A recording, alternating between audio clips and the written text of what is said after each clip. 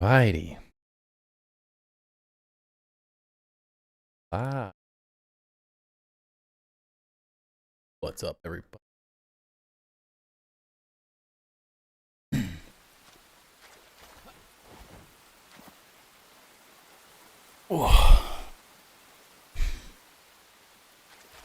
Back at it once again. As always. So, since last stream, just finished a little bit of this up, kind of messing with some ideas, but nothing too crazy. Little things. Now we can start on this side. I think we're going to fully commit to this side as well, to mimic each side, so pretty happy with how this side turned out. I think it looks pretty nice. Fun little design. Might mess with this little section and this little thing a little bit more, but other than that, I'm feeling pretty good. Pretty dang good. Been a process. What's up, Lude? Hello, a thief. How's it going?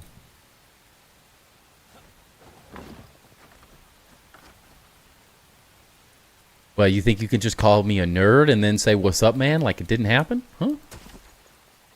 Think you are.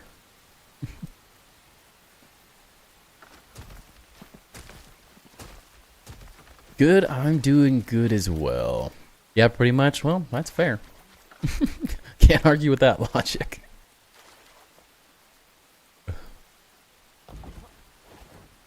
Long day, that's for sure. But other than that, just chill building tonight, I think, is the plan. Not that that's not what we do every night, but that's what my brain's saying.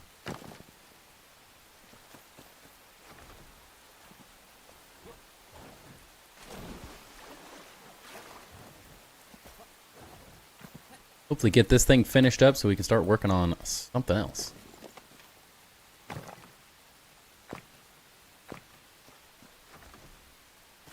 Yeah, chill building's always a good time.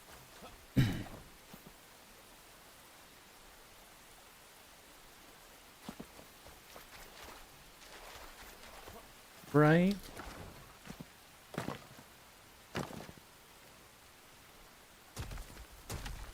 After a real long day, nothing wrong with just a little chill building.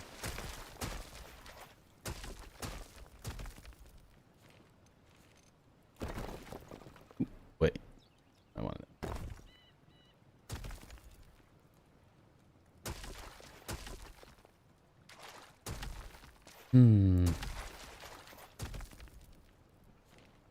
Been doing the same off and on all day. Perks of not having a job, no. For a day, for a week. I wish. I'm actually thinking about taking the week off, the week the Grounded 2 update comes out. Because let's be honest, we'd all rather be building that week than working.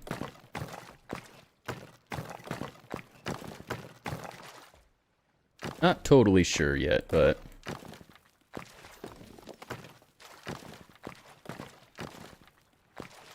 would be really nice. Yeah, much needed vacation. No, I don't blame you. But have to give you crap for it still.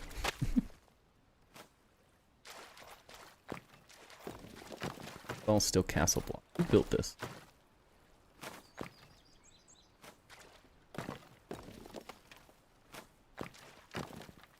Expect no less. Good, good.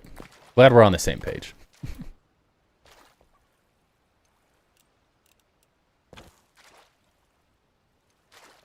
What makes it fun.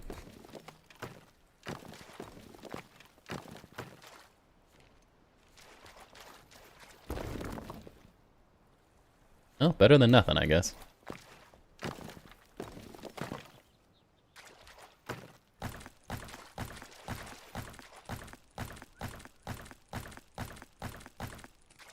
Oh, man. I feel like I should have drank an energy drink. I am toast.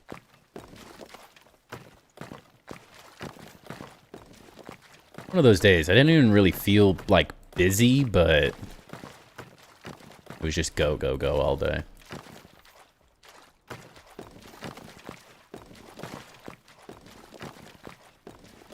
Work was a little busier or more consistently busy. Not, like, actually busy, but stayed busy the whole day.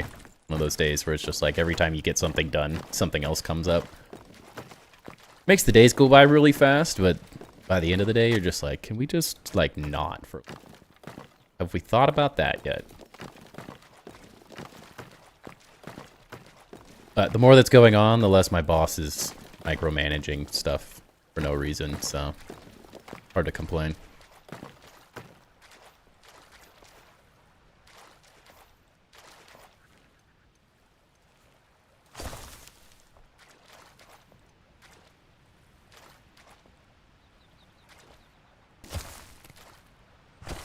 Works out in my favor, but no micromanaging, yeah. Well, it's weird. My boss, that's like one of the more frustrating things about my job is that my boss is non-existent until he looks at the monthly orders and goes, wait, we're really low. And then all of a sudden, he's got all these, he wants to be a part of everything all of a sudden. Because, I mean, like, I can't blame him. It's his business. He wants to make money. I get it. But the end of the month is not the time where we need to, like, worry about our sales. That's the opposite way of how sales work. You do stuff at the beginning of the month for sales at the end of the month.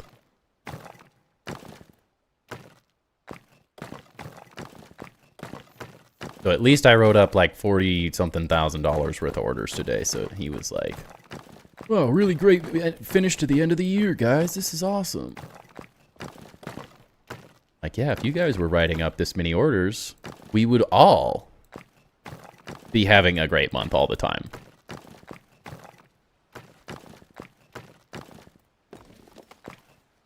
He's just thinking about next month. Yeah, unfortunately, that's not how he works. I wish that was true. Oh, I really do.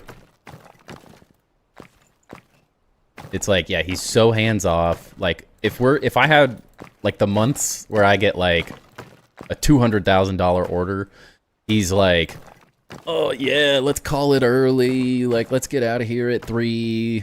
We're doing great. Like, everything's fine. The world is amazing. And then the next month you do goals 185,000 or something, and you do 100 as a company, and it's like, his whole attitude changes. And I'm like, yeah, we can't, like...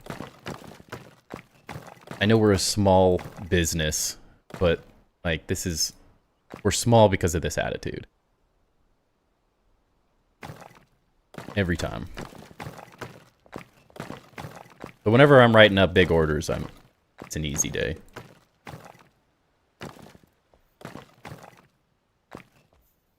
Bipolar? Yeah, a little bit.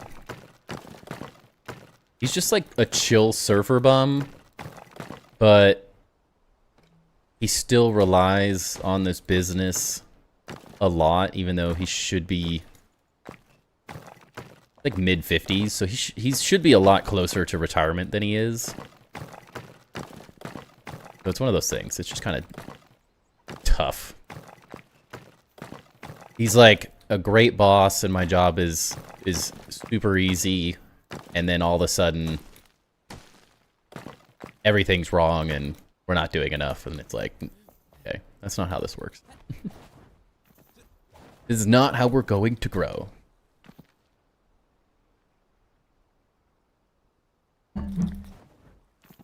Hence the reason I want a different job. I want to work for a company that actually works to grow. Not just hope it happens.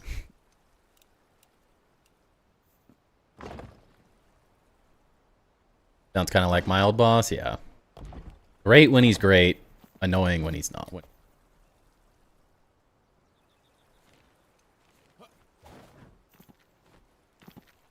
Makes a really weird, like, work experience.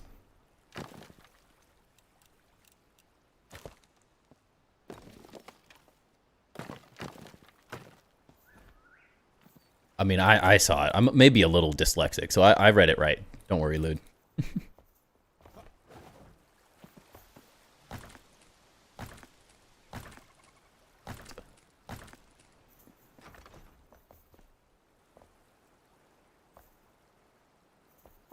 It's hard. I think what sucks is like I'm incredibly privileged, but did read it right, and it was like, oh my god. It's funny. That's when I type just, for some reason, one hand is always a little faster. So instead of J-U-S-T, it's always J-S-U-T every time. Like I physically, even when I think about it, my brain is just like, the muscle memory is so ingrained at this point that I can't stop myself.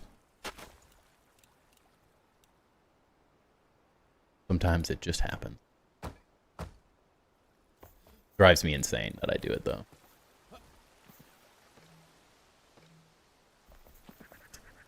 Asshole.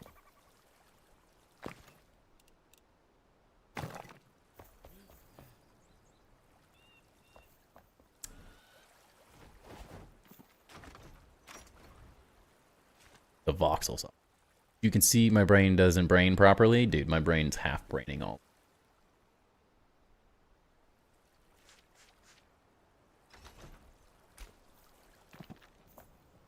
Especially today. I've been all over the place.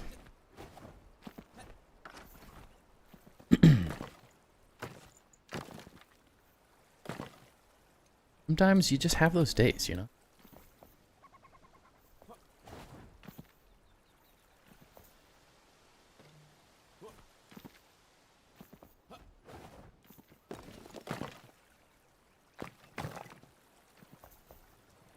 Maybe?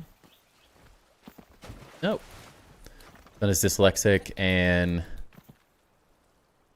dysorthographic? What is that? My brother, it's funny enough, not funny, I don't know why I said that.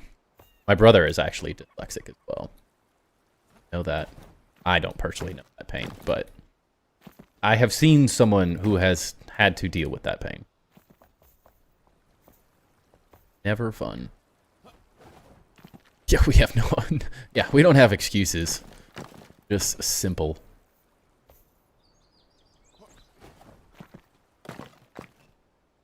I was gonna say stupid. Thanks for making us sound good, Lude.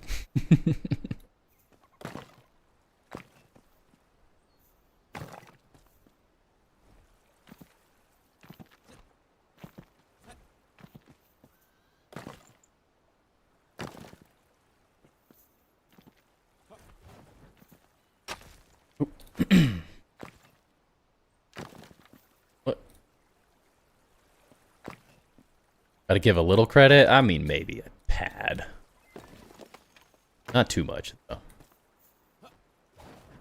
Wouldn't want anyone thinking we know what we're doing. Differently. Because of that.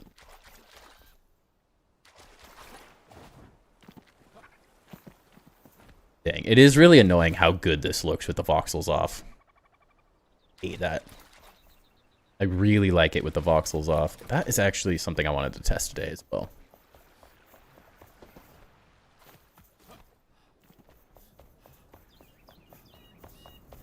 Zero idea what I'm doing? Yeah. I'm lucky if I can make it through the day.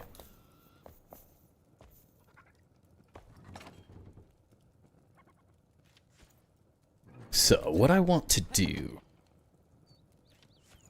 is test out a handful of these other roof blocks to see what they make.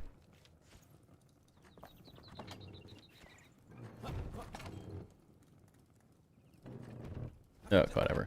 Let's just, if we're gonna do it, let's do it, right? These are definitely not the options, but I mean, why the heck not, right?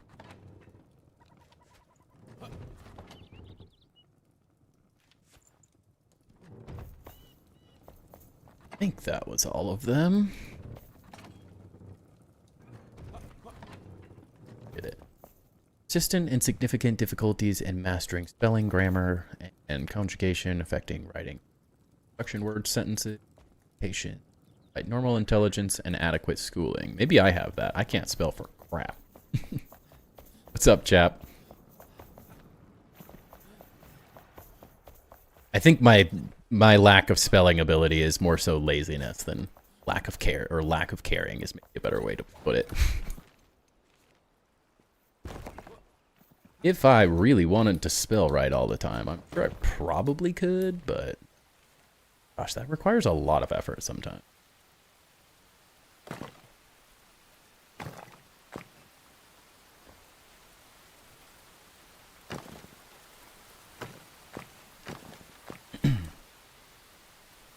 Okay. Oh.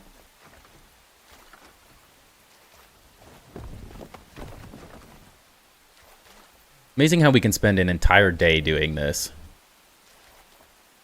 For an entire 4 hours building half of this. And then so quickly recreate it on the other side. Wait. Oh.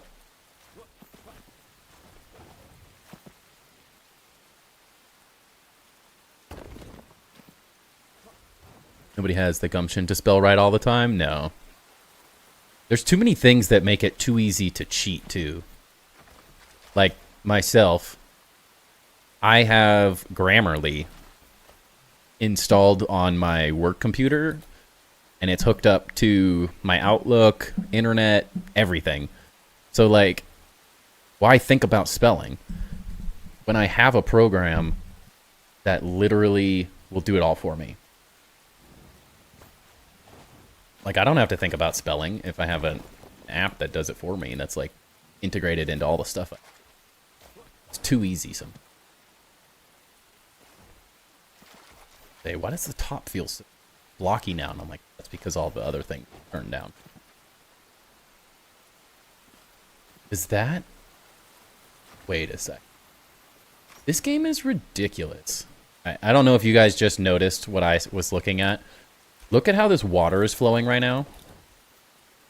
It's just one massive flow.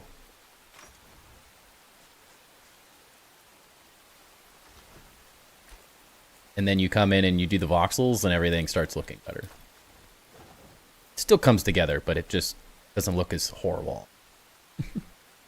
Same with math and calculations. Yeah, I mean, through those teachers that said, you'll never have a calculator in your pocket. Boy, were they wrong. So wrong. Those fools.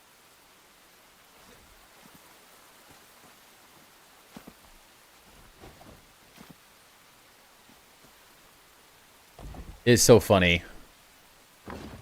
It's like, not that I expect people to know what it takes to get an architectural degree, but it's really funny whenever, like, I go to a Dutch Bros and get coffee, and they're like, oh, what are you up to? Like, how's your day going? I'm like, oh, it's great. Like, and then you get, like, you start talking to them and stuff while they're making your coffee, and somehow we get on the subject of, like, what do you do? And someone had asked me, like, oh, what's your degree in or whatever? And I was like, oh, architecture. And the first thing they say is like, oh, you must be really good at math. And I'm like, oh, you must not know anything about architecture. We are not good at math. There's some architects are good at math. The majority of them are not incredibly good at math.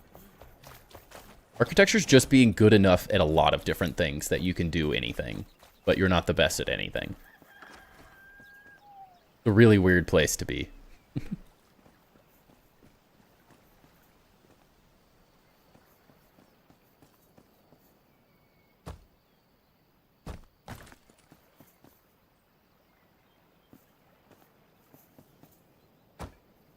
I always just laugh. And then they look at me when I'm like, oh, no, I'm horrible at math. And they're like, how are you an architect then? Oh, no, you're mistaken.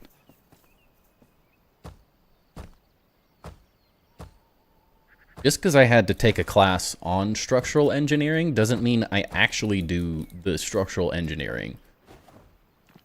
Just because I had to take some, like, algebra, geometry, calculus type things does not mean I was good at those things. Not at all.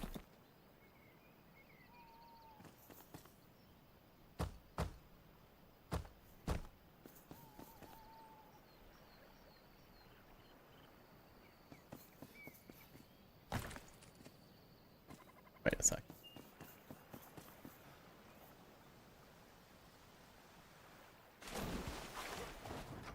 I thought architecture was a lot of math too. Almost none. Like, I guess the way I'll put it, you don't have to be good at math. You don't have to be good at science. You have to know just enough to be... You have to know just enough to be like conversationally good at it. So like, you have to know enough about engineering to not sound like a moron to an engineer, but you don't actually have to know how to do any of it, is the weird part. Like, you have to know enough just to be able to talk about it, but you don't actually have to know that much. It's kind of a weird dynamic.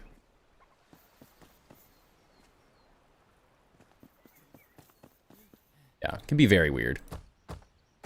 Because it seems like you would need to do that, but like realistically in architecture, what are you... Like, what would you think, if you had to guess, what do you think math-wise I would need to do on an architectural project? Now, I will say this is very different than how it was 30 years ago. 30 years ago, you had to know how to do fractions and basic geometry because you had to hand draw the drawings. Now, all you have to know is how to use 3D modeling programs, which you want a line that's 100.36945678 inches long. You just type that in and it does it for you. You don't have to think about it. If you want a radius, like a circle with a diameter of 20 feet or something, you just say circle 20 feet radius or diameter, whatever you want, and hit enter. And if you want the area of that, you literally click the thing and hit area, and it does, like, everything does calculations for you now. So you don't have to actually know anything to be semi-competent. You have to know a little, but it's so little.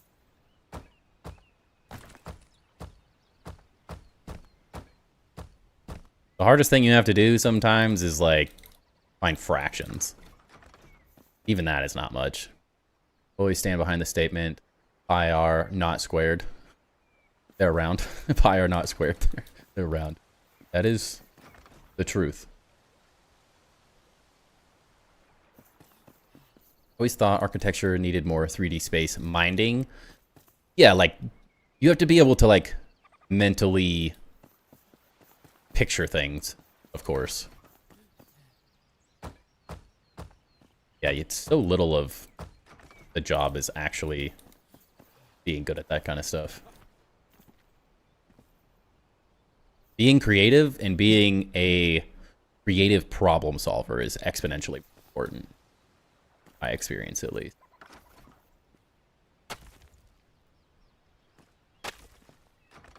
You can solve problems, fine. But yeah, even the mental math is like, if you can put it in a calculator, you don't have to do it. And the programs do so much for you now. So much. Kind of ridiculous to do for you. You don't even have to really think. The hard part is you have to know how to use all the programs. That's more difficult. Exponentially more difficult.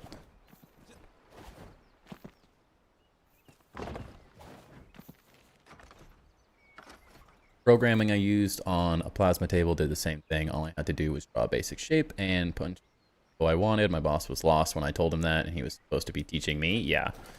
But like, that's the job. It's like what you used for a plasma table that I'm assuming you were using like a CAD type program. That is what most of the job is. Like, as long as you know how to use this program effectively, you're good. Outside of that, you don't need a lot.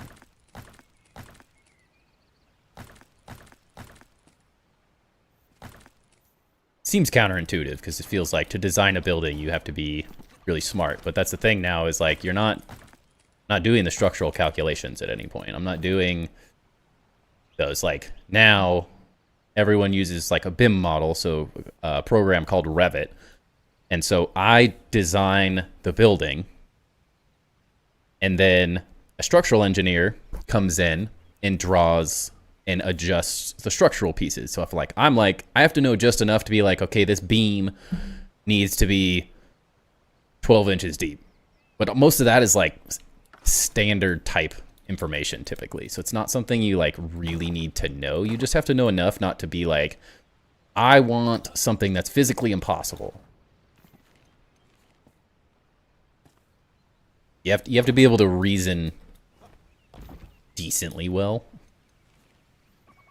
which is, I think, probably part of the issue with a lot of designers is they're unreasonable in what they think they can do. If that makes any how to word this right correctly. They have unrealistic expectations of what's physically possible.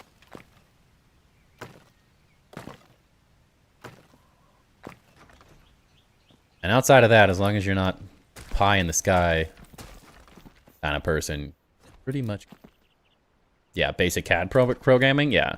Now it's more complicated for architecture because we use CAD, but we use Revit exponentially more. In Revit, if you work for a company that does it right, is not that incredibly difficult, but you work for a company that doesn't know how to use it. Like the company I worked for, it was like they had everything so well set up. It was just kind of a joke. As long as you weren't a complete idiot, you could do pretty much any of the modeling you need. But back in the day, like when I first started in architecture, it was CAD. So it was just 2D drawing program, incredibly simple to use. All you needed to do was know how to use the. You knew how to do shortcuts, you were lying. Everyone loved you. Things quick, simple, efficient. That's all anyone cared about.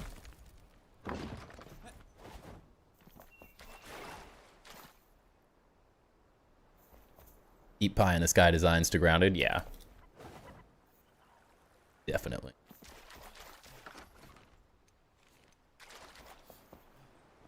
So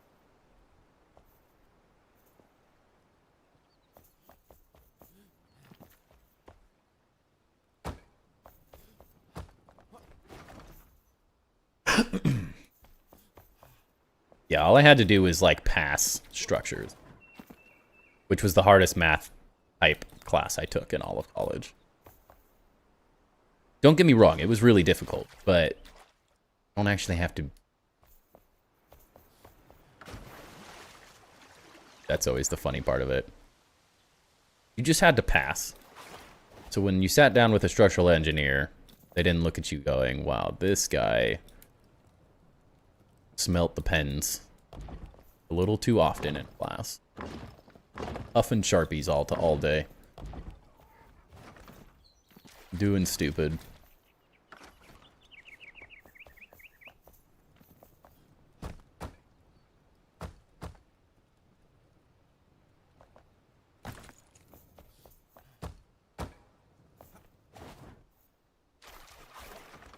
It's a very interesting world.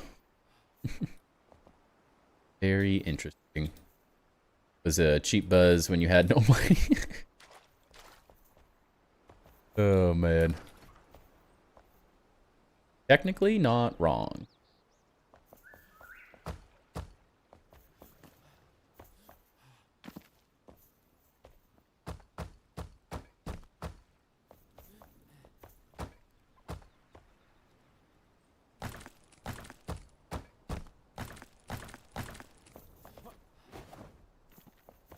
It works, right?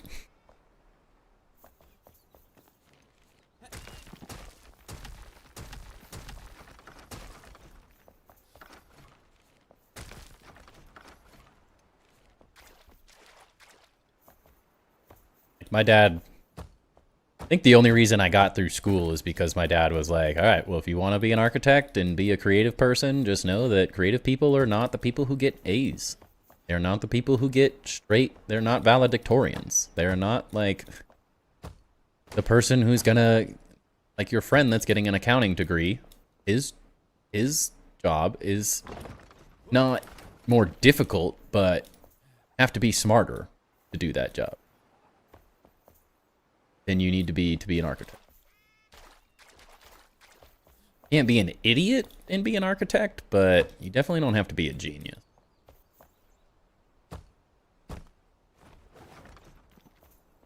Drinking tonight, so I'm on one, or so I've been told. Feel free, man. Enjoy it. Trust me, there is nothing that sounds better right now than just having a Jack and Coke sitting. That sounds wonderful, but I don't have any Jack. Makes me sad. Hey. Well, since Ducky's not, dog cam on you right now. Finally just decided to accept his fate.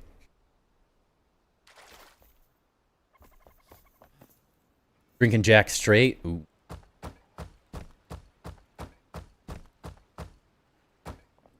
I wish I could drink alcohol straight, but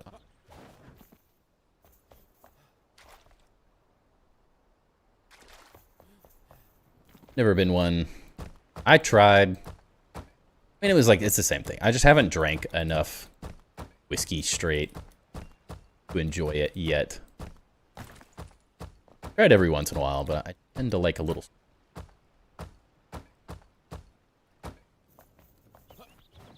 It's apple flavored? Okay, that makes... I know the apple one. That one's actually pretty good. You're cheating.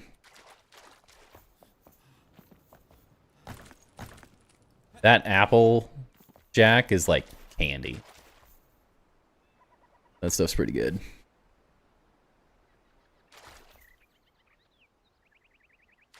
Okay. Gets the job done. Pretty good.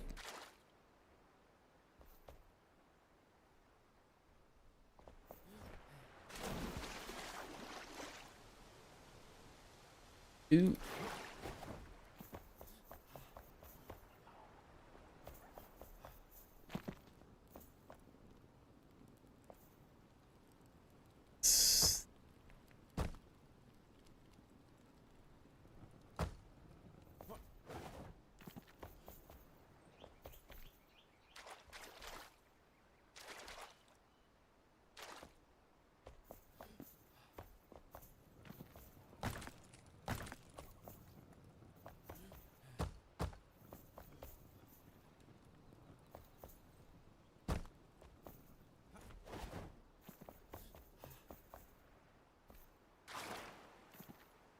Brain hurts.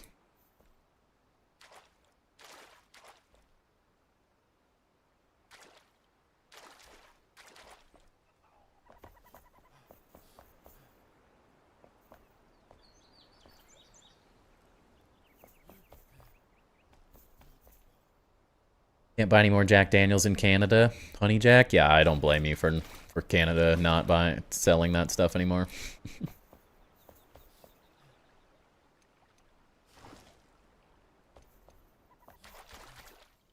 Don't blame you at all.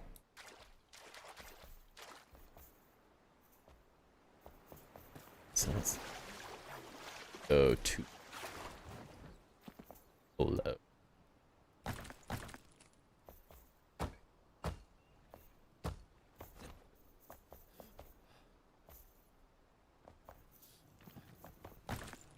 Okay. Let's see.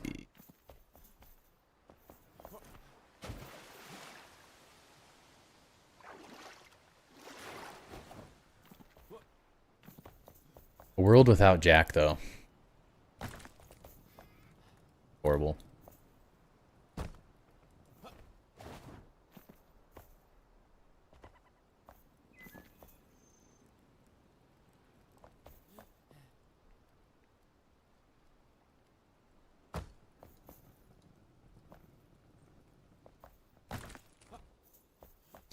Fair. To be fair, I'd still rather smoke. Oh, I don't blame you. Lightest. I'd do both.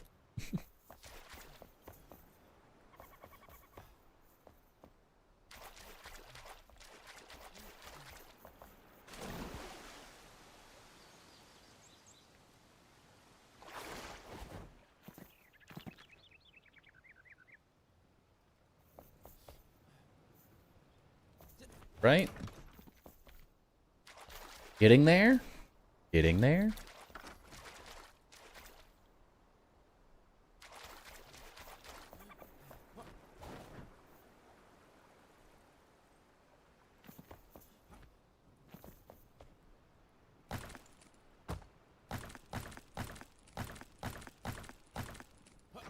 Were made 2 years clean, so I'd be stupid off one hit. Oh, 100%.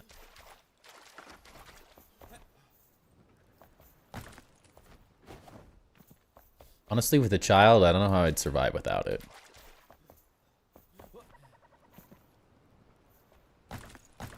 Like one of those things. It's so hard for me to, like, turn my brain off at the end of the day. Going on all the time. And stopping cigarettes. I didn't smoke since 1 week. Congrats, that's awesome. We are talking about the other kind of smoke. The funny smoking. Guess Ducky isn't here, so everyone's an adult.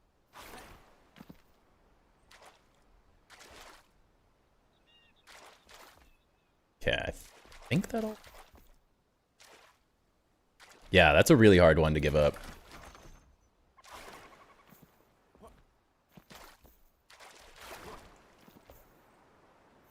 I not cigarette person. I hated them growing up. Never wanted to try it. Despised the idea because my uncle has smoked for so long. Watching him like clear out. We'd go to Mexico and he'd clear out. He'd do like a pack every day. Like it was ridiculous. And I was like watching him and I was like, I don't want that. It was a good example of what I didn't want. And I actually tried my first cigarette while I was in Nashville, like June, for a bachelor party, which of course. And I was like, yeah, no, I couldn't talk. I lost my voice. Like I was like, I do not need this. I don't need any part of it. I didn't enjoy it. I enjoy smoking cigars and the funny stuff. Do that all day, but the flavor it left in my mouth, I was just not a fan. But I also tried nicotine pouches for the first time in Nashville as well, and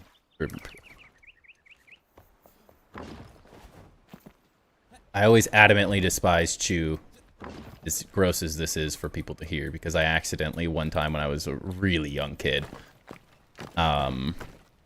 drank out of a bottle, or a Coke can, that had that in there, and yeah, that's enough to make you never want to try doing tobacco ever in your life.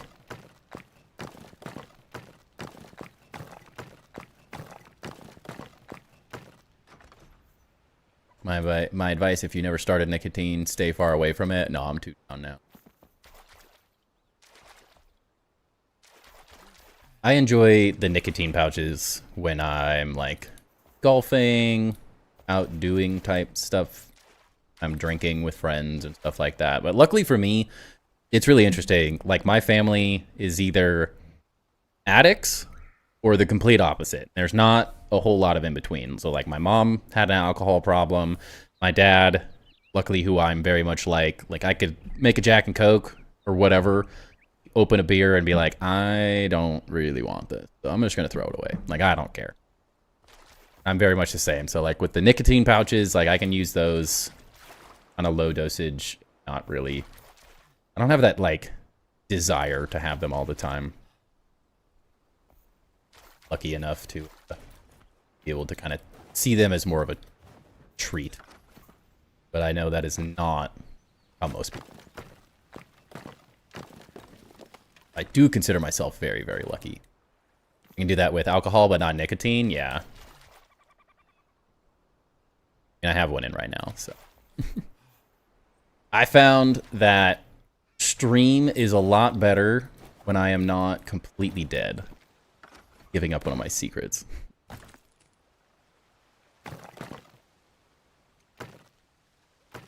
It's like how I survived.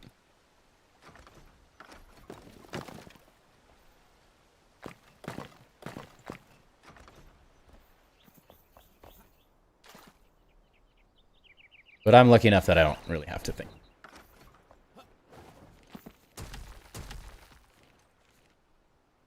Not the only one. I've seen a lot of people do it. Yeah. For me, if I wasn't streaming, I probably wouldn't use them all. But by the time stream comes along, like, an energy drink doesn't do it. I mean, partially, like, for me, I have ADHD. So when I have an energy drink or coffee, my levels, like, go down. So I can drink an energy drink because I enjoy it, and the caffeine is a little bit of help, but it's not, like, mentally stimulating enough for my ADHD brain to actually do a whole lot. It's just more of the idea of it.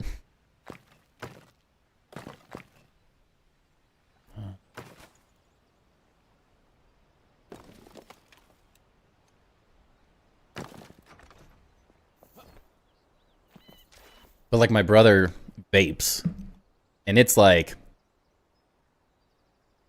from what I had seen, like, that's the struggle of it, is it's like when you're smoking a cigarette, you got to go smoke a cigarette.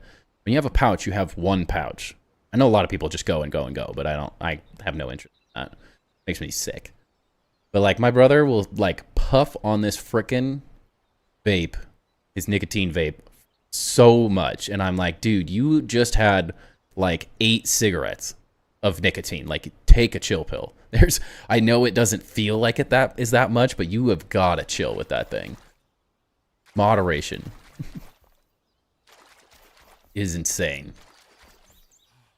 I tried one of those for the first time as well when I was in Nashville, and I was like, I don't understand the flavoring. It tastes horrible. Like green apple, burn your throat off. Crazy. Switch from cigarettes to a vape. Same way, probably worse than I did. Yeah, I think that's the worst thing about vapes is it's so much easier.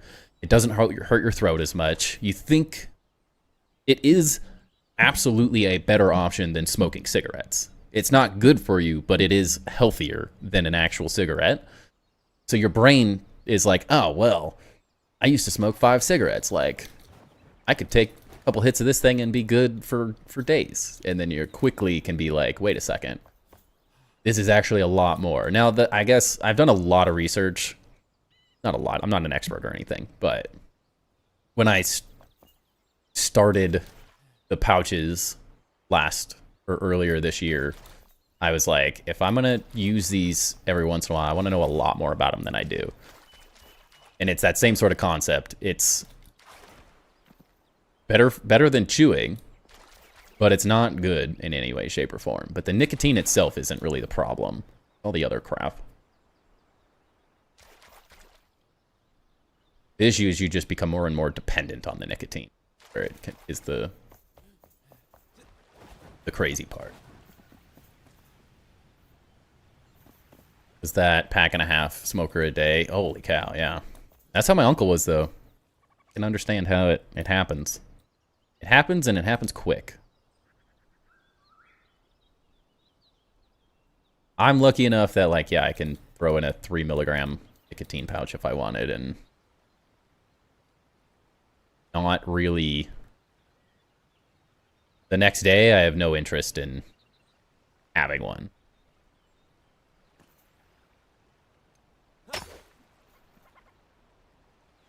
But as soon as I have that, like, ooh, I could really go for one of those right now. That's when I'm like, all right, now we're done. Can't be doing that.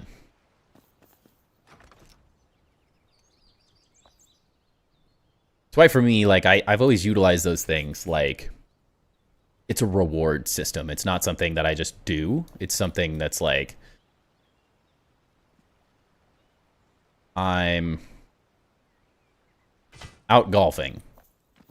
And that's something that really doesn't happen very often. So it's like, I don't really feel bad about it because I'm not a one a day kind of person. I don't utilize them. I don't crave them at certain points or anything. But as soon as I did, that's when I would be like, nope, we're done. Shut her down.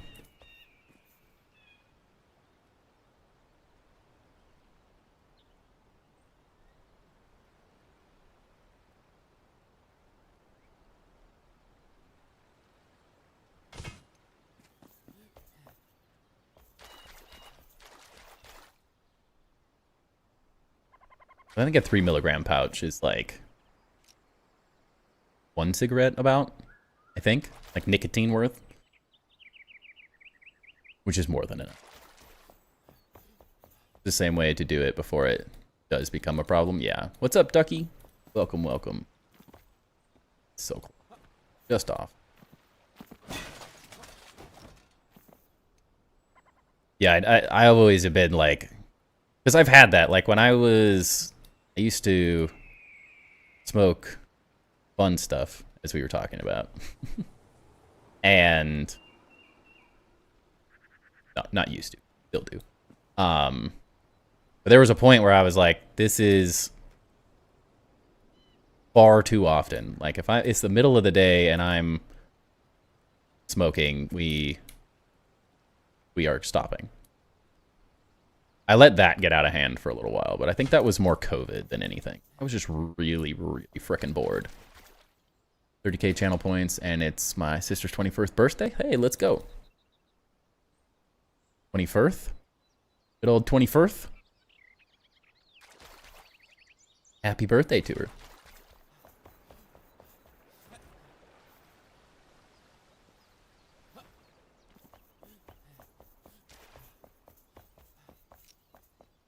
But most things, if you can do moderation, most things are pretty fine. The struggle is moderation. Makes you feel old, right? That it does.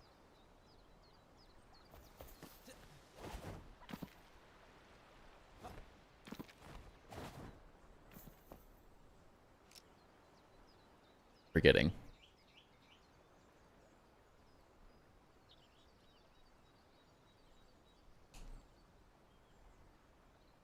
This axle is almost 10k parts, and it lags a lot to build. I'm assuming you've built all of this stuff on the same world, Ducky, right? That also will.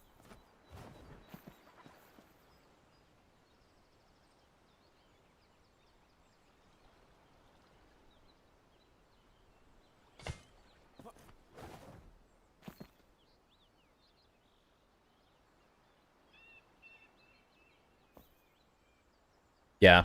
Yeah, everything on the same world will definitely start doing it.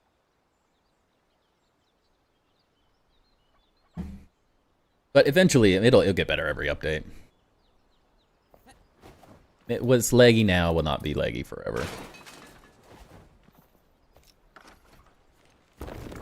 We're rolling on that ship. Curious to see what it looks like. Yeah.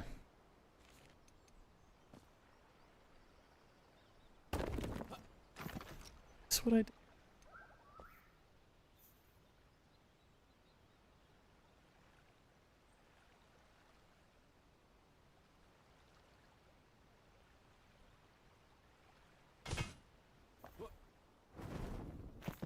Close. Oh, that's what I did. Okay.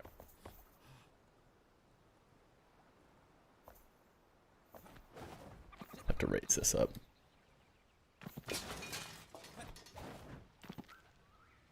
Two weeks, you will see the SS Mantis and the Ladybug and the Axle.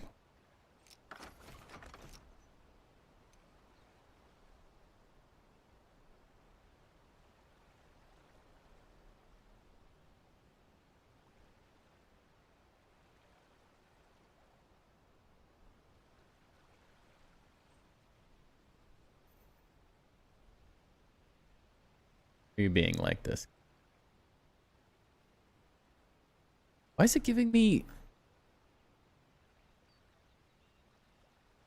He really does have a whole fleet going. I don't understand. I still cannot figure out why this gives me horizontal movement all of a sudden, but like half the time it just doesn't.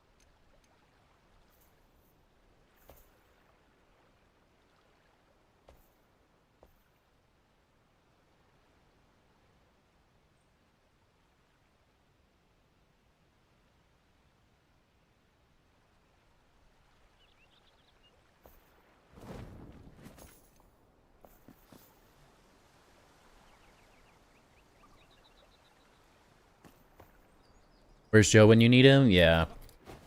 I've just noticed that. It's just like one of those mechanics that like the game's confused about almost.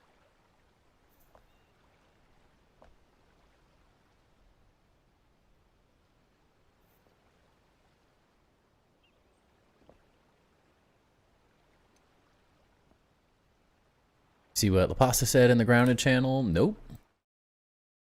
Or which one? The thing, the edit he made? What are we?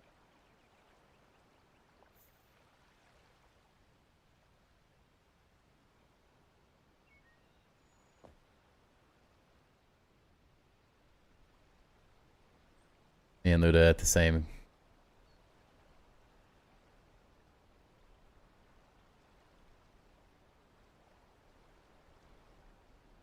Rolled in a few. What? I missed any comments.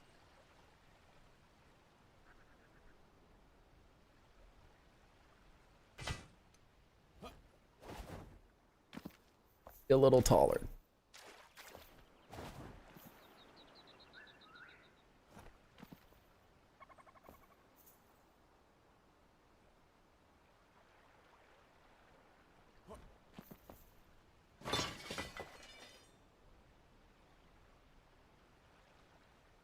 Of course it needs to go in the middle. That's where it doesn't want to go.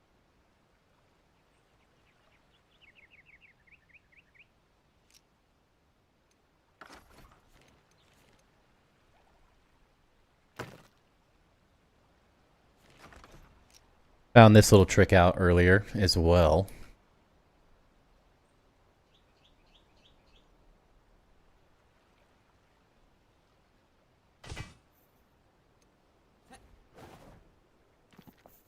Dang it.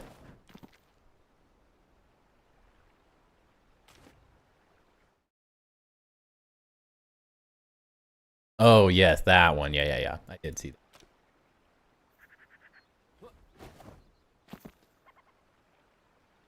So close, but maybe.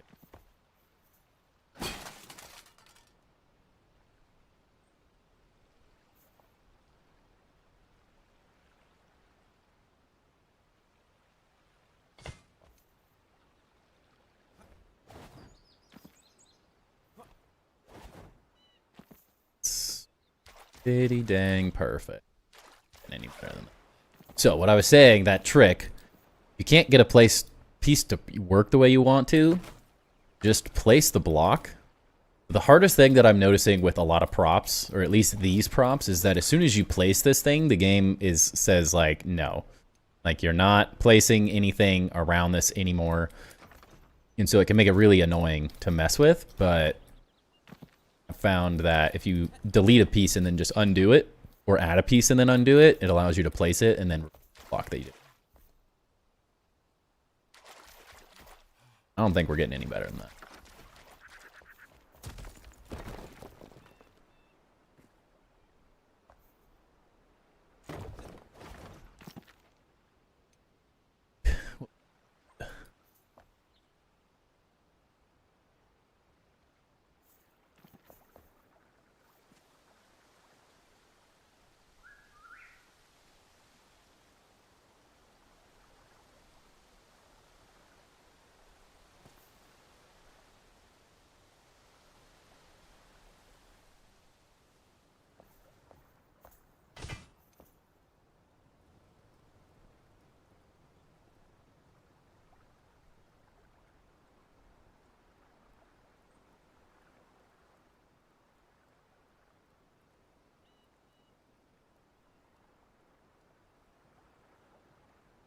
Part of that order of operations thing? Kinda, yeah. I think that's about the best way I could explain it.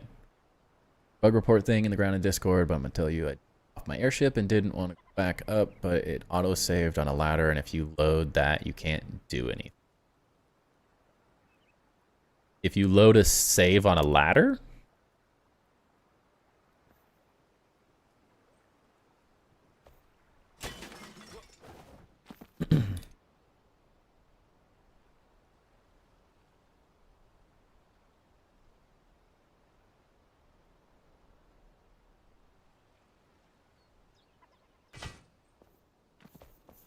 Oh. Did it. Definitely. Definitely a bug. Makes sense, though.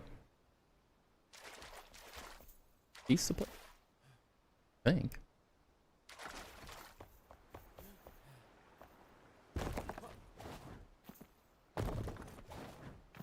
There's a lot of bugs going on.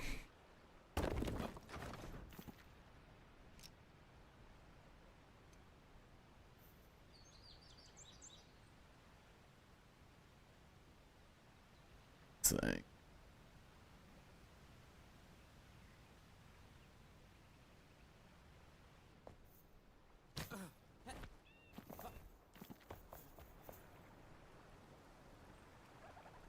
About the same thing. They all get ironed out eventually, yeah.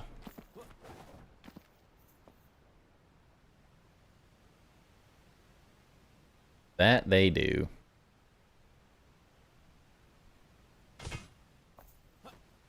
Oh, well, that's not right. Ooh, jeez. Oh my. Yeah, someone got mad at me on the Discord earlier today for trying to explain that. I guess it does show through. How do you get the crow card in Grounded 2? I watched the crow land on my airship thing again, and I blinked and it was gone. I still don't have it, so. I honestly can't tell you.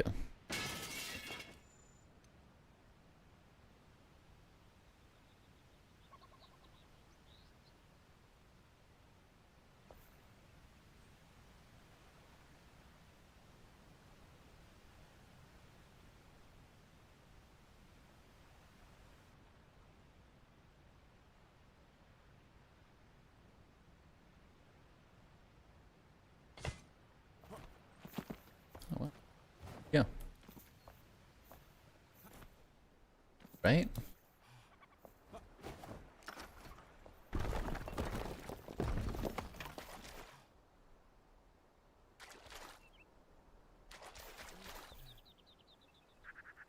The other way? Is that what I did?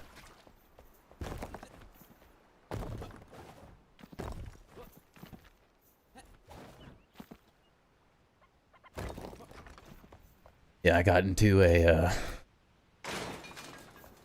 discussion on the Grounded Discord earlier today. I felt like I was having a discussion, but the other person was not having. Yeah.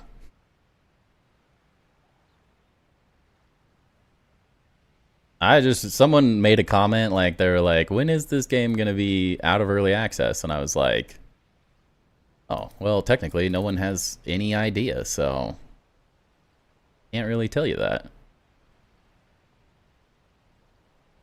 And someone else had commented, like, 2 years minimum, and I was like, wait a second.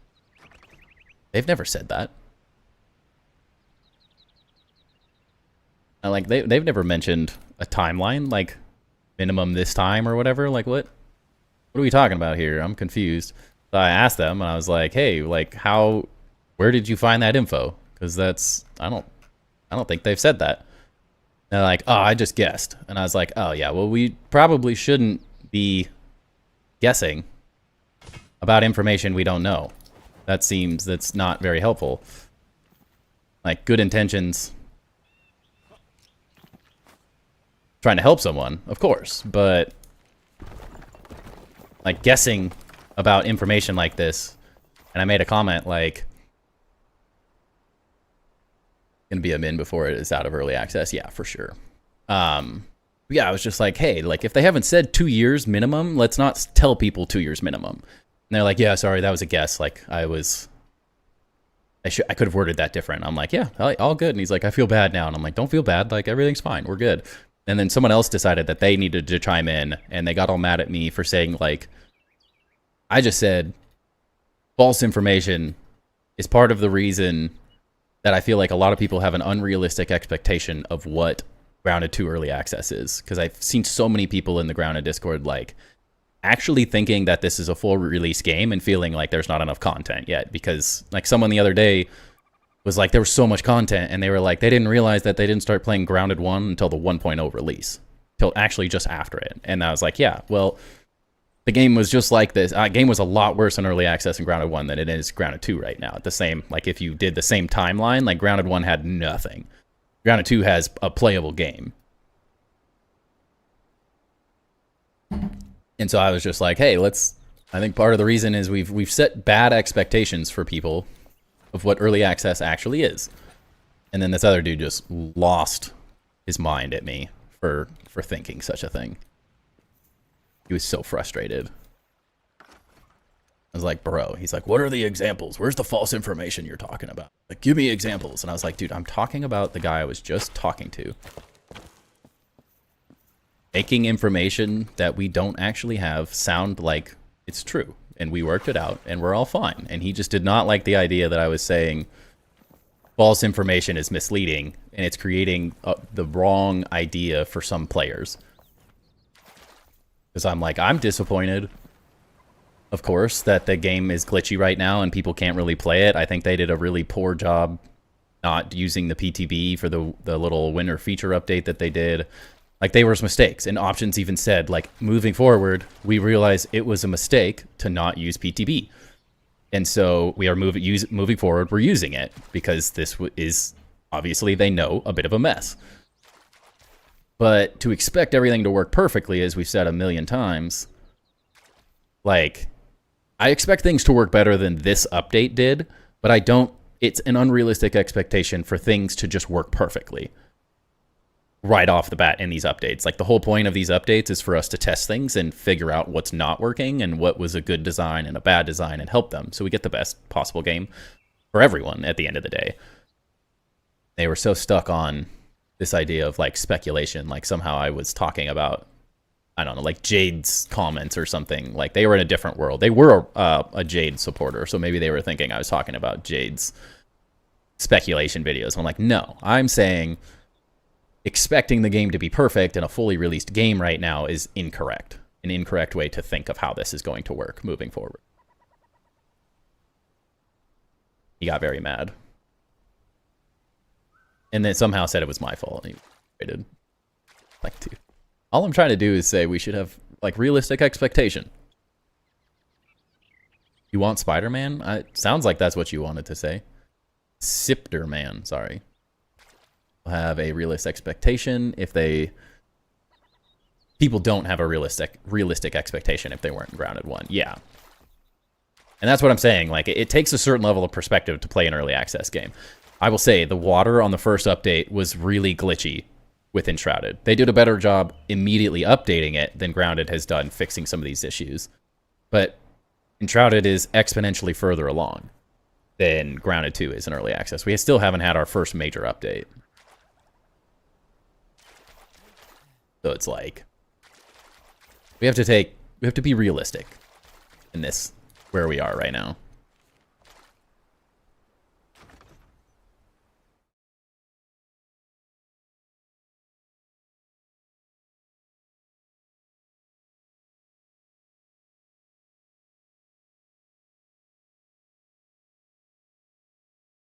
He doesn't like his bed. Is true. I think the floor is just cooler. Yeah, I think some people have a good expectation of the game, but I think a lot of people just don't fully understand what an early access game is. How this whole thing works. I'm just trying to be like, we can be critical about the devs. We can talk about things that are working and are not. But we also, as the player base, can't just expect the world right now.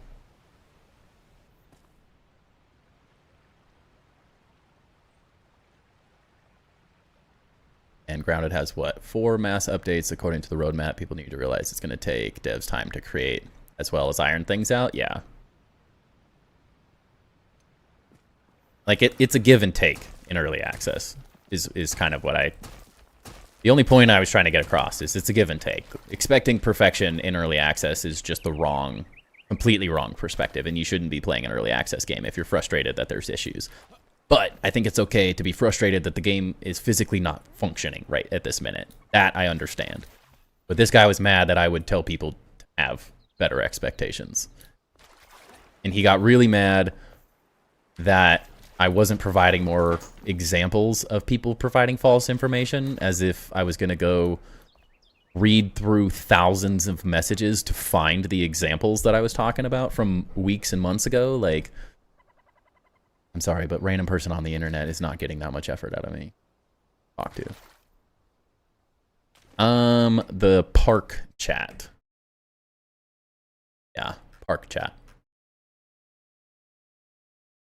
Wasn't all that long ago. It's like around 2 o'clock, a little before. Yeah, right around 2 o'clock. And you have to go all the way up to Doodle the red-nosed Doodle, when I was like having a good conversation with them, and then this other person just had to insert themselves into the entire thing and like get frustrated. Like, bro, it's not that big. Sorry, I'm not in the court of law and have to prove myself to some random person on the internet constantly. I think we did it. I think it's done. I want to put some of these in this thing, similar to how I did these little like corner pieces, but pieces are too big. I don't really know if we can. Not enough room to hide them, unfortunately. Have to live with it. Doesn't look bad though. I might have to move my jump bounce thing. Not reading that all? I mean, you didn't. No one said you had to. Luderav said he wanted to.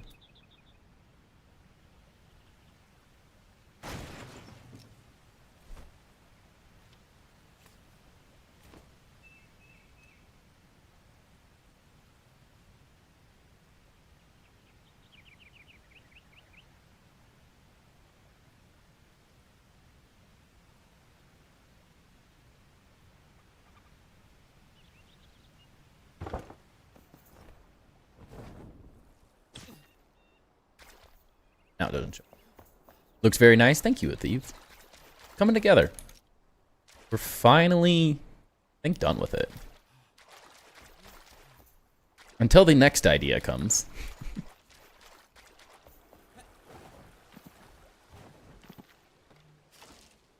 As all things are.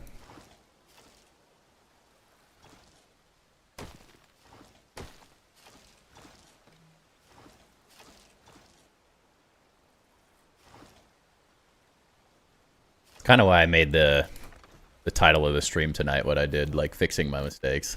Must not have that channel active. I had, funnily enough, I didn't have, there's the park chat, the park secrets, and Grounded 2 media. So if you're not part of those, someone has to like, I had to have Chap add me to them. Or like send me the link, because I didn't have them active. I was always, from the beginning of the release of Grounded 2, I was like, why is there no Grounded 2 specific chats except for the speculation chat? I was like, this is crazy. And I was like, apparently they're just not auto added for some reason. I have no clue why. I don't know enough about Discord to know why I didn't have access to those chats. Because I physically could not find them anywhere. No matter what I did.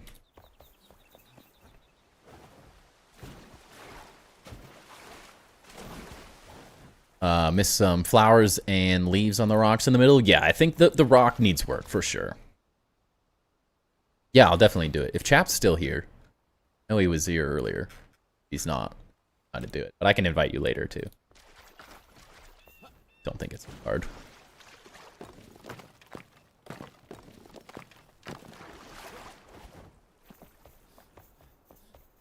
See it. Yeah, I tend to leave the landscaping portions and stuff till towards the end. To roll, so at the top, if you click browse channels, you can add them. Oh, there you go, Lude. Do what Ducky said.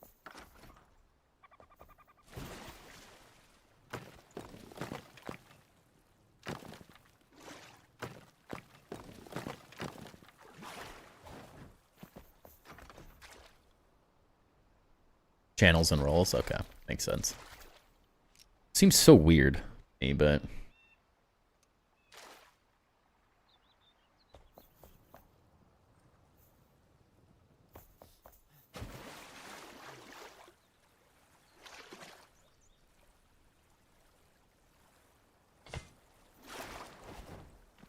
beautiful. Okay, now it's done. Found it? Perfect. He's got it, chap. We're good.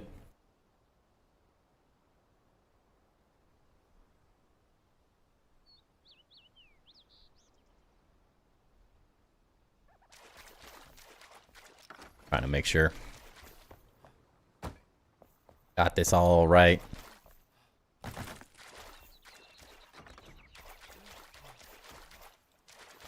Love it.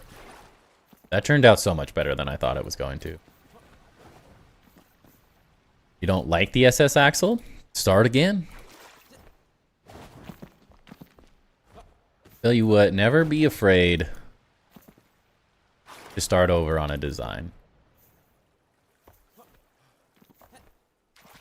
I don't like deleting things completely, but like this wall is a perfect example of I had an idea that I liked, but it wasn't the right application of the idea. The idea being the crypt fences with the white luminescent blocks behind them and like 3 tiers of this. But I didn't execute it properly the first time around.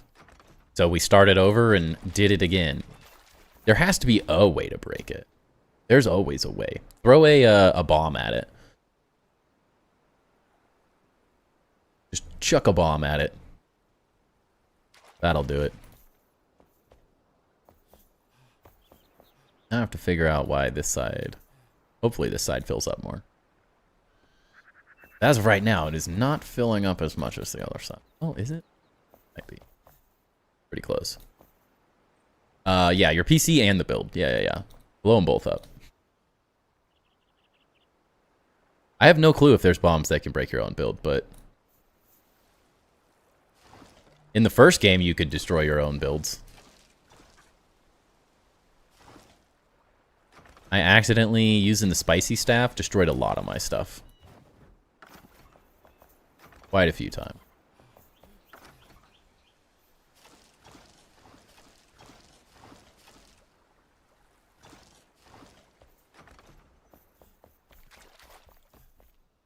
Have not tested it in Grounded 2.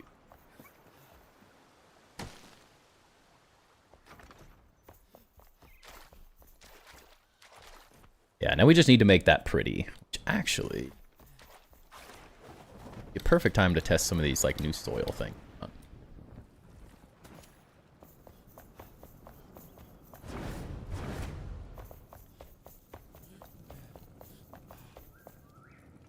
Edge.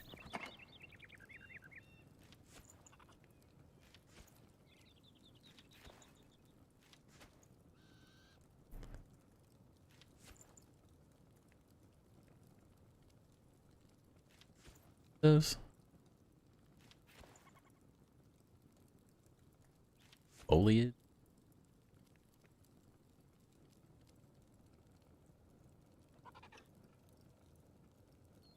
Probably enough. Probably. Tried doing some testing with that, so I tested it and nothing broke. Well, dang.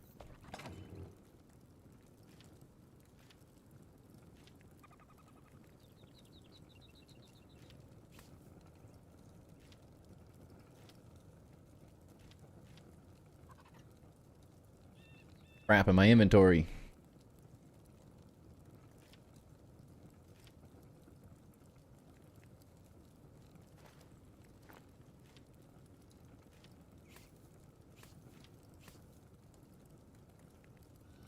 Okay. No ideas for how the ship should look? Look up stuff on Pinterest. Go on to Pinterest and type in, like, steampunk airship. Probably get a lot of ideas pretty quick.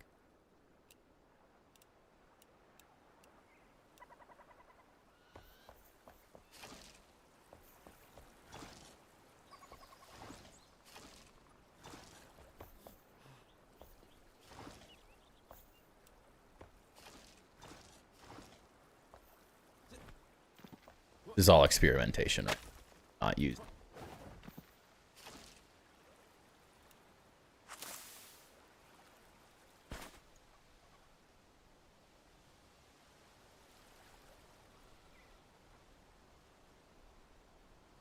SS me Steam worked. Yep. Powered, not what? Steam powered? Yeah. That's why I said. Look up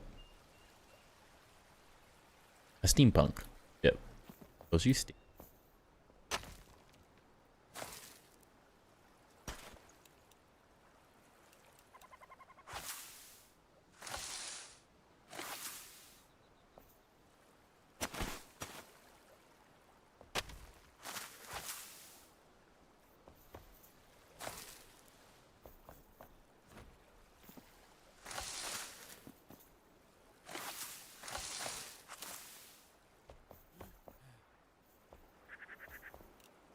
Let's see.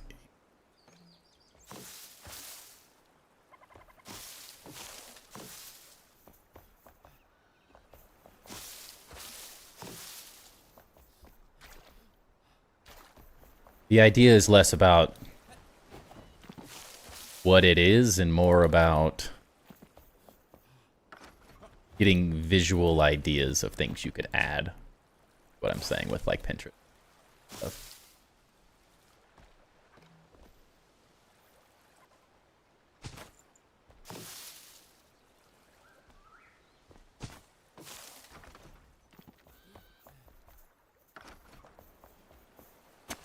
Too much.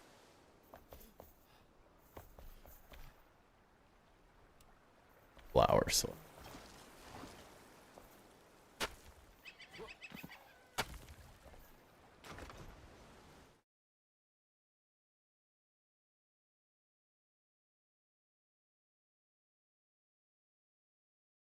Yeah, build a train. I like that. That is the other side of Pinterest, is some of it's just crazy AI at times. It's not perfect. Give it a grain of salt. Yeah, that entire conversation was dumb. Thank you, right?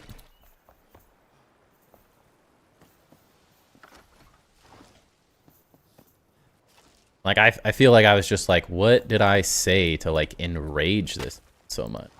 He wasn't, like, in... But, like, what did I say to, like, frustrate him so much that he had to take everything I said, like, so far out of context to, like, try to make some weird point? I couldn't understand it for the life of me. I was like, I feel like I was having a conversation and someone was trying to have a completely different conversation at the same time.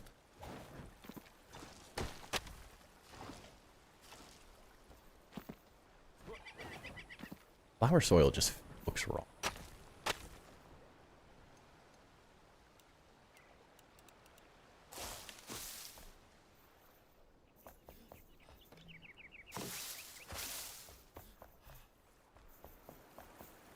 Too many soil going on.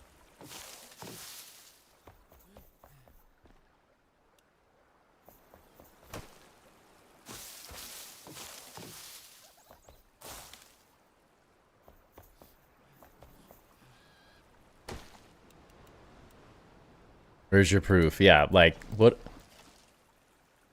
Do people really think I'm gonna go, like, search through hundreds and thousands of messages to find that thing I'm thinking of from, like, 2 months ago? There, someone was, like, had no clue that the game was in early access? Like, are we serious right now?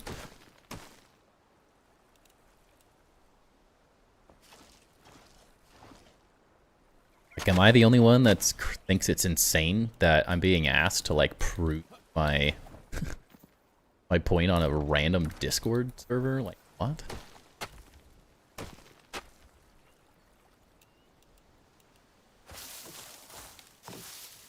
To someone that obviously wasn't reading my messages and was making something completely different. Whoa.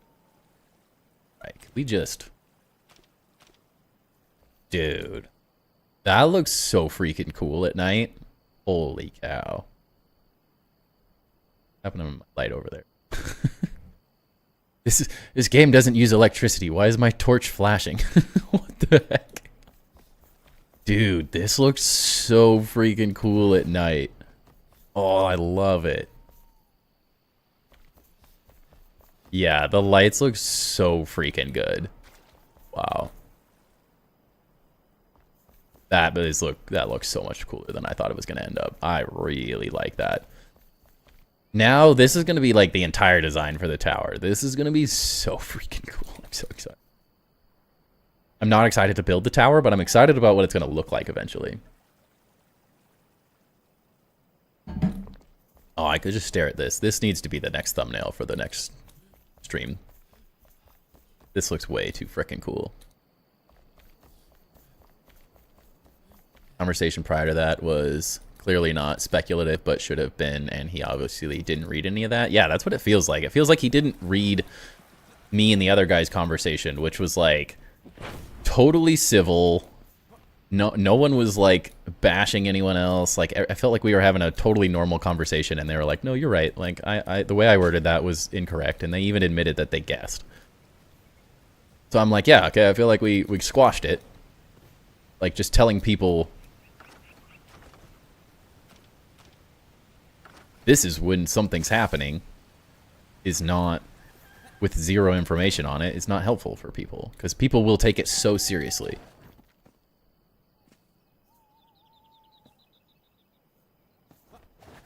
That's my only struggle with it, is like when we just speculate on dates and stuff. Nothing wrong with saying like, oh, I think January is when it's going to be released. Oh, I think February is when it's going to release. But saying like early access is 2 years minimum is like, well, that's not actually true. We have no clue what early access it looks like. It could be 3 years. It could be another year. It could be like so many things.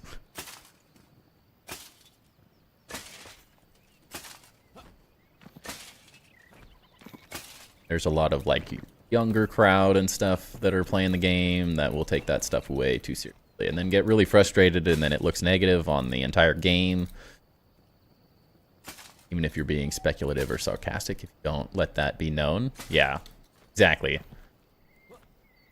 Well, and then they like made their last comment, if you saw that one, like, I don't know, was it like, don't be like so factitious or whatever? It was like don't use sarcasm or deliberate humor. And I'm like, nothing about what I said was being like, it had no humor in it. I was being absolutely 100% serious. Like, at no point was I making jokes of any kind. Being blatantly obvious the whole time. It just confused me. I don't understand some people. So caught up on things without like trying to learn the whole conversation that's happening. What's up, Ducky? Yeah, you want.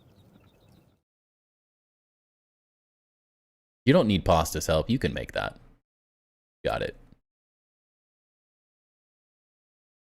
That, I would say, not to that ridiculous level, but that is when I was saying, like, your next airship needs to be something on that scale.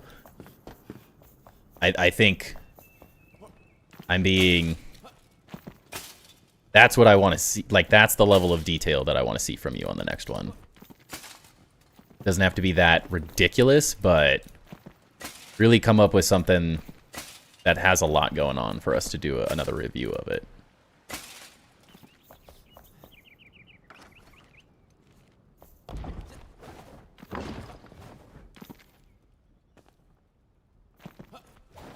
We'll say knowing you on a more personal level than they do. I will say you generally let it be known when the smartass is engaged. Yeah.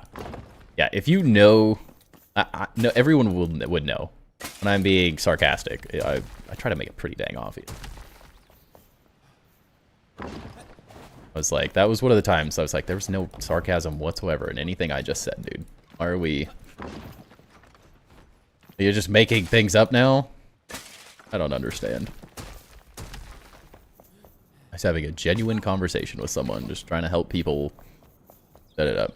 Good mix of airship and Impasta's Japanese build. That'd be really cool. But yeah, and then he like, yeah, that was what I thought next. Was someone, he made a comment like, oh, well, he was being whatever. It's like, he was arguing. And then he like only gave that person that you're saying was my fan. He was just like, oh yeah, they started arguing because of this. And I was like, whoa. That is a sweeping generalization that you just made there. I was not arguing at any point in there. That is called a discussion. If I was arguing with you, you would have left crying. You want to argue about it, I can make you cry, like run home to your mom crying. If you think, well, that's what we're doing. I was just trying to have a useful conversation to help people in how we talk about things. But like, we can go that route. We can have an argument if you want. And then he was trying to like take it off of the Discord. It was really funny. He's like, yeah, I just wanted to have this conversation in DMs. And I was like, no, I was just having a completely different conversation. And then you wanted to start this conversation. So I will happily finish it for you. I have no problem finishing a conversation for you.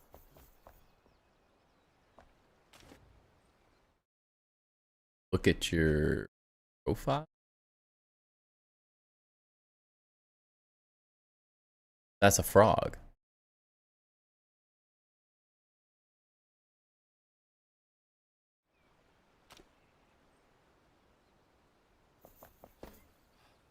Yeah, then that same person, I was like, no, I just was having a genuinely nice conversation with someone because I felt like they were misleading someone who was asking genuine questions.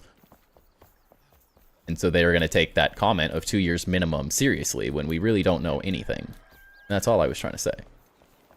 Just trying not to mislead someone that was really looking for like a genuine answer. And the answer they got felt way more genuine than it actually was.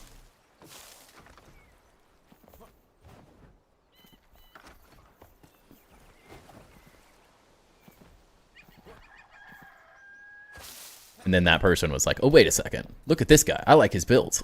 I thought that was really funny. Yeah, some people are just looking to argue, exactly. But I love how, like, someone that starts it, someone that joins a conversation and calls someone out is like, tries to blame the other person that was having just a normal conversation with someone else. Like wait, how am I starting this? How is this my fault? Calling me out for having a lack of information, what we were talking about, inserting yourself into someone else's thing. I'm like, that's, won't understand it.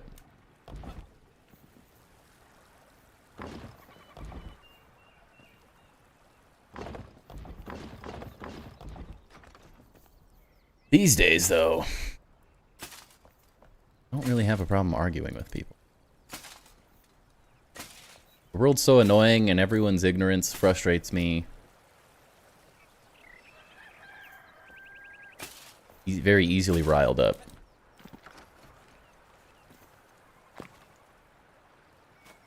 By ignorance, specifically.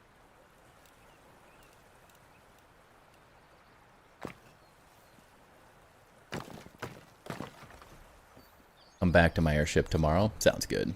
You have no ideas. I mean, I think those are cool. I think something on that level would be really cool to see, Ducky. Really, really cool.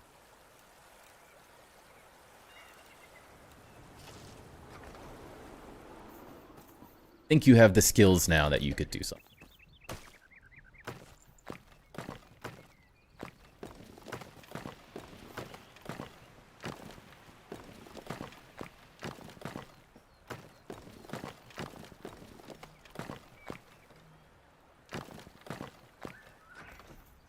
Just ignore people that want to argue I have better things to do. I like arguing though, Lugrav. So much though so that somehow I do it without even trying.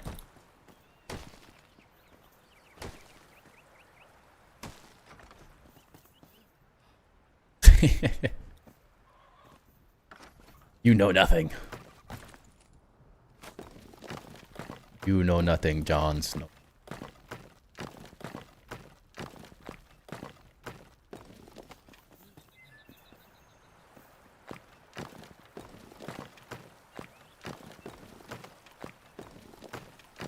But I don't wanna. I mean, I'll put it this way to give you motivation. If you want another review, I need something on that scale. I loved seeing your recent ones. Let's put it this way. I have seen you make multiple airships now, so I know you know how to make an airship. And I've seen you make like your shoe base with a ton of interesting little details like pathways, really cool interior decorations and stuff. And so now I need to see a build that shows the level of exterior stuff in design that you've done and the level of interior, because I feel like the last airship is a great example. The outside looked really interesting, the shaping, the size, like there's a lot of cool ideas, but there was no decoration on the inside yet. And so for your next review, to earn the next review, I need to see something that has both of those things. It has to have a high level of interior, like decoration and design and layout, and a high level of exterior stuff, not one or the other. Because I think more than anything, what you need is a challenge right now. You need to be pushed out of that comfort zone you're living in a little bit. This is homework, yeah. Exactly.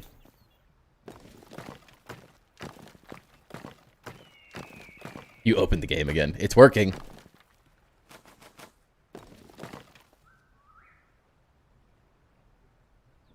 And I only do this to you because I've seen the progression, so I know you are gaining the skills and knowledge and building to do something really ridiculous. And you've been playing enough. Now, it doesn't mean you have plenty of time to do this as well. Like, I don't think we're going to be back to Grounded 1 tours for a little while, or Grounded 2 tours for a little while at the moment, as we have nobody on the list currently. And since you have to earn your spot on the list again with this, we have literally no one on the list. So it's good motivation.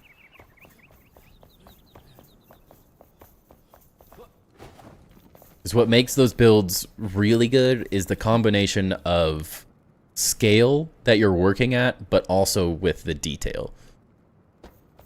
You can't have one without the other. We're moving forward now.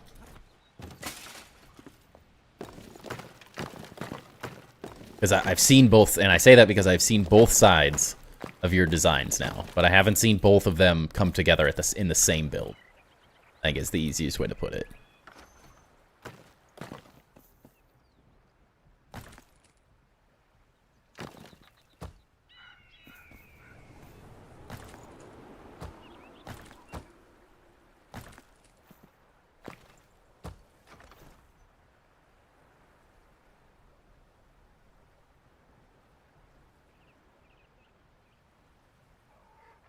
Yeah, you have external motivation now.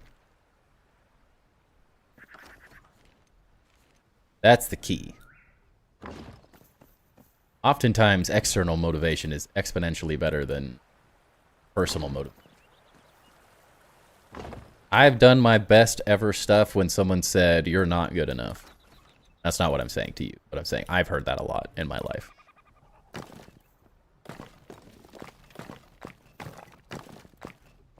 And every time I've made them eat their words. Sometimes you need someone to say, do more. Go bigger. Go crazier. Guess we're going down. Leaving one up him. I need to see it first. Yeah. I like that. Lude can be the first critiquer of it to help you get to the level that you need to do. But seeing as you've now had easily double, I think Chap is the only person that's even halfway close to as many reviews as you've gotten. So now you have to start going to that next level.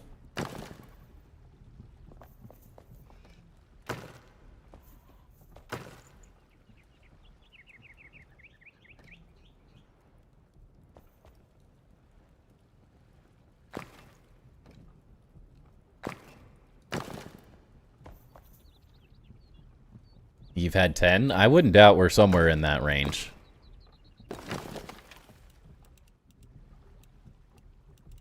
I think Chap has had 3, and one of those was because my computer lagged so bad because of his build that we didn't get a good recording, so we had to re-review it for the video.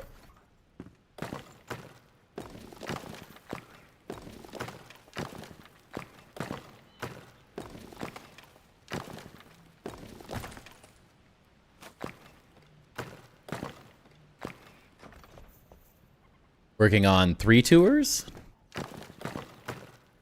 Yeah, you have your main, you had the main base and the log base. That was it though, right? Did we do another one of yours? But I'm not thinking of, or are you saying like your third one? First one, the green box, then my treehouse 3 to 4 times, the shoe, and then the airship, yeah.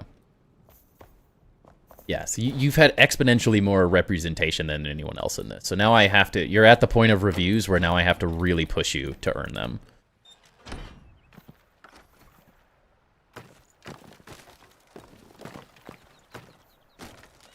It's in a nice way, because I see the potential. I just want to help you reach it. And I'm the only one that has any leverage to help you with that.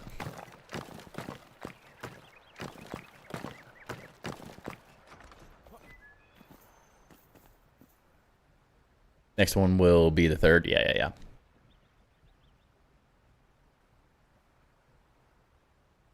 'Cause 8-Ball Ace has had 2. Luderav has had 2. The log and the ones on the wooden stump fences. Kaka's had 2. Imposta has had 3, but they're 3 ridiculous builds. They've been absolutely insane. Who else?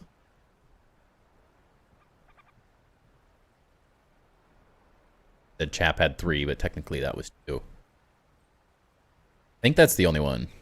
And the most epic. Ooh, I like that. I like to hear that.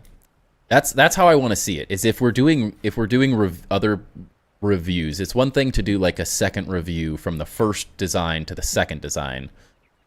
But then if we're getting into 3 or 4 reviews, like I expect every one of the new ones to be somehow better than the next one, or completely, like Chikaka's first one is pretty hard to outdo in many ways.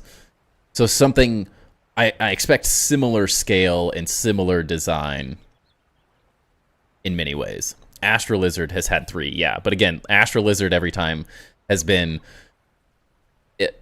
every time the bar has been raised exponentially. And that's how I see it to be fair for everyone. I'm trying to make it like an equitable thing. So we're not just... oh, Timber just reviews like these 5 people's bases over and over again, and everyone else gets pushed to the side. Like, if we're going to add extra reviews in and start doing multiple for people, like, we really have to see big progress.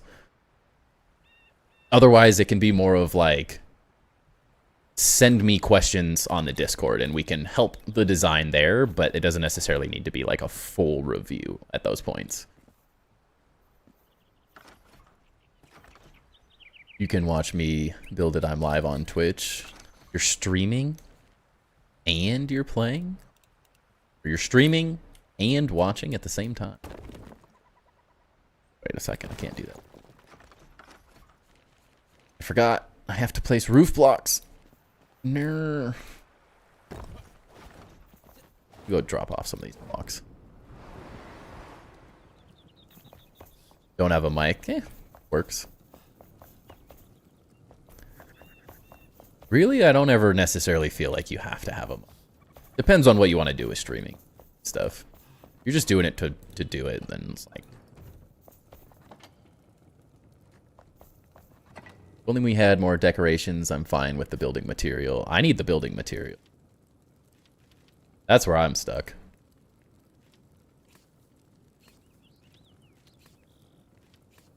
Many more material. All the material. Please.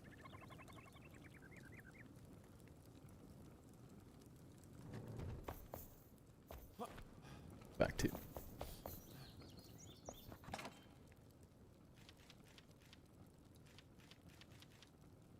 We'll come back to that rock that I was working on. Not totally sold on what I'm messing with at the moment.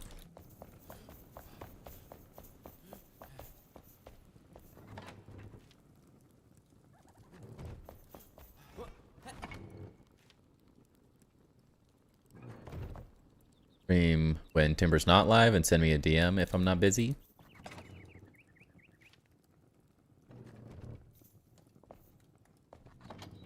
Supposed to mess with it.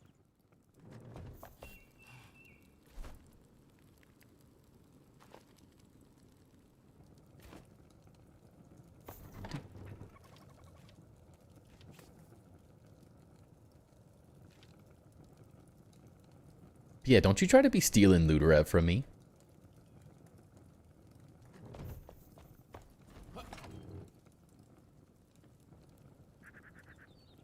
haven't seen Knife streaming very much recently. It was kind of sad. Every time he goes live, I'm like out of town or something. Like I'm always doing something else, so I felt bad. I've never been able to I've only been able to catch 2 or 3 lives.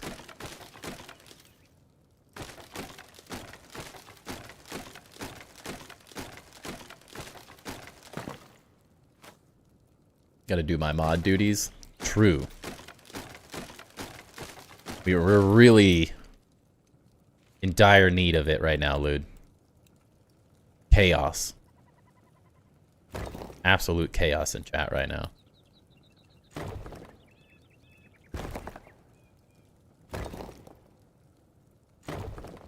Smalllands has got, at the moment, you can resize most things and rotate them a bunch of ways. I wish I liked the art style of Smalllands more. I think that's what I struggle with that game specifically. It's just not my art style.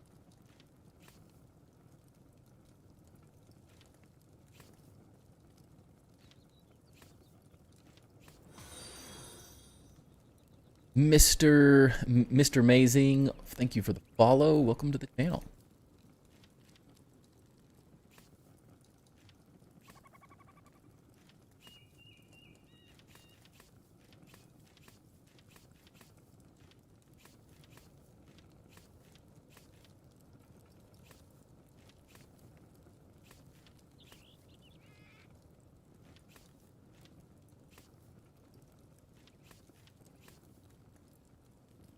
Put these away and then we're good. Inventory is just insane.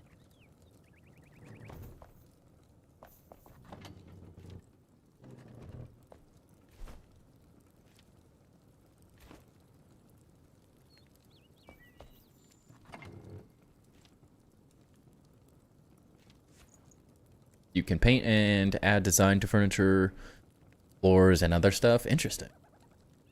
Seems like they're doing a good job with it.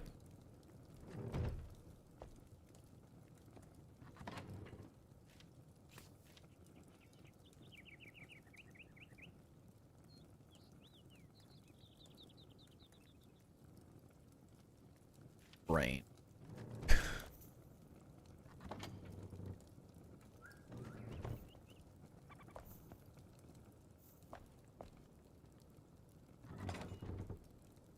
Flintstone. Castle wall. There's too many blocks.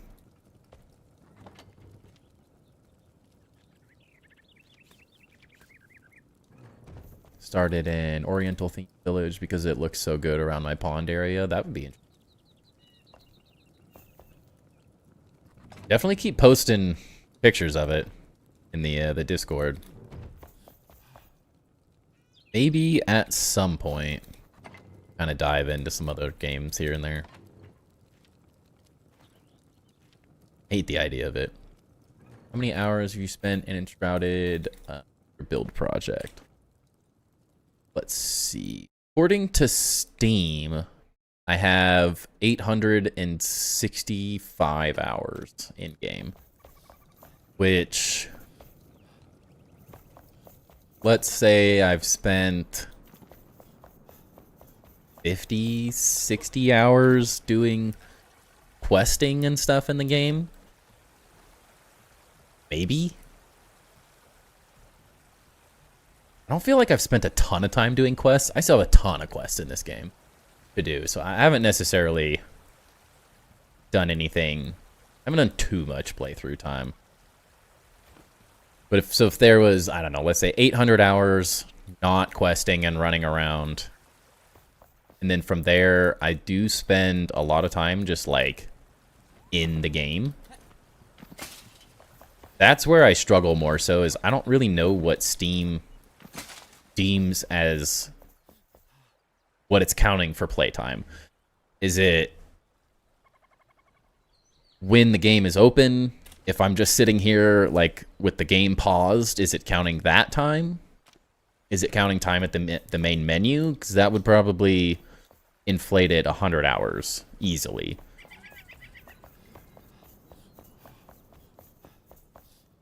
And a lot of the time is just like, I've spent a lot of time organizing. I've spent so much time like organizing, like off stream, putting blocks away, gathering things, going to the resource world. So it's really like, it's really hard to tell exactly what it is, how much time it actually is. But the vast majority of the time spent in this game has been building, for sure.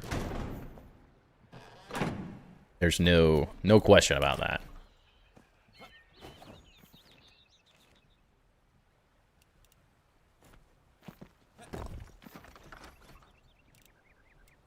Why is it showing I have 0 of these blocks?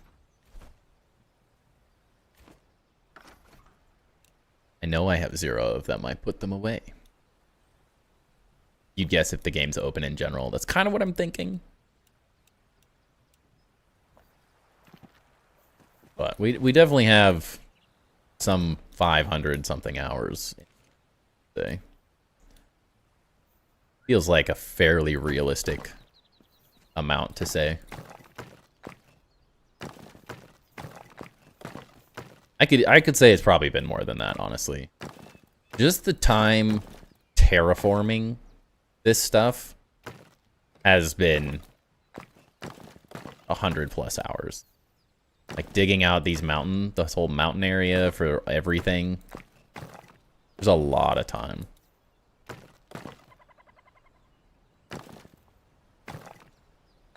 Kind of an insane amount of time, I feel like. And you can also spend so much time in this game just doing so much randomness.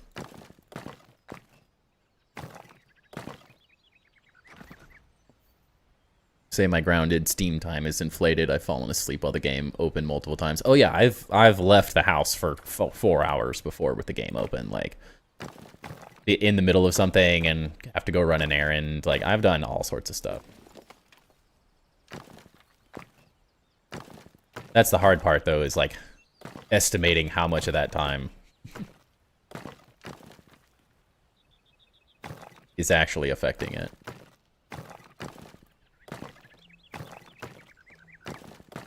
But I guess I'd say if we're all looking at our Steam ones, we're all inflated a little bit, so it's easy to say like, oh yeah, well we're all just go off your Steam time. Not really any other metric we can work off of that I know of, at least.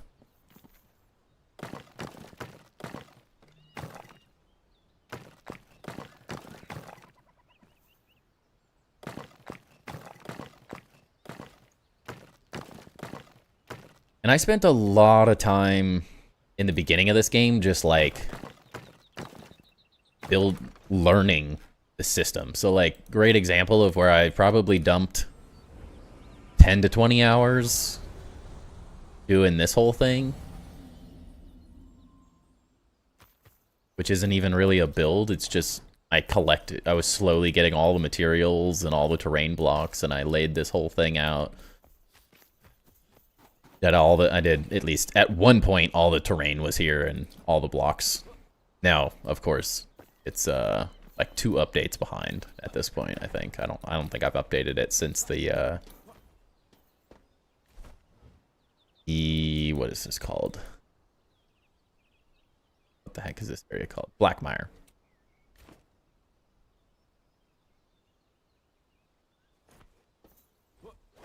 I did that. I've done like stuff like this where like this is where I came up with the idea for the flame altar little plaza type design. I made it over here originally so I could recreate it over there for a video.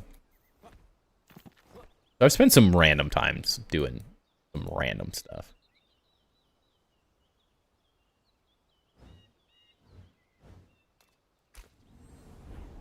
Remember watching me build this? Yeah. There's some weird time spent in this game. I think a lot of it was just learning.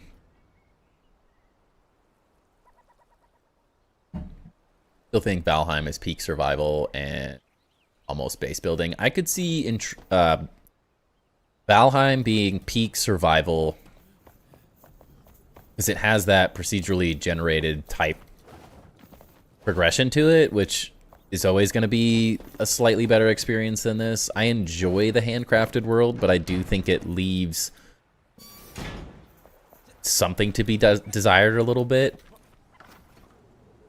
But I think, and from what I've heard, since I don't necessarily myself have time in Valheim, I will say Chisel Chip is sort of my frame of reference for this. He has said he prefers Enshrouded building versus Valheim. Doesn't mean he doesn't like, or he doesn't really love Valheim's building, but he has said multiple times in his streams that he thinks Enshrouded's build system is better.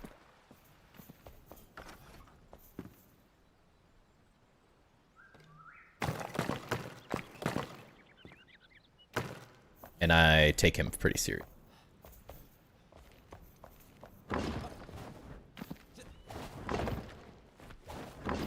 In a Viking boat you ride on the ocean, yeah, it's got a lot of cool effects to it.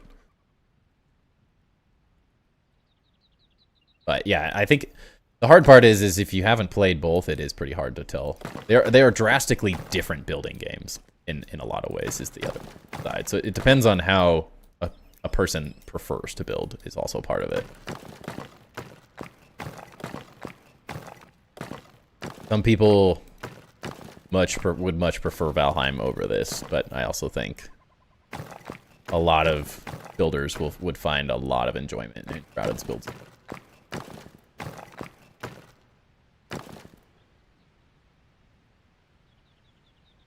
Yeah, they're drastically. It's like comparing the two feels impossible because they are so incredibly. The build systems are so different. There's nothing.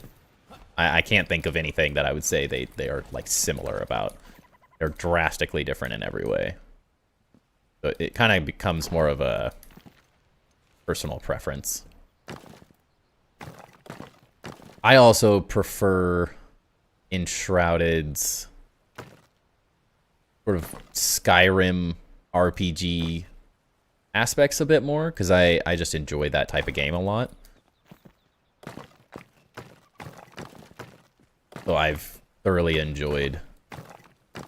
Probably the only thing Enshrouded that I've felt a little less in love with is the combat. And it just feels flat at times. It's not bad.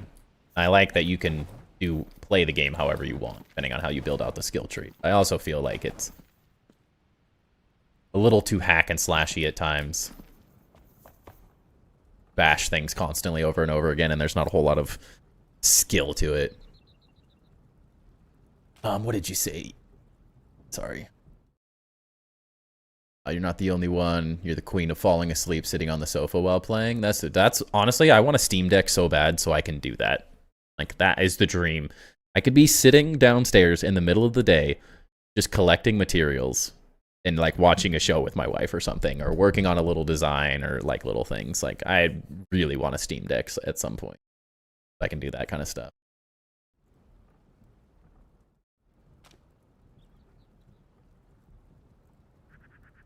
Looks more realistic.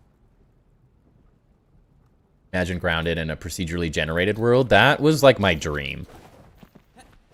In a procedurally generated Grounded game is honestly, I'm thoroughly enjoying Grounded 2, but more than anything, I really would love to see a procedurally generated Grounded type game. I enjoy the story and stuff, but there's just something so freaking would be so cool about the, like, a world. Like, it would just be so cool. Life-changing. Personally, don't like the building integrity in Valheim. That's the only thing I don't like about it. I think I'd agree. I despise structural integrity. I like making things that feel structurally realistic, but I don't like being forced to do it. And I don't like rain. Like, the whole concept of, like, your build's wet and now it's getting destroyed. Like, that is not a fun mechanic to me in any way. Like, I do not want to battle the elements. I have my base I spent 100 hours on. They fall apart. My brother invited me and his group of 5 or 6 people to play online. They mute me because I was snoring in the middle of a battle. Mistland biome in Valheim is cool. Yeah, some of the biomes are really cool. Once you get stone or iron beams, it's no problem. That's interesting to know. It's nice you can at least work past it in some ways.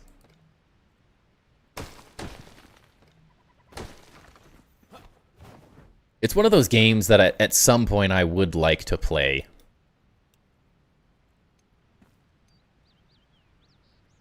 But when you compare it with what I've got out now, it's just like, there's just no time for it.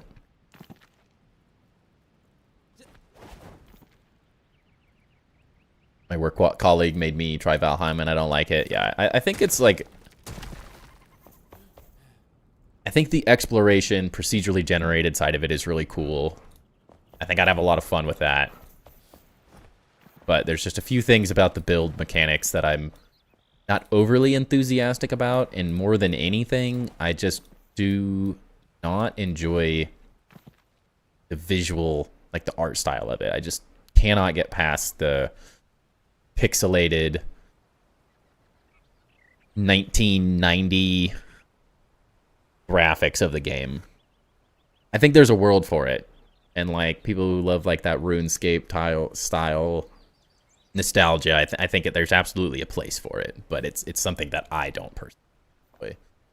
So it's hard for me to get excited about a building game when I look at the pieces and I'm like, those are really cool, and I'd love to experiment with it. But if I don't love the visual portion of the game, it really makes it hard to, like, want to build cool things. Makes it much, much harder. The building survival game, what you're good at, though. Yeah, I think there's elements of it that I would really like. I think there's just other elements of it that I don't like as much. So that's why I've avoided it a little bit.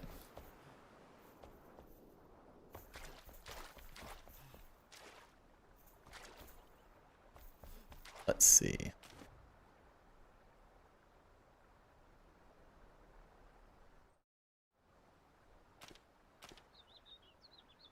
Take a screenshot of this real quick so I can glance at what I'm doing while I'm doing this. Ember, go lay down. Come here.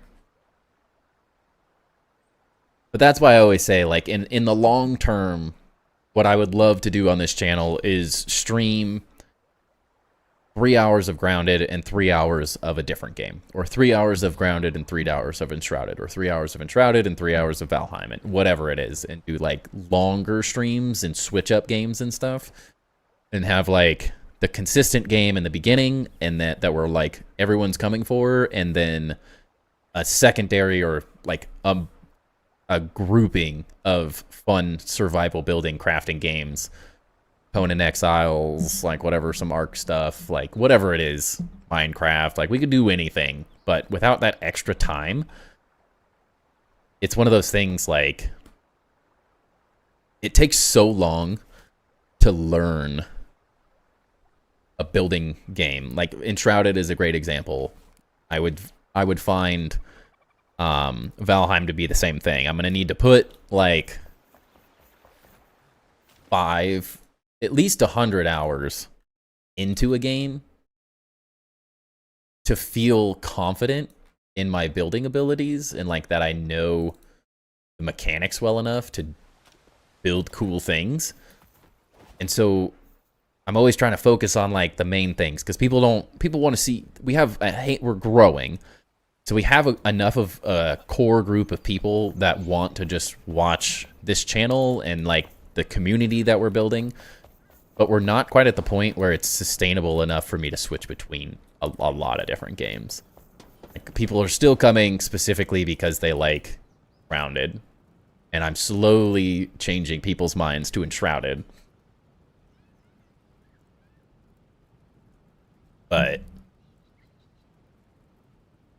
without playing those mainstays, it's kind of hard to like, oh, let's just throw in one day a month of Valheim. Like, we'll never get anything done. We'll just have a starter hut the whole time. So harder to mix that type of thing in where we are currently. You can place the food items on tables. It's visually pleasing. It does take a while to get all the building materials in Valheim. And that's the other side. So something you may enjoy. I haven't done this, but you can place all the food items in Enshrouded too. They have plates and cups and all that stuff, and you can place all the food items on them. So it does, in that sense, it does have a similar idea to Valheim.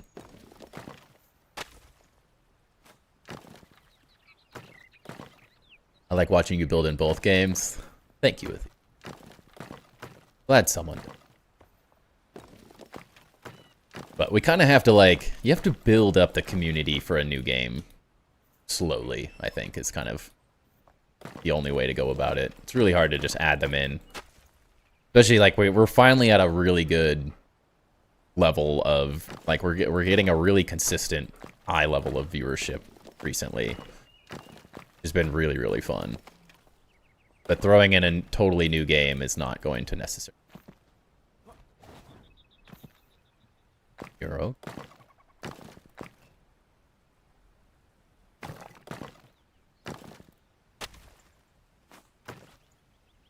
Where's the trees?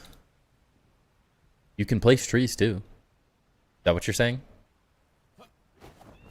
These aren't everything, but like these are some trees that I was testing out. I grew. This is from... Might have a Revelwood tree in here. I don't even know if I do.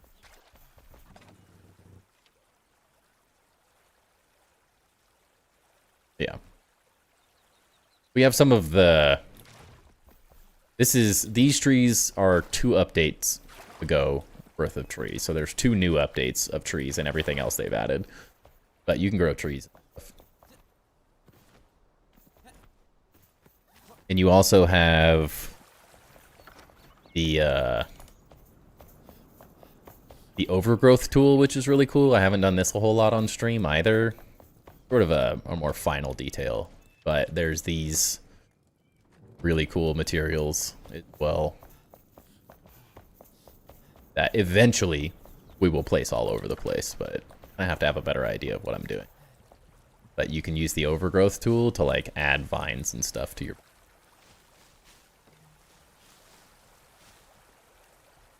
It's crazy stuff.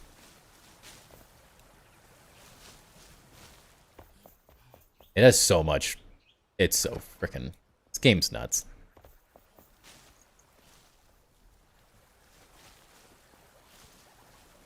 I don't know if Valheim can do this either. But you can make your stuff look like ruins with this tool as well, if that's something you're interested in.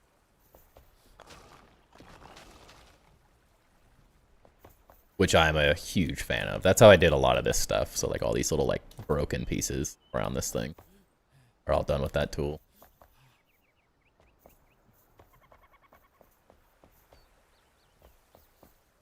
Valheim doesn't do that. Boom. Enshrouded better. Confirmed.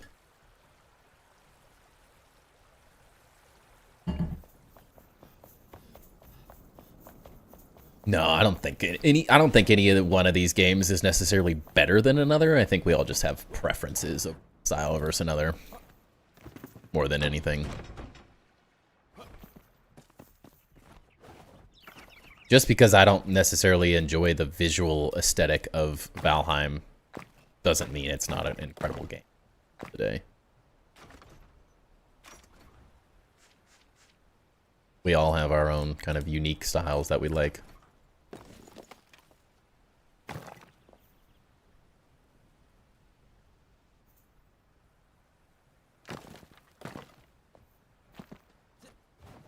Valheim last Monday, and I don't like the way the characters move slowly. I always hit the void, and mobs still aggro on you after death, and the visual is, yeah. Does Enshrouded have sea turtles? It doesn't have sea turtles. I'll give you that.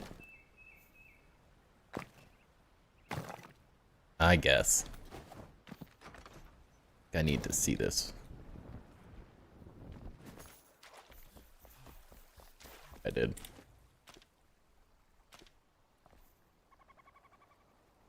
Have my own 2 cents as to why Enshrouded is better than Valheim, but that's my opinion.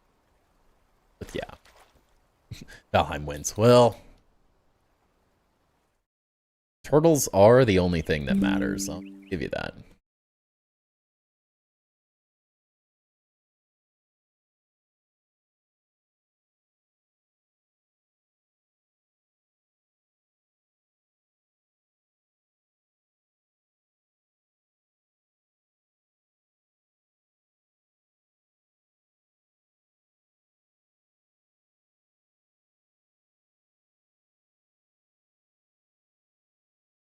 Sweet. Patriot.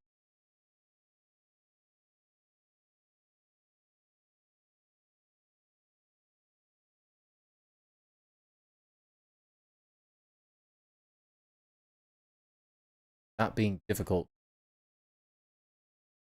Rude. Battle delay. What?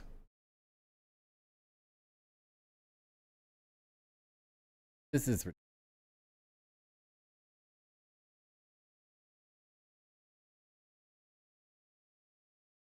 Jealous it's not on Xbox? Yeah, I will say.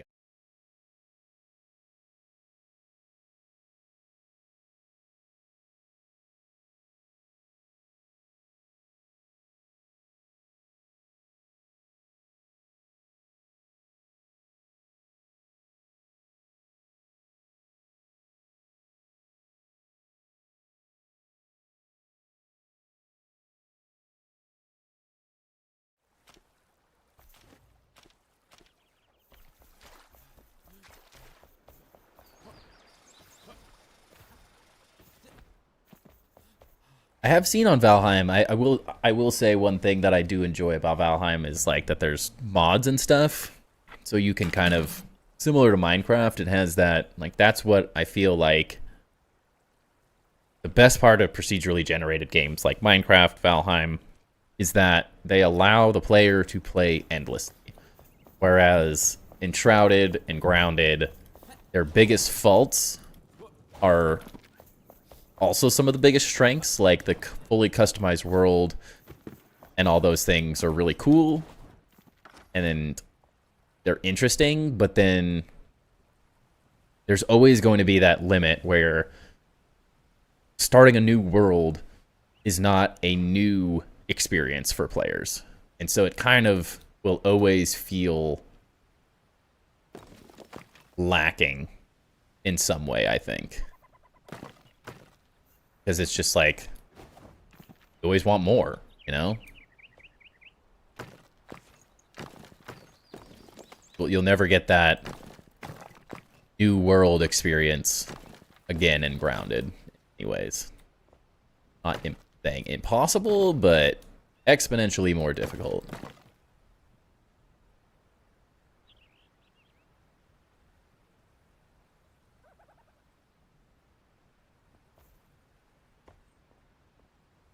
But I am very excited for when this game is in consoles. It'll be really fun.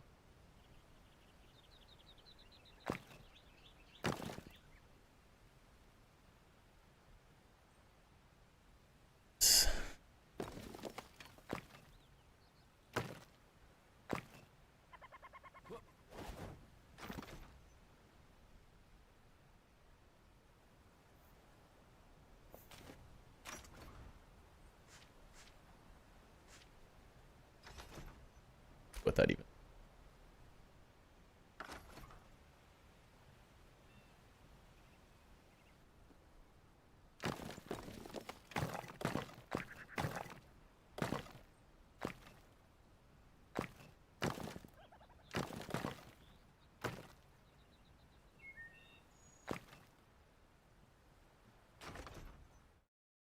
Acting so different.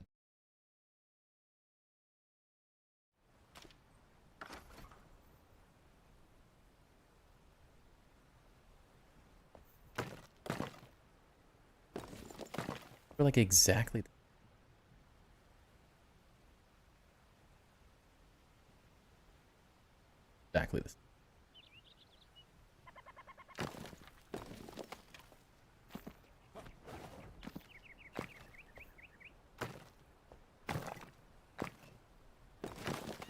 Stop it.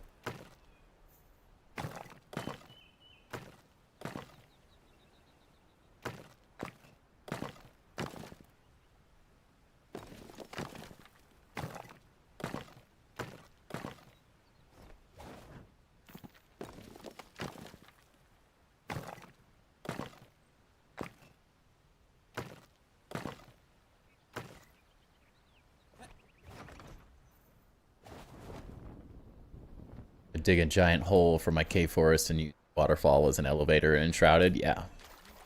There's also water doors. I don't know what else to call it.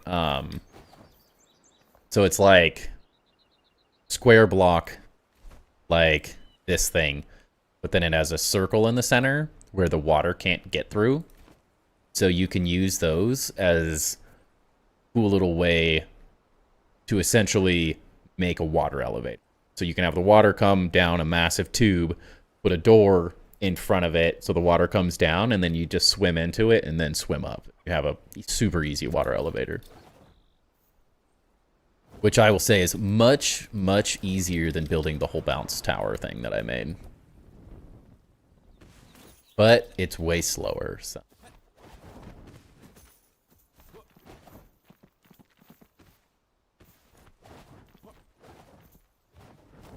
This is way more fun to use than water tower.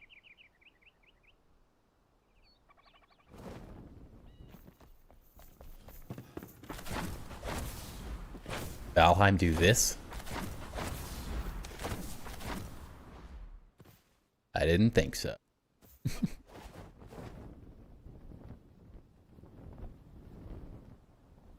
Can you do this in Enshrouded or in Valheim? Perfect distance.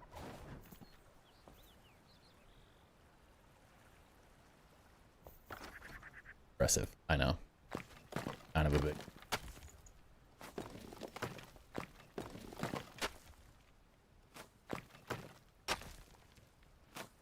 Felt like I was just acting like my 2-year-old, like, Dad, look what I did. Like a somersault, and you're like, oh, dude, that was cool. You're insane.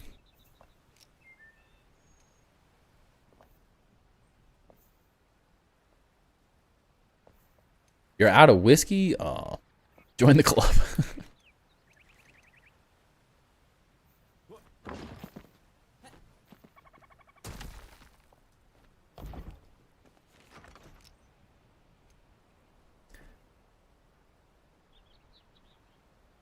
Does put a bummer on the night, though.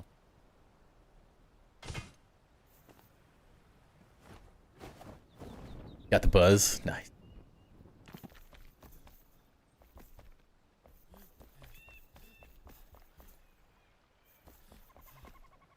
The idea here that I want to go for is that I want to have a similar aesthetic between this front stairway thing and the dwarven fortress entrance.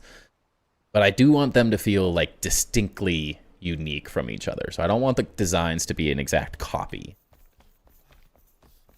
Just enough that they visually read as like the same family of design.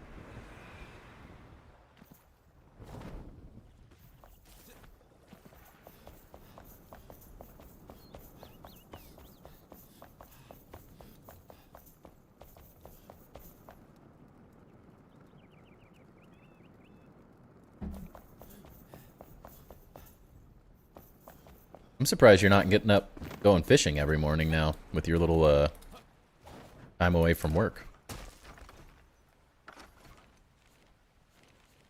There, dude.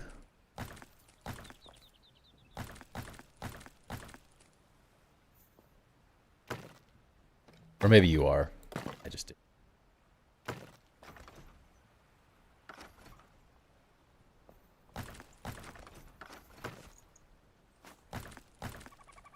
Also, Enshrouded has an undo button, which I don't know if any other game has an undo. Hello, Nally. What game? This is Enshrouded. Lakes are frozen. I got the boat put away for the year. Oh.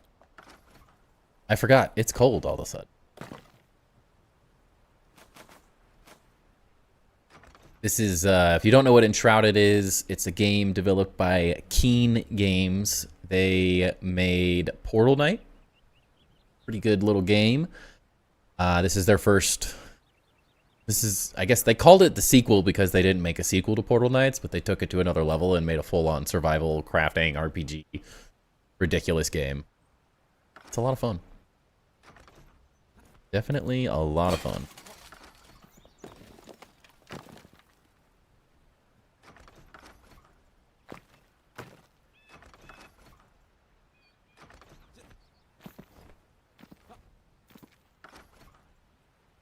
That's the bathroom. Be one in there.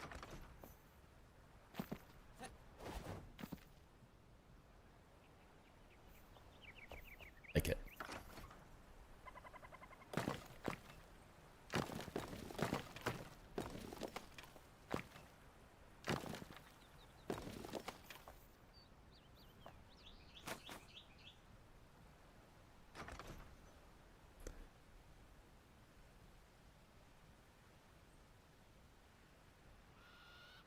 So quick. I want to run away.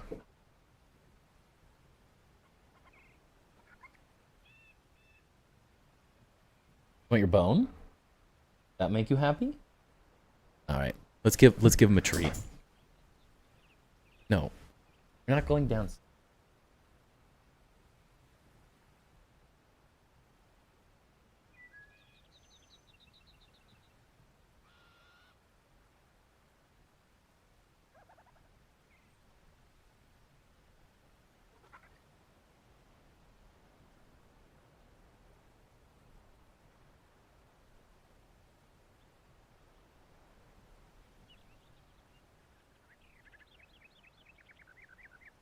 Oh. There are dogs starving across the world that would kill for that bone. They want nothing more than that. Night, everyone. I'll fall asleep watching you build. Sounds good, Atheve. Thanks for hanging out. Have a great rest of your night. Chew your bone. What? Want your other treats? You come here. Sit. Sit. It's not sitting. Sit. Oof. There you go.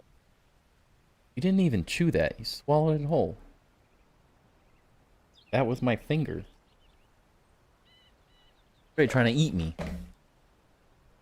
What? Is your life this horrible to be up here? I can't understand this. You know how much money I put into the setup for you, dog? 4 drinks later, I still can't type. Imagine. I don't think it's meant to help, dude. It's supposed to make it worse. You want to go that bad? Go downstairs. Everyone say goodbye to Timber. He's leaving.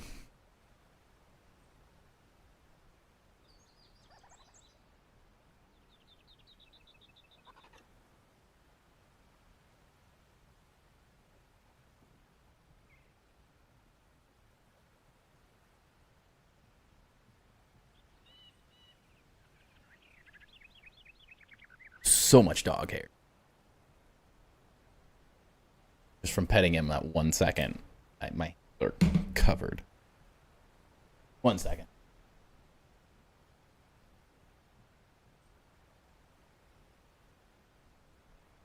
Where?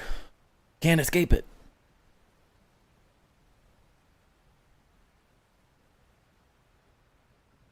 Paid good money for that cam. You didn't even redeem it. I just turned it on because you weren't here. Lies. There's proof. It's on camera. You weren't here originally because you were at your sister's birthday. And I was like, oh, well, Ducky's not here to turn the dog cam on, so I guess I'll just turn it on for everyone.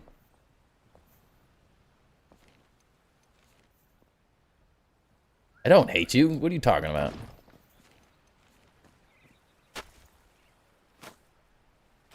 True. Turn it off.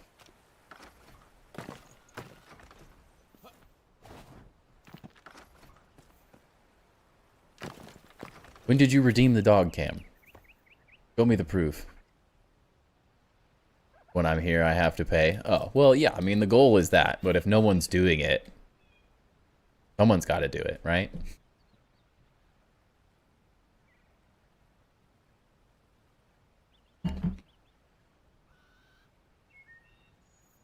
Lude has so many points that he doesn't even have to worry about it, so I always just make him do it.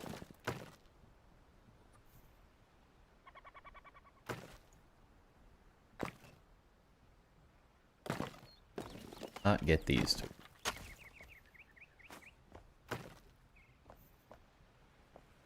Want more pattern.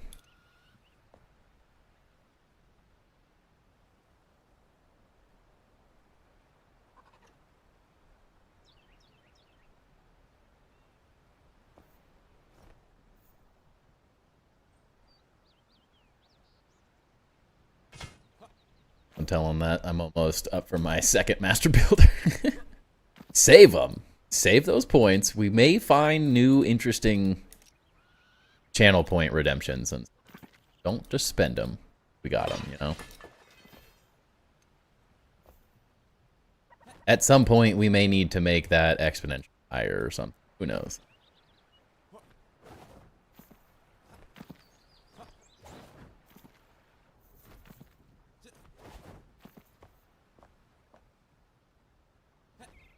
Don't spend all your points in one spot, people.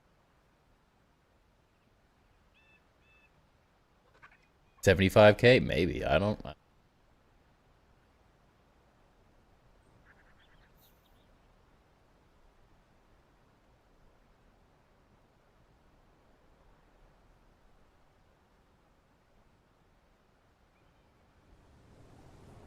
Slightly off. Definitely looks off.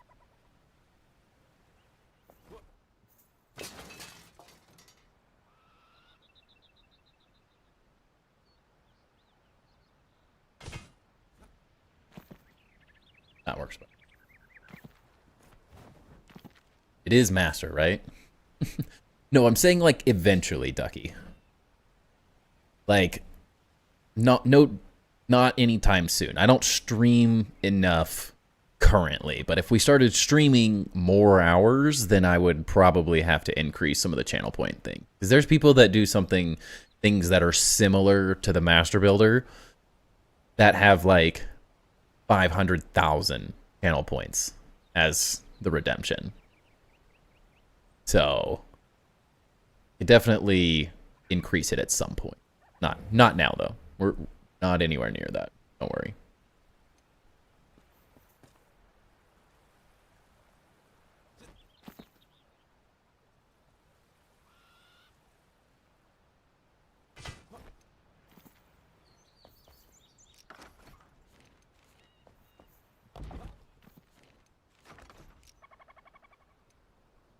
Just let me know when you have enough points, Ducky, and then I'll increase it to 75,000.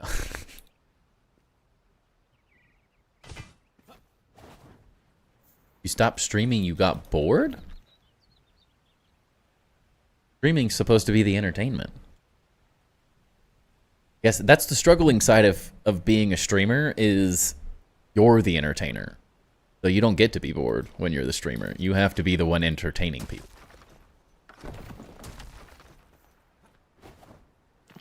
I already like this exponentially more. I have no one in chat, yeah. That is the really difficult thing about streaming.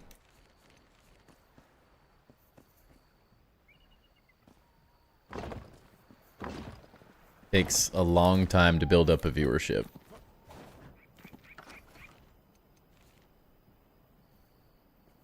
I'm still amazed that we've gotten this stream to where it's gotten. It's taken like 2 years of streaming to even get here, so been a slow grind, but you only have one guy in chat, yeah. That's pretty common though.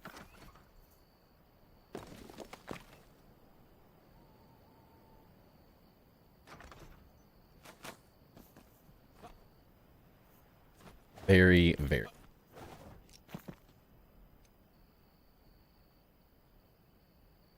That's the other side of it. I didn't start streaming until I already had a viewership in many ways. Wouldn't say I had a big viewership, but I started streaming after I had made quite a few successful grounded videos. So for me, it was a little bit easier because of that. But if you're not making like full-on content, it's really difficult. Normally watch streams that are playing what I'm playing. Yeah, pretty similar. How many nights was it just you, Knife, and I just chatting in stream? Dude. That first...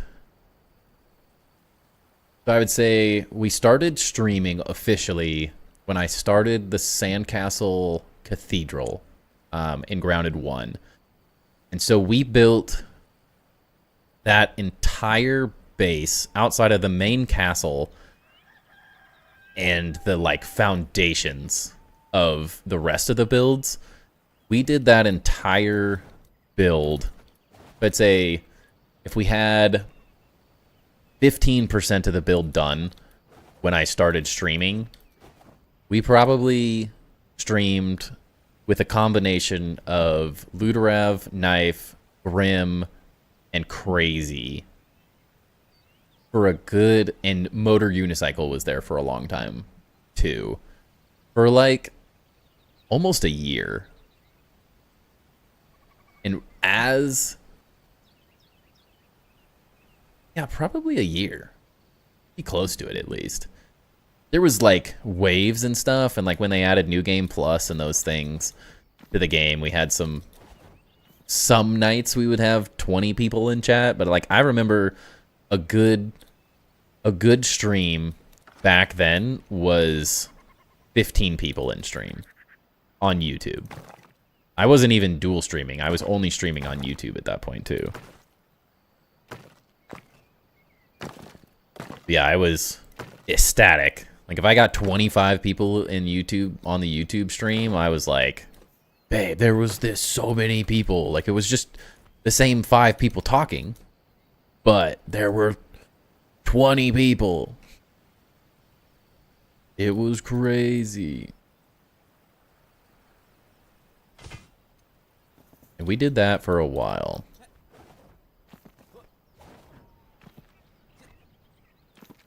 Yeah, crazy. I don't know how you forgot crazy for a second there. That's crazy.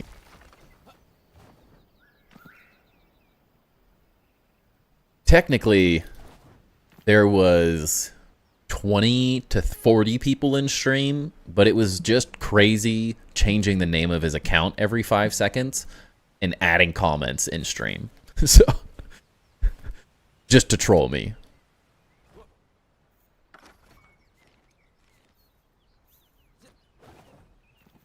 His only life goal was to troll me.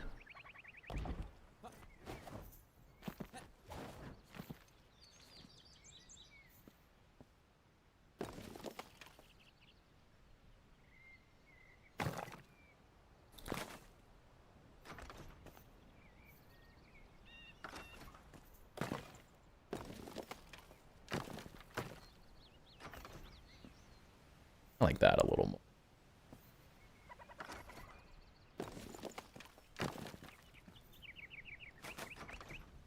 Haven't seen him in a minute. No.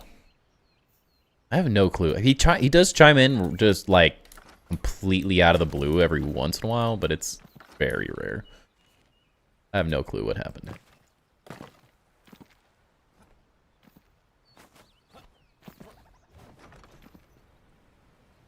Yeah, I like this.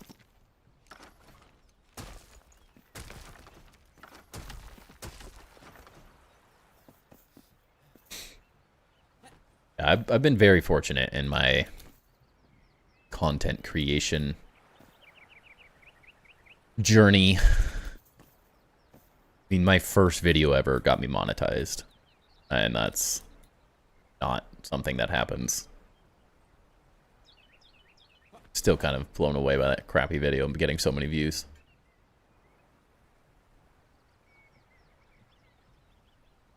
I stole all your viewers. Have you been streaming for 2 years? I didn't know.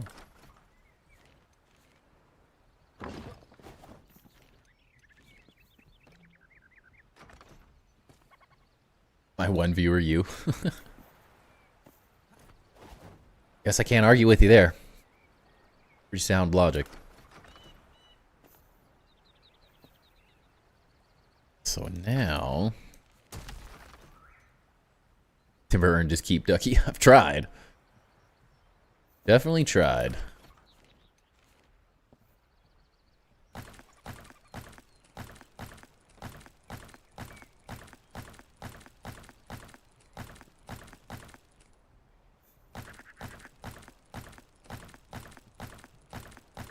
I'm always amazed by small creators and stuff that have been grinding for years and haven't had all that much success.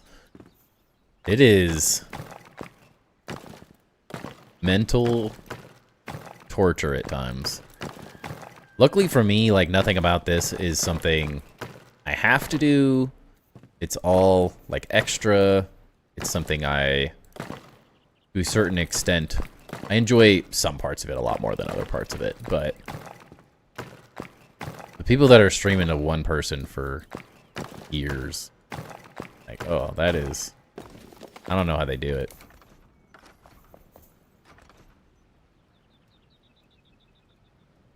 Is there a question? You typed it.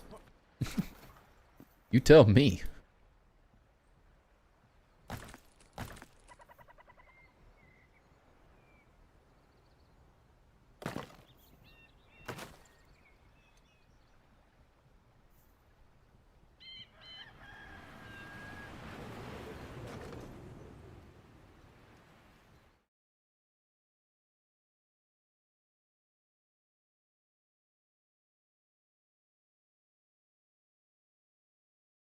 I've watched it before. May stream one day in a galaxy far, far away. It's fun. Oh, it's this, isn't it?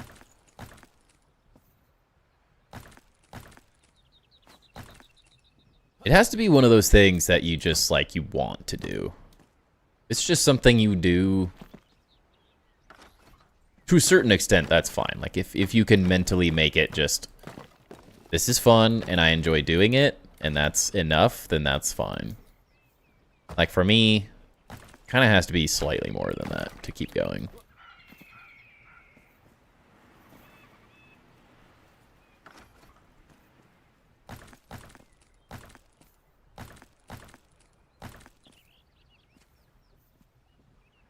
Now it's on YouTube. That's what you do.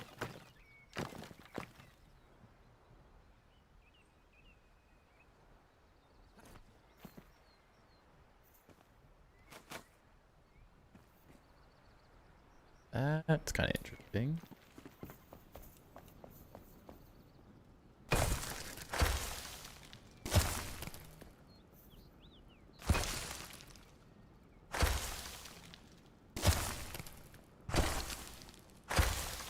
Did he ask permission before posting your content to his YouTube? Yeah, it's all good.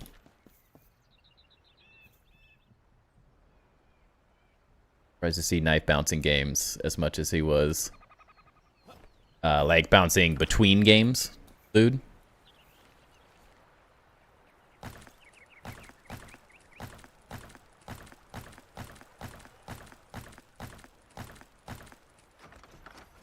Yeah, Amy will come in, but yeah, no worries with Ducky. He's all good. He made that edit himself off of some clips that he made from the channel, so not worried about it.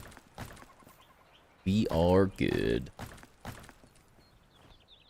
I mean, technically, he didn't ask me.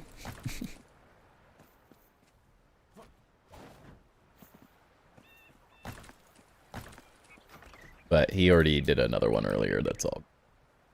I have the same stuff on my channel anyway. All good. Now, if it was like one of my videos and the content on that, that'd be... That's just my dog. It's just a bunch of clips of my dog being a goofball. I'd get him abandoned a lot. No, it's okay. He's not a just a random on the stream. That's all good.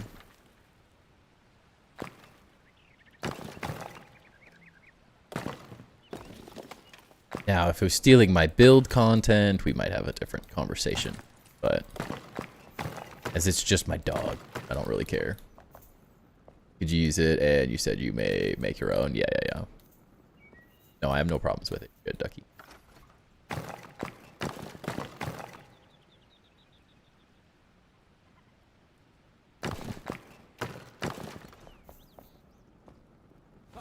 Now, if any other random person tried to do it, it'd probably be a different conversation. But it's Ducky's a different conversation.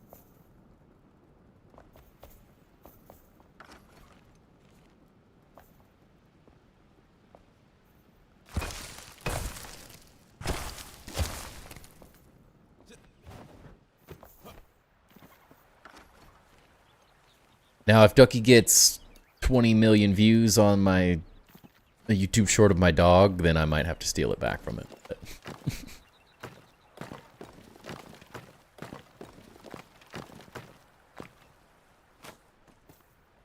I don't think there's a whole lot of viewership in the dog video.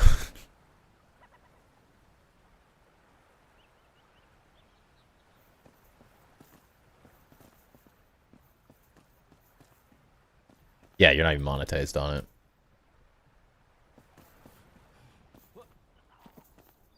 Pretty sure you tagged me in the video too, so.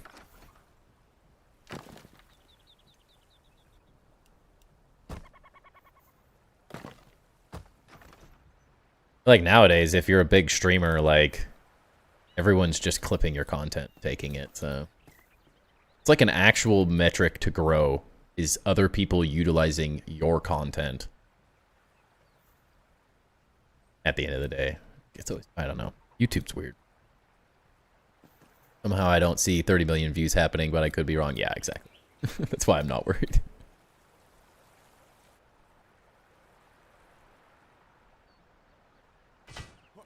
But like, man, one of the major reasons I don't share my worlds and stuff, so people don't steal my builds. That's more what I'd be worried about.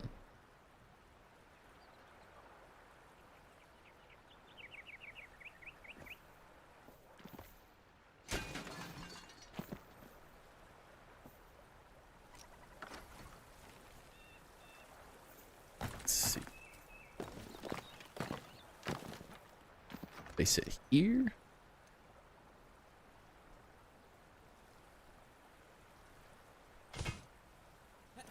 Still overlapping. Lower.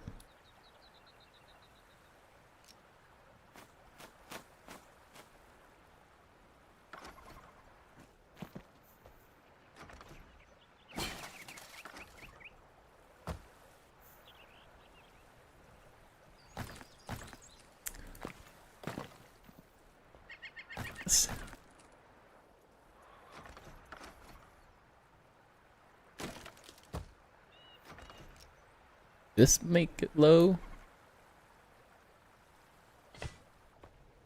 No.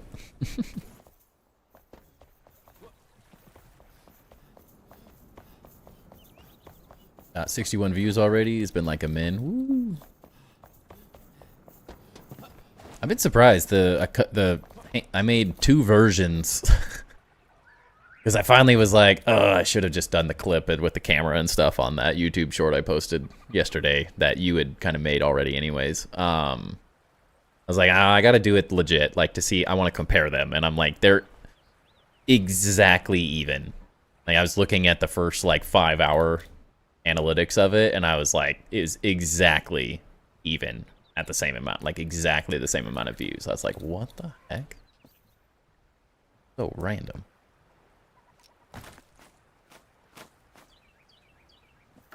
So I can't tell if people prefer the slightly more edited video or not. It's still overlapping right at the edge there. Here, tips coming through. So close. Oh.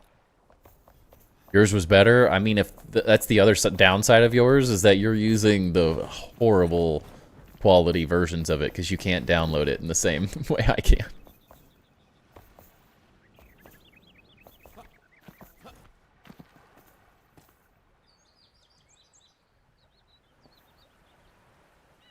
At the end of the day, clips are just like I'm never gonna make any money on YouTube Shorts on this channel. You have to get millions of views to get anything from them. But they do help with getting the channel out there at least.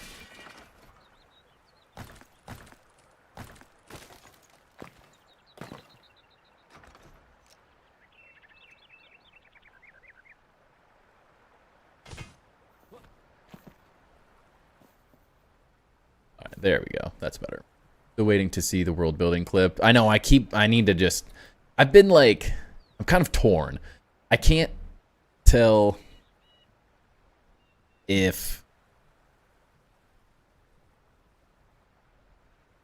it's not inappropriate, and I'm not necessarily trying to sell this channel as family friendly per se. Like I try to keep it more of that, but it's not necessary that it like has to be.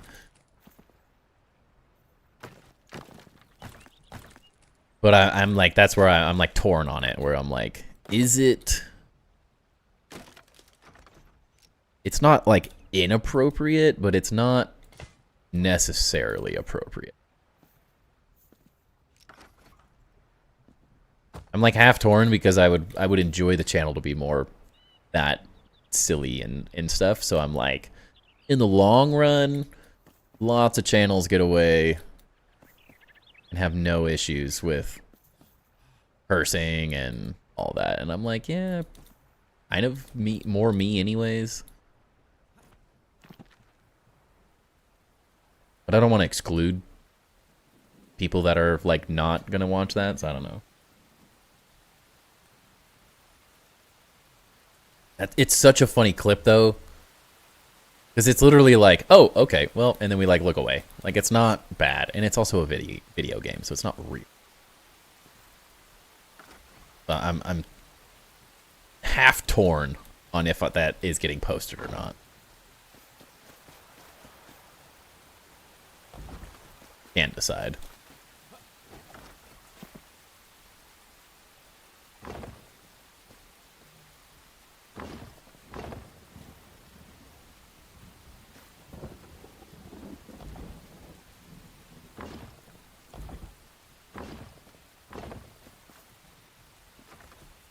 I don't necessarily want to like build the channel around the idea of too young of an audience either.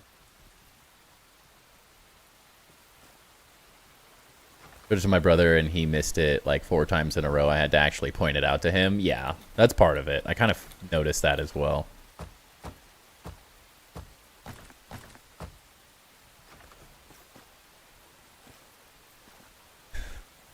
Okay.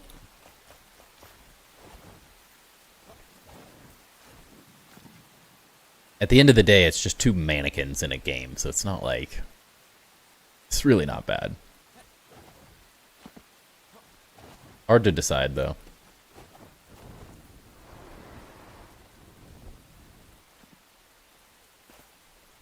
That already looks so much better, though. Much better.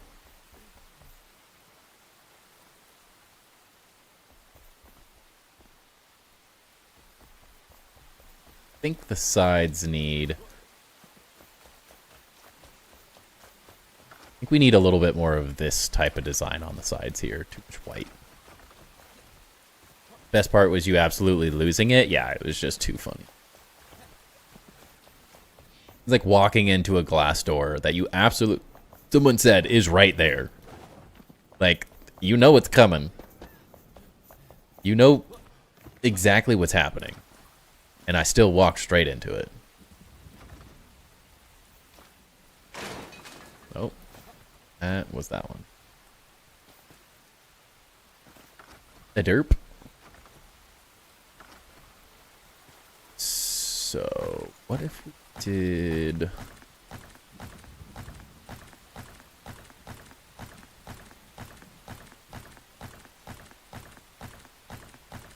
something like this. Let's see.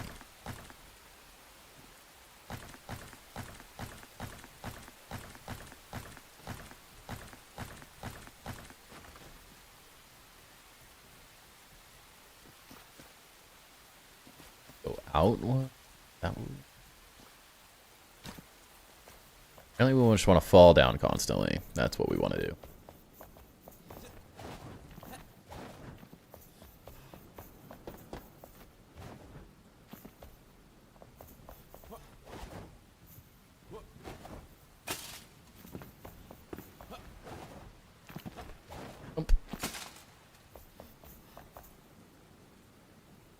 We're gonna have a lot of work to make the inside of this look good.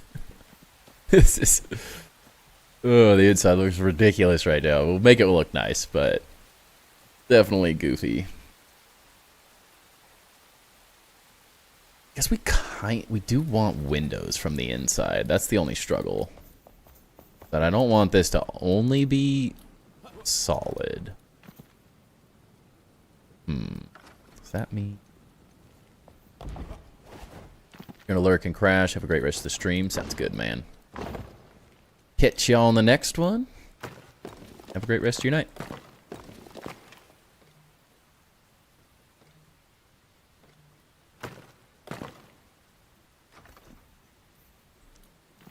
Doesn't even look good though. It's not amazing. Not bad. I think we'd have to use the vertical one, the main thing. This crypt, the smaller crypt fence is not quite right. But this thing's ridiculous. It's so big.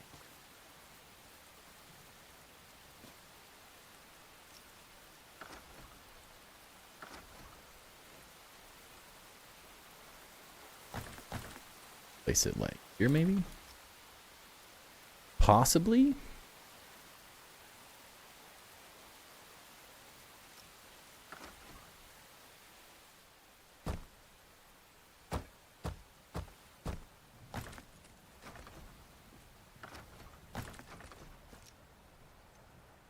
Let's see.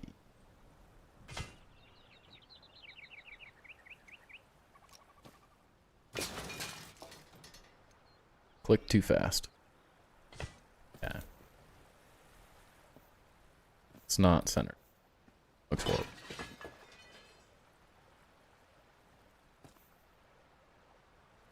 Thought where the centers.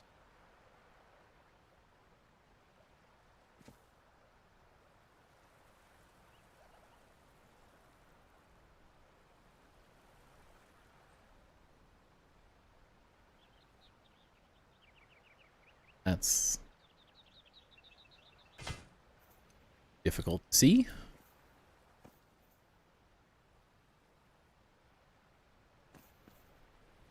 Not perfectly centered, but not. What's up, Boozin'? How's it going? Long time no see, my man. How you been doing?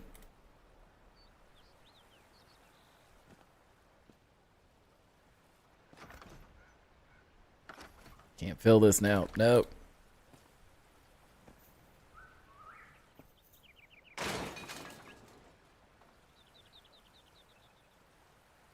Read your 1 year sub? Wait, what?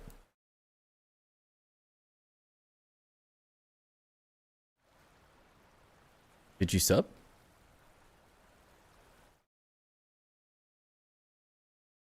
Not showing up on YouTube?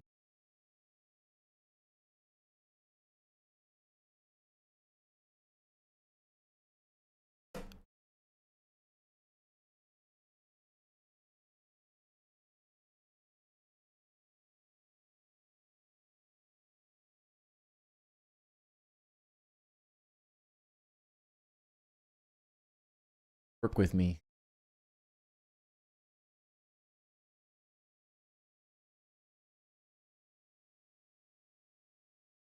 One year, let's go. Why did that not show up? Heck. Annoying.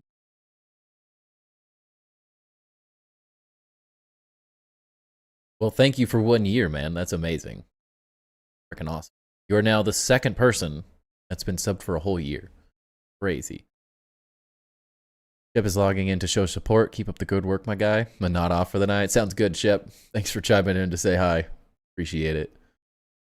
That's so weird. Something about my chat program I used did not show YouTube membership. So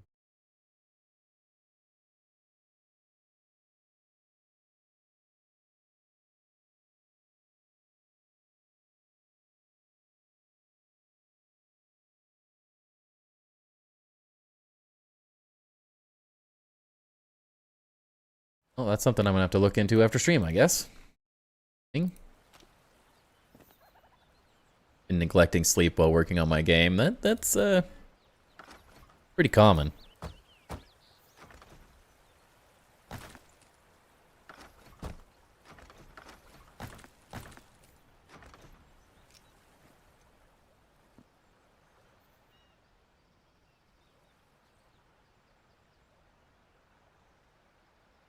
I don't neglect sleep because of a game, but I definitely neglect sleep because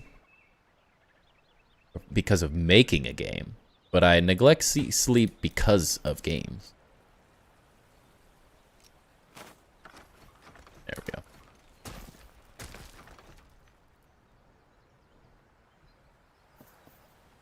The little sprite you sent looked pretty cool, so I assume it's going well.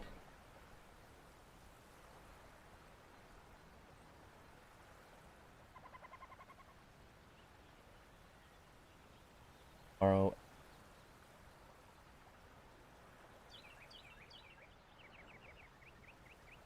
So weird. I feel like it worked earlier. It worked the other day, but I don't know what's happening now.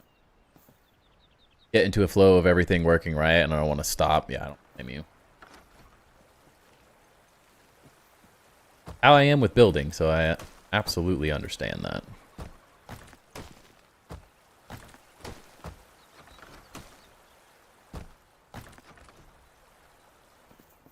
It's always like in creative endeavors in general, like a very common thing. You just you get on a roll, and it's like can't stop when it's working.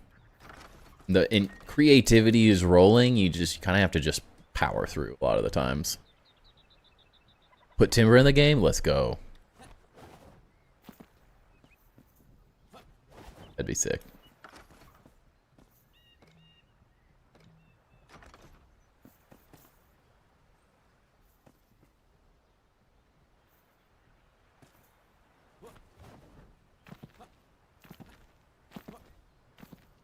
Can't tell if these want to be bigger or not.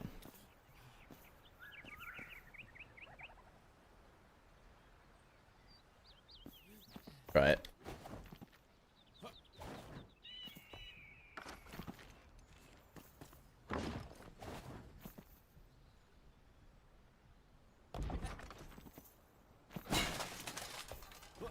Falling constantly.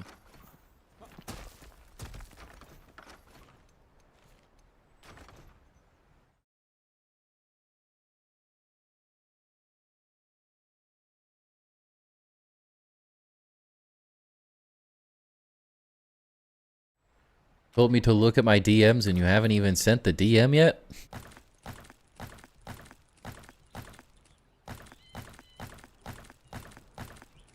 Did you watch the Game Awards? No.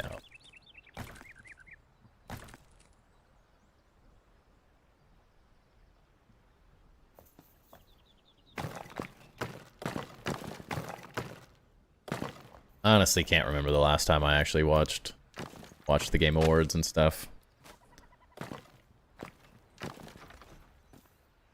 For some really good looking game reveals. Yeah, I probably should pay attention to some of that more often, but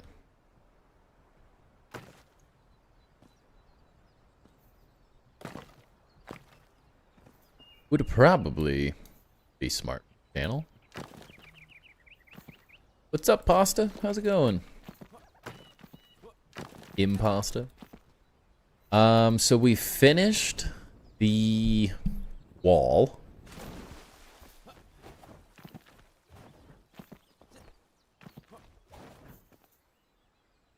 Arian Studios is releasing a new Divinity game. Interesting. Yeah, we finished the staircase wall thing tonight, so that felt really good. And now I'm transferring this design to the like dwarven fortress entrance thing, so everything starts tying together. Because I think, although I really like how this is taking shape, this design is much more compelling with the long-term goal of what I want this whole thing to look like. So I want to kind of test some ideas out with these, and then we're going to start figuring out how this design is implemented in the bigger tower. This is roughly going to stay mostly the same. We're just going to switch up the sides and maybe change the material a bit. But this design moving forward is kind of, I think, the direction we're heading in. I'm liking it. It's turning out good. Looks so different now. Yeah, it needed it. Needed it big time. Oh God. I can't show it on stream, Ducky.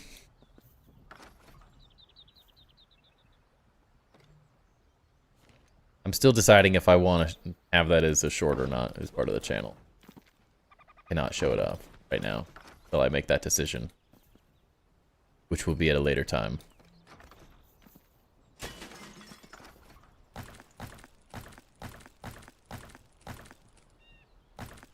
Not sold.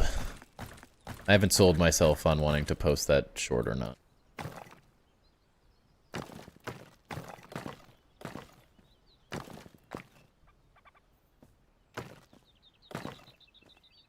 But yeah, Impasta, it's definitely coming together. We're heading in the right direction. Feeling good.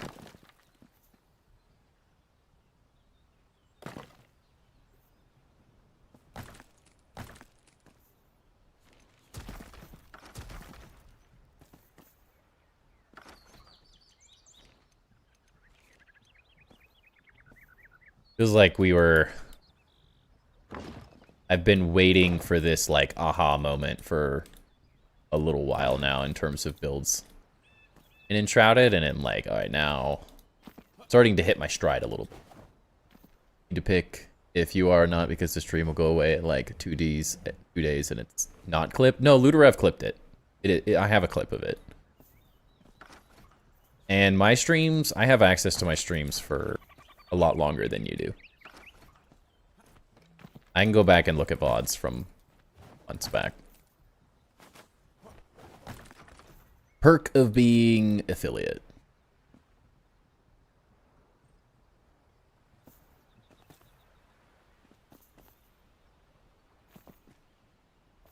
What clip are you guys talking about? The one of Ludorav's base tour when we went into the pleasure house.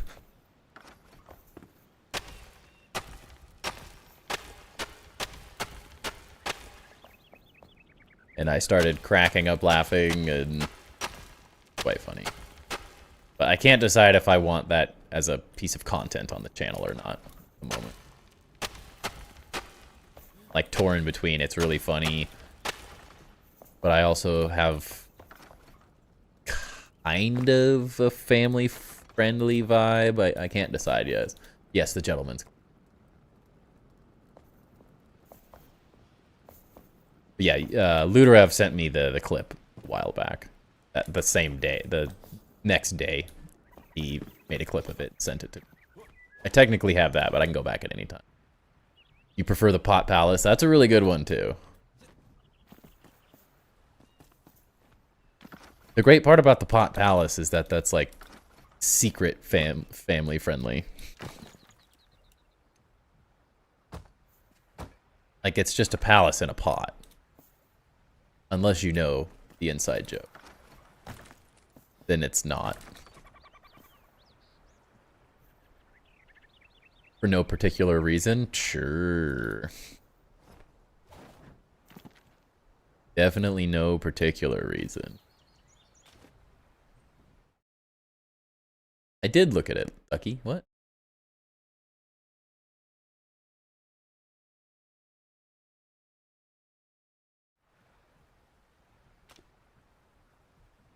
Oh, you're saying pasta. You always say la pasta, and then I'm like, I don't know why my brain doesn't register it as pasta.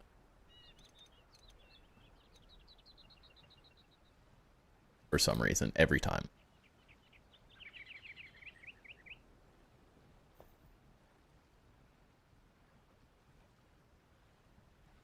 Where's Joe? Where's the wizard when I need him?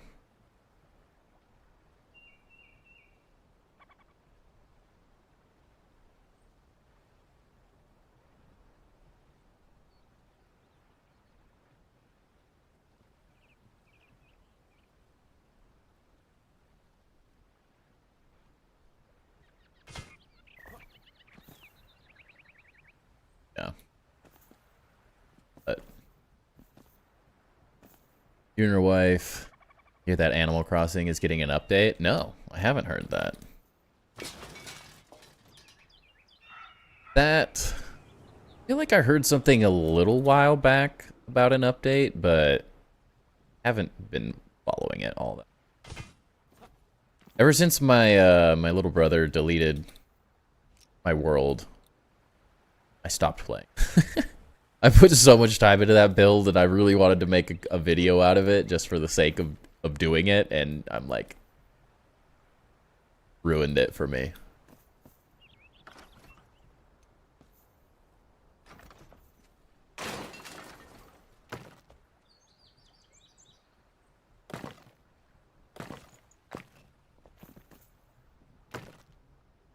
Actual designs. Hold up. Wait a minute.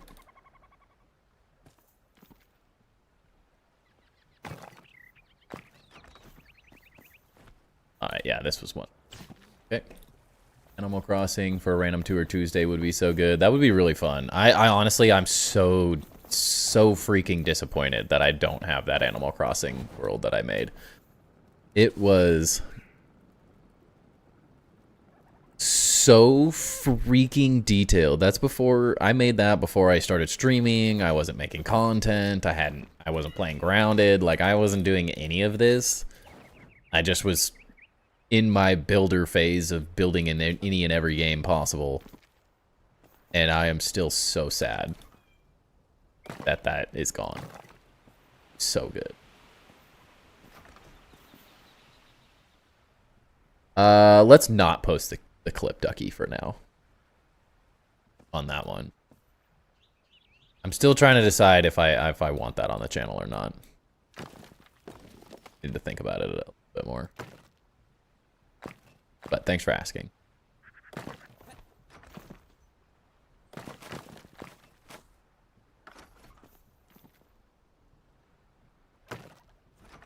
I know it was on stream and everything. I'm just like torn.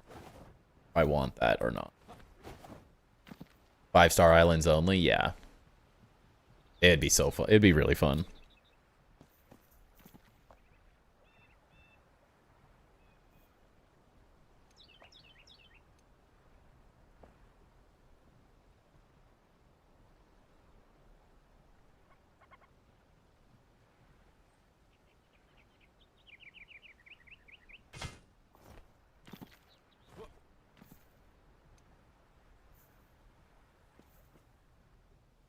Oh.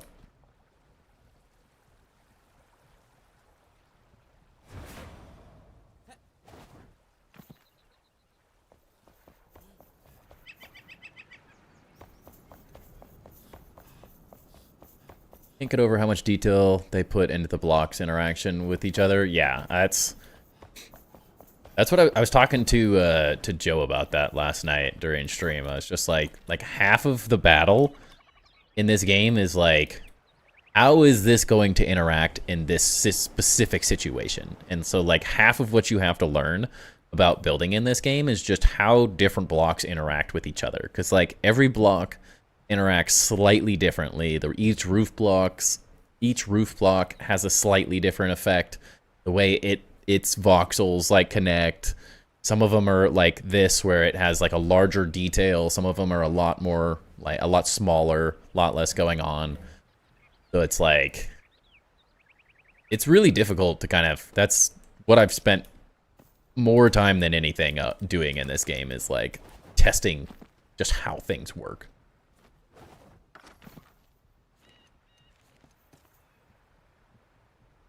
You want flip and up. Base cam. Better. I didn't post that from Twitch. I mean, the original one that we did, I just posted directly from Twitch because I hadn't messed with any of the shorts portions of it, but the one I posted earlier today was not just from Twitch.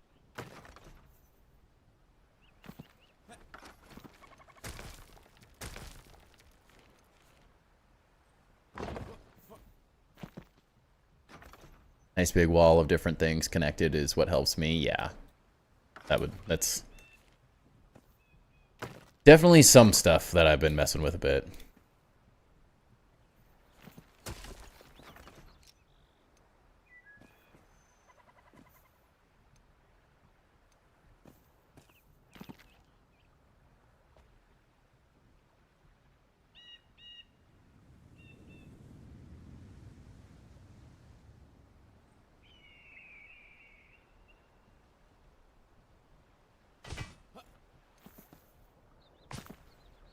My gosh.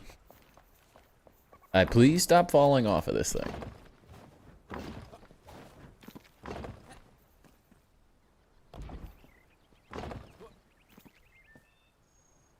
Make it stupid proof.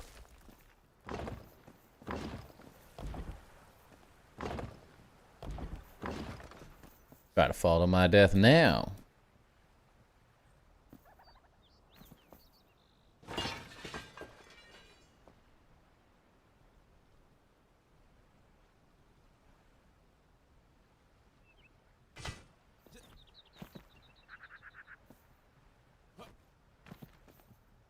I didn't post that directly from Twitch, saying.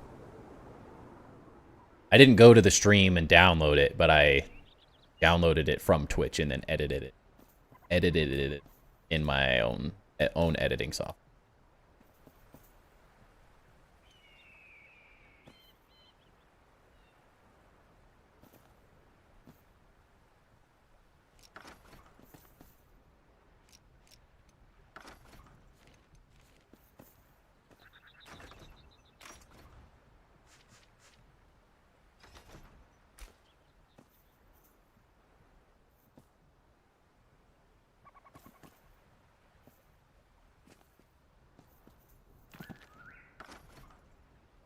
Base cam, have it better.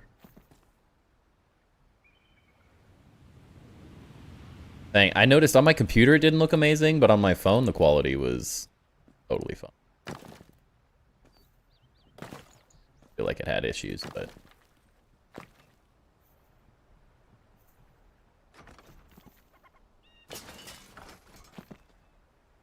that might just be me.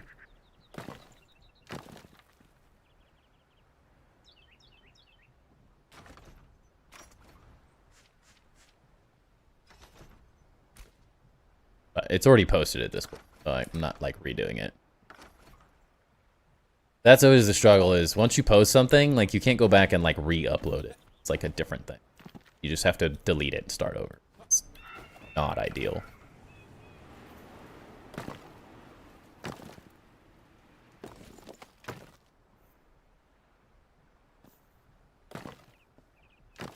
That's why that low.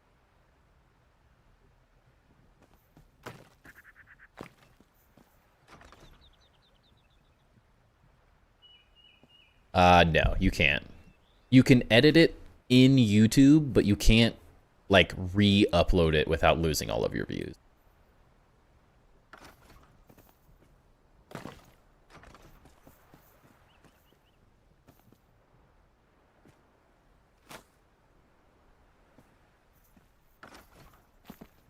At least as far as I.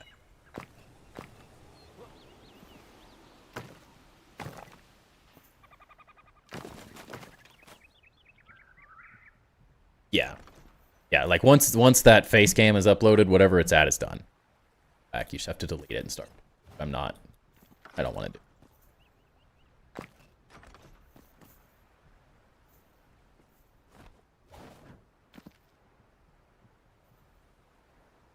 But on my phone, the quality looked totally fine.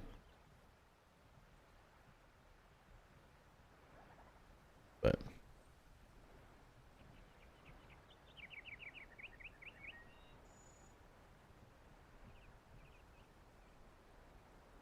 yeah.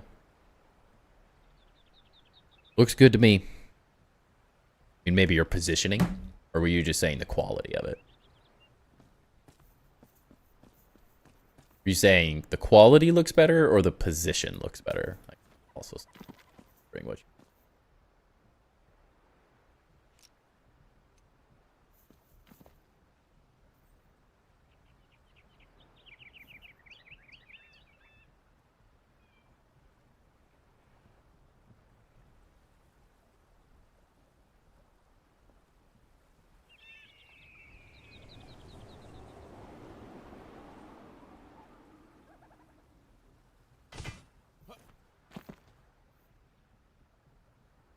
Does not mean subs. I'm watching a music video and has 5 million views and the guy has 50 subs. Yeah.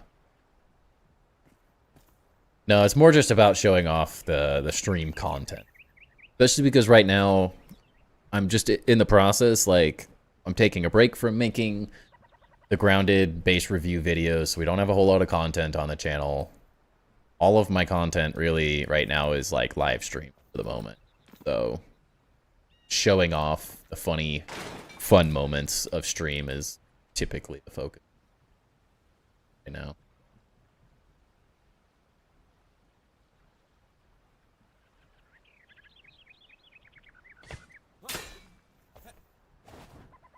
And I'm just in the deep struggle of editing a long video for Enshrouded right now. Is what's happening. Progress is slow.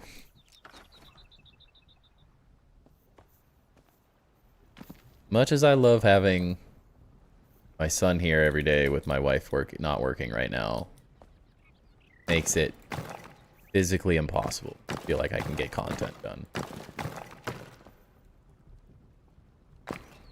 Feels impossible. Get halfway through a recording and a 2-year-old like starts knocking on the door. All right, well I guess we're gonna start that again.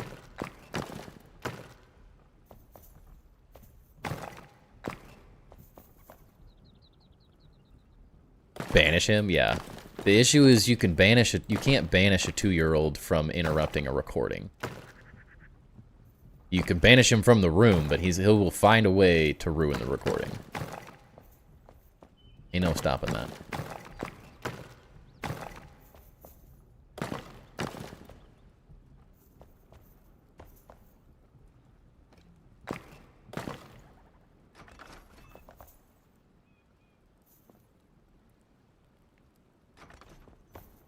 have one Kingdom video that I like 2 years ago. It got like 100K views.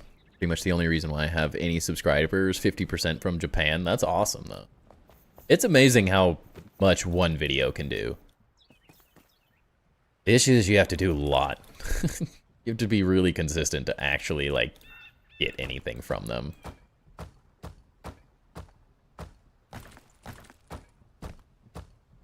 If you just are a one and done, like, you might get some subscribers, but you're not going to get a whole lot of anything else on the channel.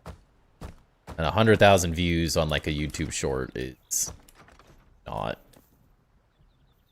It's really good, but it doesn't really amount to a whole lot of growth or anything on the channel in the long run. Short-term stuff, but not necessarily a whole lot for the long term. Like, you don't get paid squat. To make $1,000, you have to get so many views on a YouTube short. It's insane. Which, of course, views are easier to come by, but still a lot.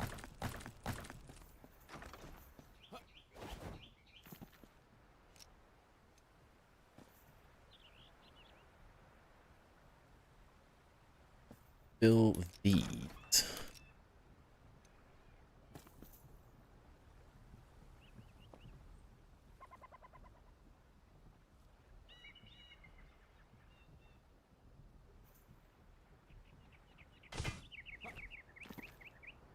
Most viewed vid has 76 views. My most viewed short has 20K views, and stream is 50.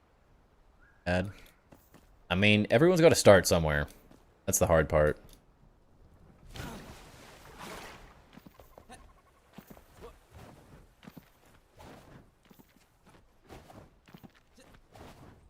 Majority of people are going to stream to no one for a really long time. Or one of their friends. Shoot, I got 3 of my gaming buddies. I spent every night for a year in one of my buddies' stream. He's never been in one of them. Hard to get people out of their daily schedules and stuff. Find time for it.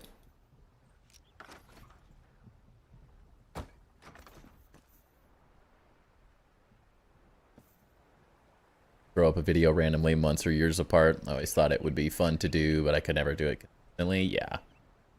That's been like the only thing that I've focused on is I don't make YouTube videos consistently enough for the channel at this time, but the stream has done. I've streamed consistently, well, semi-consistently. There's been a lot of changes and stuff, but they pretty consistently for 2 years now to get to this. Definitely takes a long time. You either have to be consistent at streaming or consistent at making videos, but I have no clue, Ducky. Couldn't tell you why it's cutting out or if it's just lagging. If anyone else is noticing it's cutting out. Sometimes I get like too close to the mic and then it picks up too much, but I do have to have some noise cancel stuff on to a certain degree.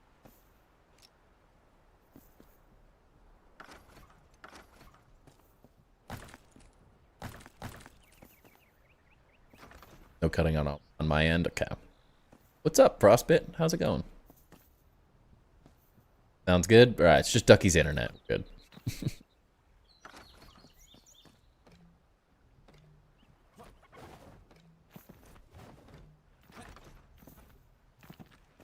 Unfortunate for you, but it makes me happy that I'm not having an actual problem. There's nothing worse than technical issues like that.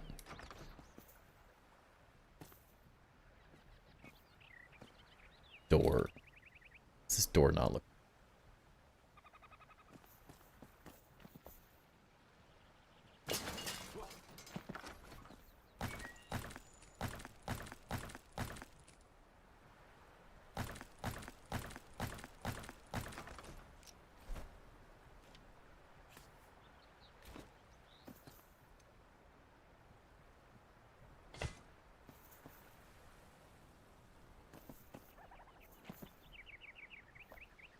It's off the ground. There we go.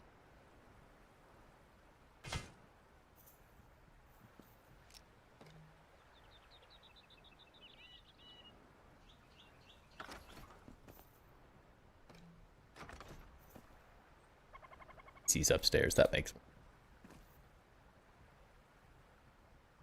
Again, for reviewing my base, a lot matched up with thoughts and some of that I was hoping to / improve, but the Christmas update stopped me from farming. Yeah, that was fun.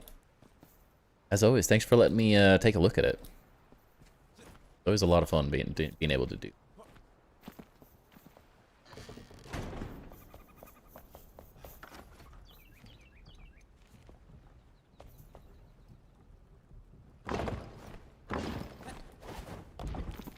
Base reviews are always a really good time.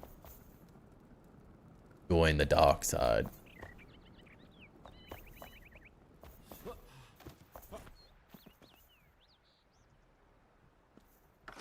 Let's see.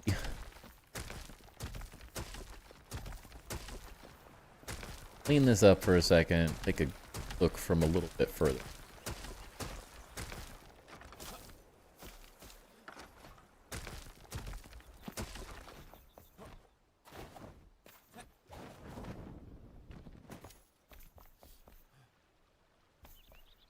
Oh, the water's just... Yeah, the creative side. That was my first time building off-grid, and it was all inspired by watching your main build. Thank you. Glad that it inspires people. Here. There are definitely two frames of mind when it comes to the off-grid. There's people that are actually absolutely loving it and are enjoying the opportunities that it brings, and there are people that think it's the dumbest thing ever made, and we're all wasting our time. And there's not a whole lot of in between. People go, oh wow, look at all this cool stuff I can do now. People just go, what a waste of time. There's a few people that absolutely hate Ludorev because of his bases and some of those. Some of the off-grid stuff he's been messing with, I always find really funny.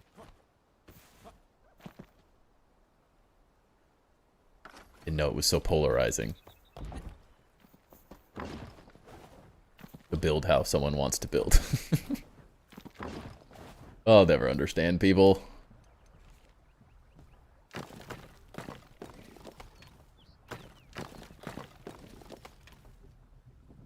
Yeah. Hating on Ludorev for being better than they are at build. It's kind of what it actually feels like.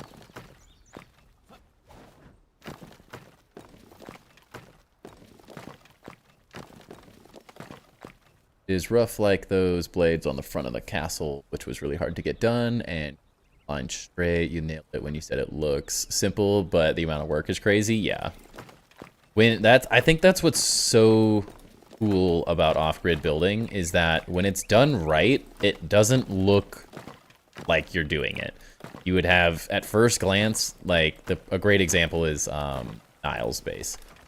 When you take that first glance at their base, you almost have no clue, unless you've done an absolute ton of off-grid building yourself. Like, you almost have no idea that that's what they've done, and it is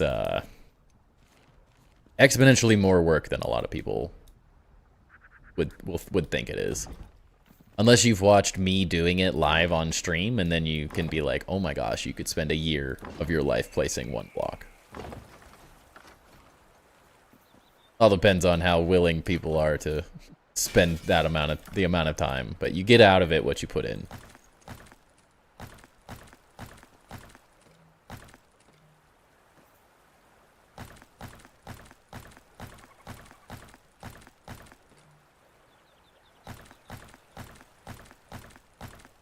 The blades were cool though. I feel like the blades were that exact concept where it was like they didn't look like they were off grid. Like you had to take a minute or two to like sit there and stare at them for a second and just like, wait a second, these are off grid.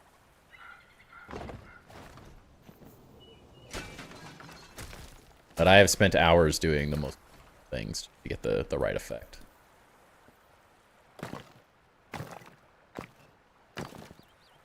It's worth it in the long run.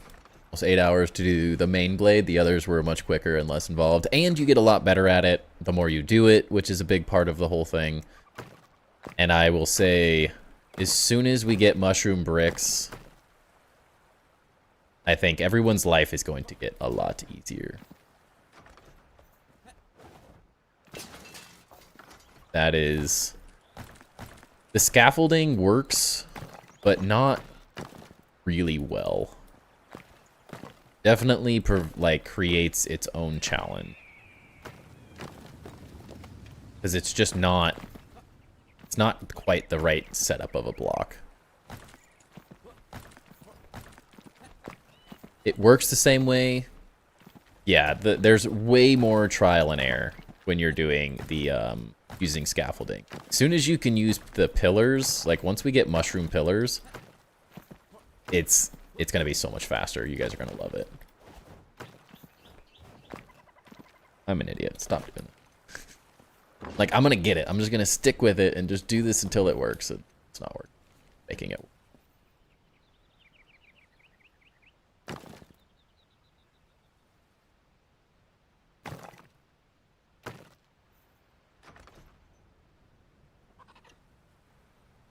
Yeah, the hard part about the scaffolding specifically is that it doesn't line up. Like, you have to imagine the wall you're placing, because the walls place on the outside of the scaffolding. But when you're placing a mushroom pillar, it's on the same plane. And so you can just line the two corners of a mushroom pillar up and everything just connects perfectly. And so it makes it so much easier. Some very subtle multi-gridding building in the Japanese castle. I can't stop doing the little half-height pebblet trim around my walkways ever since I started to do it. Yeah, that and the the diagonal bridge is like... Although I do really like some of the, like, massive off-grid things, there's something about those, like, the really subtle ones where it's just like, oh, what an effect. Like that, your bridge is the perfect example of it, where it's like, you look at it and you're just like, that just feels so natural. And it's such a simple little addition to do, which makes it even so much cooler in those situations. I love the big builds that are like, just absolutely excessive with it as well, but I think when it's used sparingly, it creates a really interesting effects.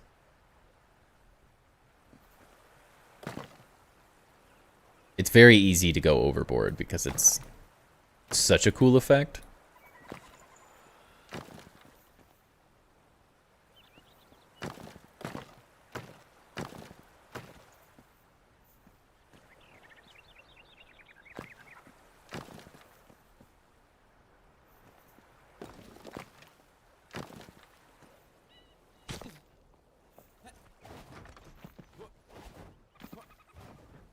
There's a lot of really cool uses for it.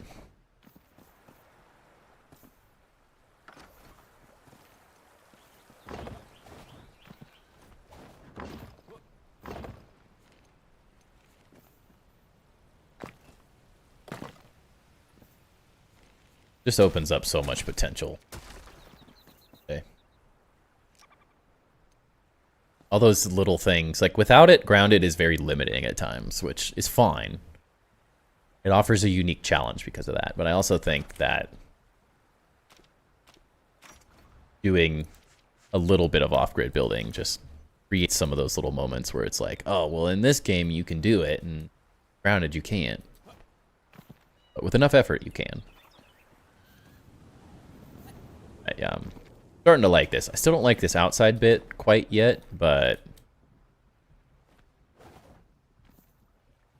a little too much white. Polished white block. Just a bit. Not sure quite yet how I want to make that work. The castle base you reviewed last week was also a great example. I really liked their walkways. Yeah, that was Frostbit.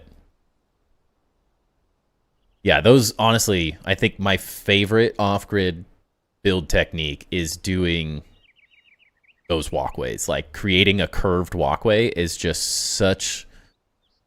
It's just that thing that, like, you always want in Grounded, is like a slow curve of some kind, and it's just physically impossible otherwise. And it is like one of those things that when you pull it off, it is exactly what the game really needs. But you'll never be able to do it without the off-grid portion. So it works really well. Oh no, you missed stream. Tamsi, welcome in. Well, we'll give you a little review of what we did as it becomes the perfect time, because this thing looks so nice at night. I absolutely love the way this turned out at night. It looks so freaking good. The like subtle glow of the water. Of course the water's being a little jank on this side, but other than that, like, oh, I love it.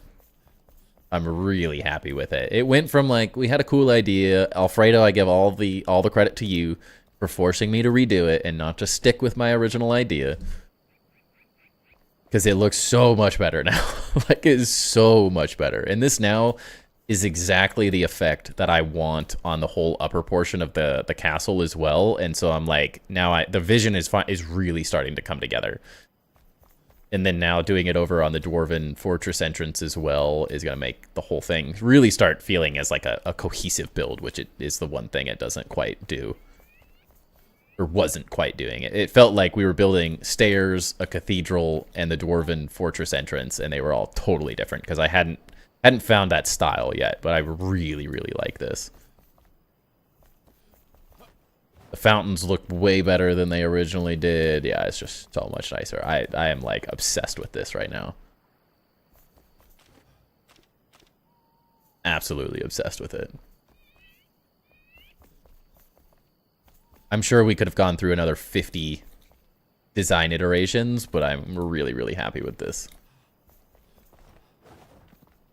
Sometimes the convoluted, ridiculous iteration process that I go through actually works. When it does, it's really cool. Now just imagine the cathedral up here.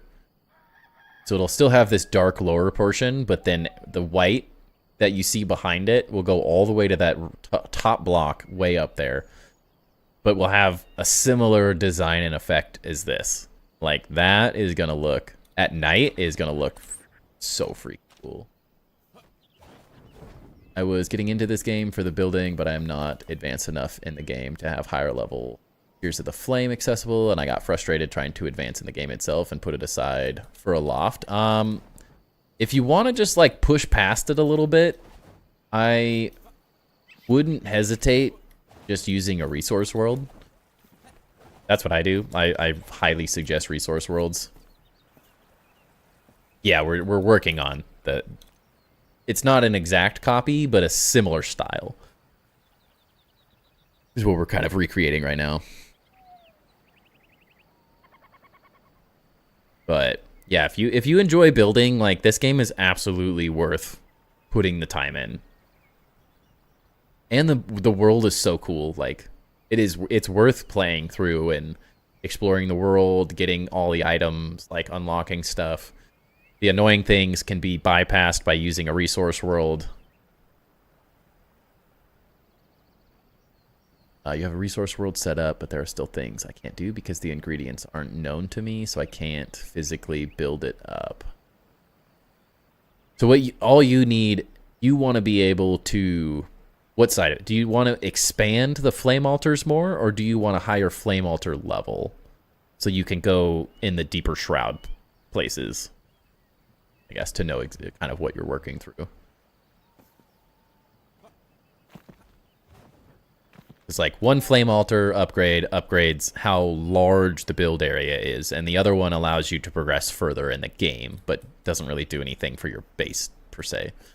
If all you're looking to do is build, you can just take the items from resource worlds, and you don't actually have to do anything. You just might have to, if you can't build your altar big enough, you might have to move them around. But you can move the altars at any time. You just have to place another one near it so your base stays within the build area, essentially.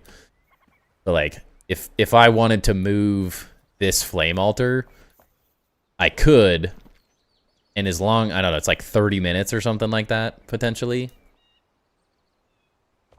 But, so if I removed this, I would have 30 minutes to essentially, like, say, the only thing built was this little graveyard-looking thing.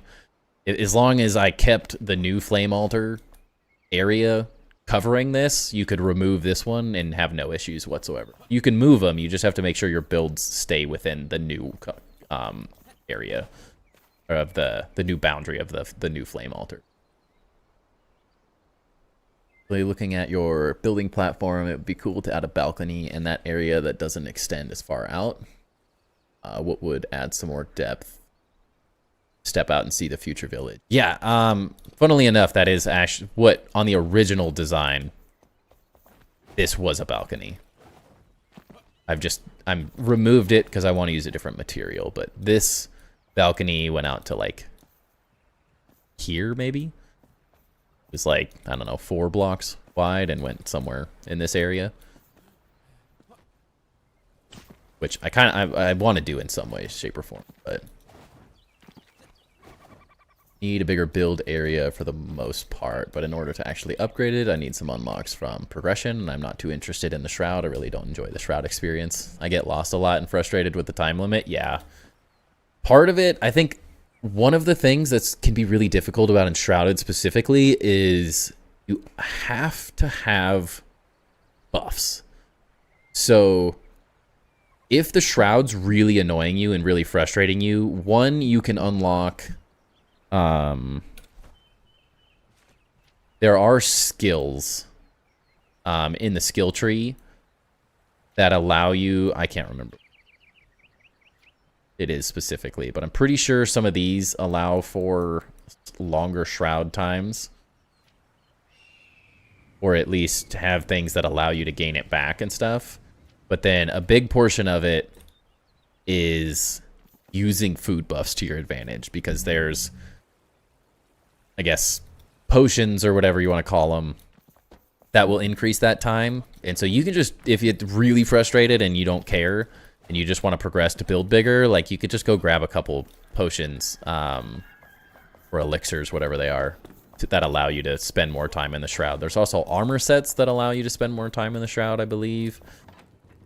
Similar, like...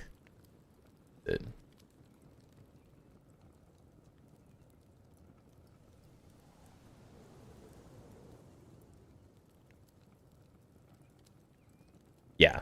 No, this one's minus time.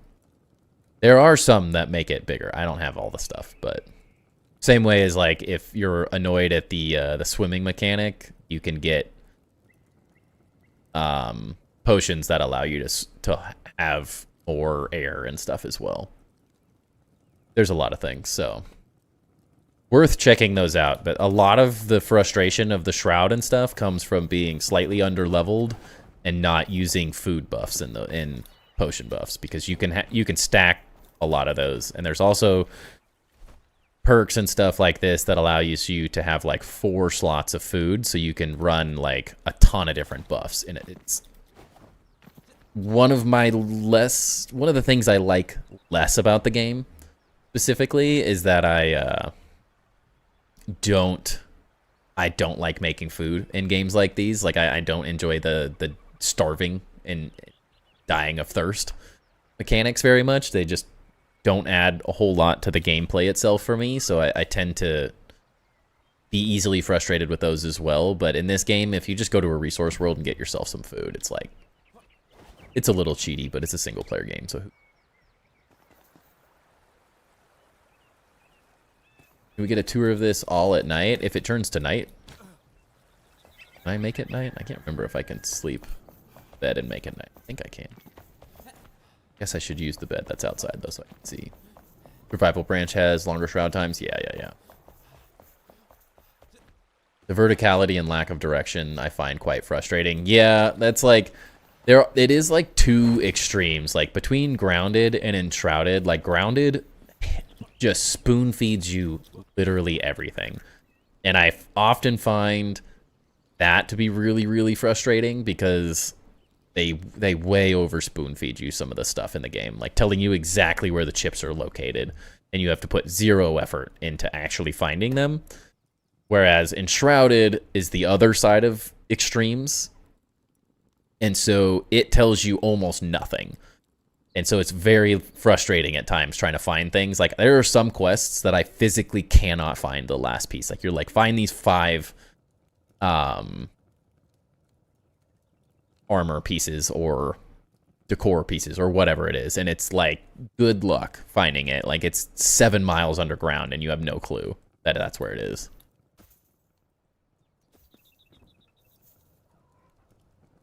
It can be very frustrating. Changing your world settings will give you more time and make enemies a lot easier. True, yeah, that's a huge one. You have to be in the main menu, which is, I think, why some people tend to miss it. But absolutely make your game custom. Play the game how you like playing it. I have the majority of these things set to their standard amounts. But, like, for me, the stamina was driving me insane. They nerfed it to high hell. I already was incredibly frustrated with the stamina mechanics in this game because it felt like you were always waiting for your stamina to come back. So I cranked that up because when they nerfed it and made it even worse and even more food dependent, I was like, no, not happening. And then you can also, like, I don't play with starvation anymore because it is really annoying when you're just building a base and you're constantly starving. But you can, for a portion of time, if you don't want to mess with the shroud, you can change the shroud stuff. I hate games that, like, when you lose your backpack on the ground, that's one of my I absolutely hate it because I'm always falling to my death, just screwing around and doing things, even just in my base, and I hate dropping stuff everywhere, so I turn that off.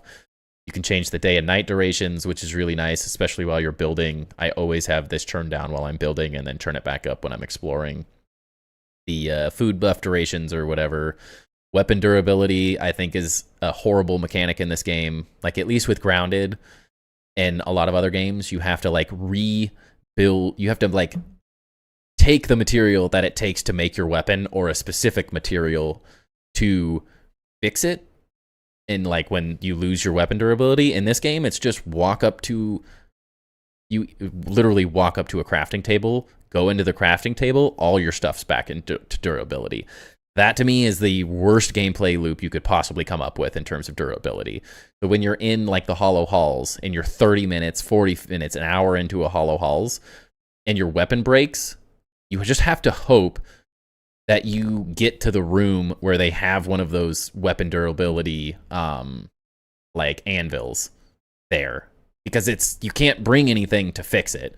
So you have to either, like, leave or have 15 weapons with you. And so it's like, it offers absolutely no interesting gameplay mechanics. It's just, did you make it to the crafting table that they put halfway through the dungeon?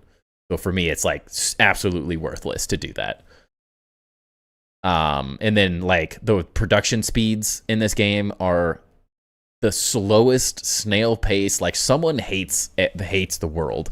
Whoever came up with how it's like 5, some of them are minutes long, 2-3 minutes long to make 5 of something, and you're like, that's absolutely ridiculous. So I've cranked all those up. They take way too long. And then the majority of the other stuff, like the mining damage, no one wants to sit and mine for 6 years either. So I change a lot of those ones because I find that the way they're currently done does not add anything fun to the experience. It's like they got trapped in the survival mentality that, like, it has to be difficult you're surviving, instead of how does this offer an interesting gameplay mechanic that you have to deal with. Which is why, like, I often find that the starvation mechanic, now they've done a good job in the sense that the food buffs are really good because there's so many interesting food types and stuff, so that part of it's kind of interesting and it gives you absolutely meaningful buffs. So that's an interesting gameplay loop. It's just something I don't personally like. But yeah, the weapon durability thing is, like, just lame. If someone just saying it needs to be hard and not hard to be technically difficult and, like, takes skill. This is where my personality is at odds with myself. I want things to be easier, but I try not to make things too easy because I feel kind of like I'm cheating.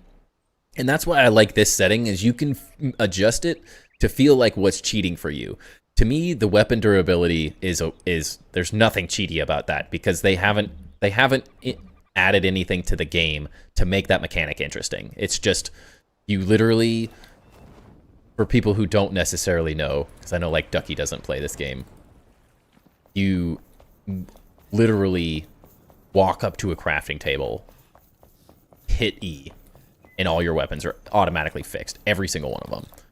Like that, all items repaired.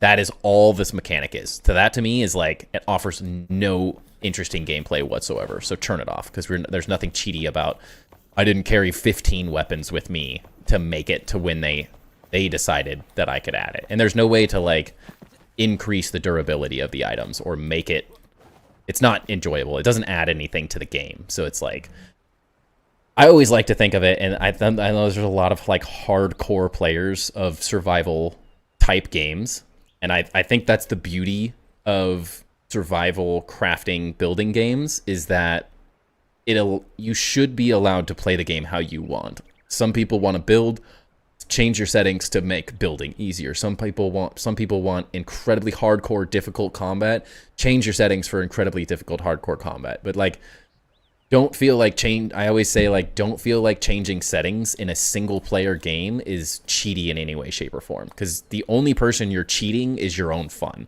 So if you find a game mechanic really, really infuriating, just remove it. It's not worth the headache to say like, oh, I play the game in hardcore, so I'm cooler than everyone. Like, it's such a lame, it's one thing to be like, I play a multiplayer first-person shooter game, and I'm incredibly good, and I'm a top 100, and I've grinded, and I only played solo queue. I don't play with people to, like, climb the ladders or whatever. Like, that's a totally different situation, but, like, in a single-player game setting, change the settings to the way you're going to have the most fun. And that means some of them you're not going to adjust. Because, like, for me, I do like some of the survival combat aspects. I don't want to make the combat easier for myself, but I don't want to make it arbitrarily harder for literally nothing, no gain at the same time. Food system is great, forcing you to use different type of nutrients. Yeah, and I think it's really good. I just personally don't like food mechanics in any game ever. I just don't like starving because I spend 900% of my time standing in a base. And so it's really frustrating to starve constantly when I'm not even playing the game necessarily. I'm like in my own little world here. And I'm just starving for no reason. So like those things are where I tend to change it because I play the game in a very unique way compared to the majority of players. Ducky, but when it's night, I can look at the tour. Still not night. Ways to go. Use different weapon types in Grounded due to the weakness of the mobs. I think that is much more consistent with RPG games, both paper and pencil, as well as video games that seem much more of a natural way to force weapon usage. Yes. And like this game doesn't really have that same effect. There are weaknesses in terms of like the new water enemies are weak to electric. So you can kind of do some of it, but it's not as big of a part of the game. It kind of is more based on how you build your skill tree out, is what type of weapon you use. Which is in a different way kind of fun.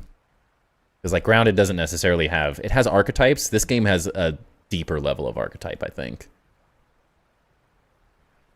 Some weapons in this game are halfway destroyed by the time you get to the quest area. Yeah, exactly. And the weakness are explicitly evident here, yeah. You've done the Dragon Youngling on anything above custom, you'll need 2 weapons. Yeah, and for me, I'm like, that's just like a boss fight where if I can't have a weapon last for one boss fight, like that is not a fun gameplay loop for me. I don't want to bring 2 of the same thing just to make it through a fight. Really what makes single player the best type of games. They are games after all. Yeah, exactly. There are flame versus ice weaknesses, but it isn't too varied. Yeah, it's just a little bit. And it's like shock. Weaknesses in Enshrouded are a suggestion. Yeah, barely makes a difference except for defense types. Yeah, that does feel... It's a little bit of a difference, but it's not enough that you're going to like change the entire way Like, oh, if I go to the Blackmire, I'm going to use this weapon. And if I'm going to go to the Veil Water, I'm going to go to this type of weapon. And I'm going to change my entire skill tree. You kind of just play the game how you want to play it. And I feel like because they have this ridiculous skill tree with so many options, they're telling me to play the game exactly how I want to play the game. I can skill into half of a battle mage, half of a one-handed weapon, like bash your face against things with a crit heal, and like someone else wants to be a tank and someone else wants to be an archer, and like half an archer and half a mage, or half a mage and half a battle, like whatever it is. There's so many different options in it that in my mind, like the optionality in this whole thing is they want you to play the game how you want, and so that's why those settings exist in the first place. They wouldn't give us all those settings if they didn't expect us to utilize them to a certain degree. So I always try to tell people, at least, like, there's nothing cheaty about changing the settings. If they offer the settings in the game, then they fully expect you to use them. At least in my mind, that's how I see it.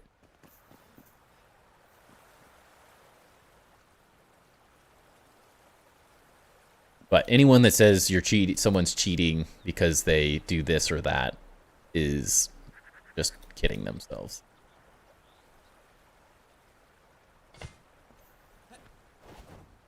That's my 2 cents on it.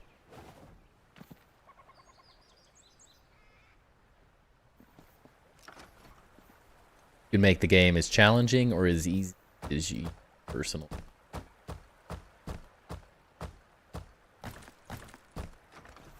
And I am masochist in my own way for a challenge.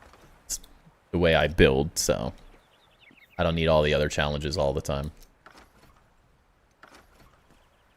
Going to implement the varied angles in the cathedral? Probably, in some way. It's going to be... not stay.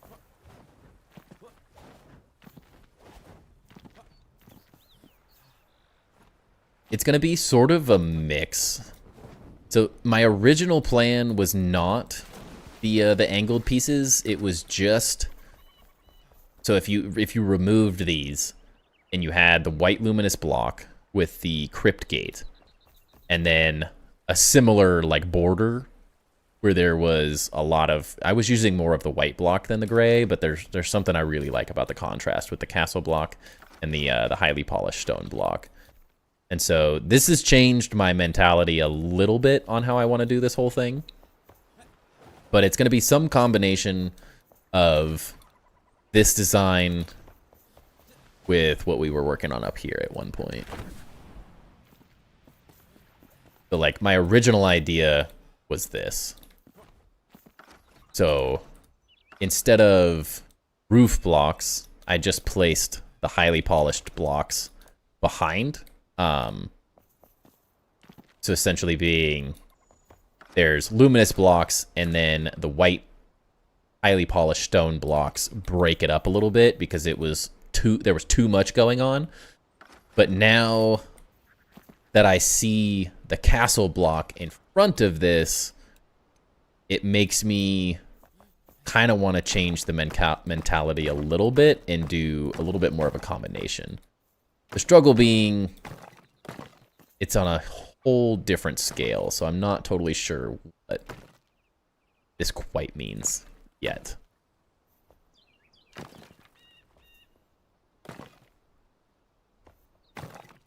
But some kind of combination. I do like, in many ways, the way this breaks it up, because originally the idea was that by taking out a few of the highly polished, or a few of the luminescent blocks, it would kind of break down how overwhelmingly bright it was, but now this is just kind of a better way of doing it, so it'll be some combination. I don't necessarily think I'm going to do this stuff behind anymore, though, now that I've seen this. I think this just looks more... It breaks it up a lot better, the way I originally wanted to, in many ways. So it will probably be on a much larger scale, though. Because, I mean, the upper tower is probably going to be, like, this whole size. But it's also going to taper similar to, like, how the top of this does. So it'll get skinnier and skinnier as it goes up. So I don't necessarily know, but it should have something like this where you see the big white wall up there. But it won't be an exact carbon copy of that. It'll be, like I've been looking at. A lot of people have seen this, but I saw this on the Enshrouded Discord the other day and really liked these crazy patterns. Now, this roof block works differently than the roof block I'm using, so it's not gonna be exactly the same. And my scale is like 4 times this size, so these kind of ideas are what I want to go for, but on a way larger scale. So it's gonna be some trial and error to figure out exactly what it's actually doing. Not 100% sure at the moment, but I'm gonna utilize it in some way because I want everything to feel like a similar design between each building. Like, I don't want it to be, here's a build, there's a build, there's a build, there's a build, there's a build, and they all look totally different, and it just becomes this hodgepodge kind of mess. So they'll, similarly to how this is the same technique, but the overall pattern's very different. Obsidian's RPG elements in a game with building like Enshrouded would be a godsend. It really would. And then all procedurally generated, though. Perfect game. That's all we need. Can't even imagine the fountain flowing through the rock as looking better than the 2 wall fountains. It looks so good how it turned out, right? I'm really happy with it. But it was you're pushing me to test other ideas, which really did it. Right? Fountain has a blockage. Yeah, I noticed that. Unfortunately, the water is not super consistent yet. So, like, half the time, you just stand here and it'll load for no reason. I also haven't really... I kind of just turned these on and didn't really mess with them because they... But you never really know. If you walk away from something and get too far away, sometimes it just decides that all of a sudden it's now going to do something different than it was doing an hour ago.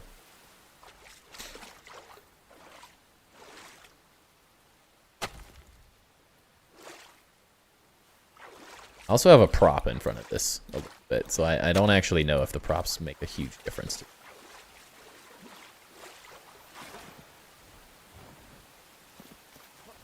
That was something we were testing, that potentially the props were going to mess it up, but I don't think they actually are. Yeah, you never know. It just started again. We didn't even do anything. I had just undid what I just changed back there, and it started working perfectly again. Sometimes it's just look away. Look away for 30 seconds and it'll be back to normal. Would it be a bad idea to keep the cathedral and the fountain wall white, but add the blue block instead of the white to match more of the crystal courtyard? I think part of it, I want the contrast between them in many ways. So the idea being that when this was built, the blue was not here. So like this is something that happened 100 years down the history of this city or this kingdom. And so although the blue would look cool with the blue, I want the blue to be like its own individual element in every way possible. Because the idea being that this kingdom was all built. Naturally, we built the blue part that's taking over everything before everything else, which is kind of a funny concept. But I'm kind of building the whole thing backwards in terms of how it would really have been built. But the idea being that this whole kingdom and everything, the library, museum, all the city and everything was built. And then through their greed over the years by going into the Misterberry Catacombs crypt, and opening up this chest, they released the blue luminescent what is this thing called? The shroud block, whatever. Luminescent growth. And so that's something that's happened after all of this was finished. And so keeping the concept of like the blue being something that sticks out specifically as like a really high contrast, I guess is what I'm doing. Is my goal with it. I was upset with the water containers at first, but now I understand since I've progressed. Yeah, I think there's a lot of stuff with the water that just is trial and error and kind of testing things to figure out how it works. But overall, I found it to be pretty dang good. Yeah, with the lore, it definitely makes sense to have the blue on more natural structures, like an infestation. Exactly, yeah, it's an infestation, exactly how I want it to be. So I want it to read, when you see that blue, it reads as like, hold on a second, what's happening there?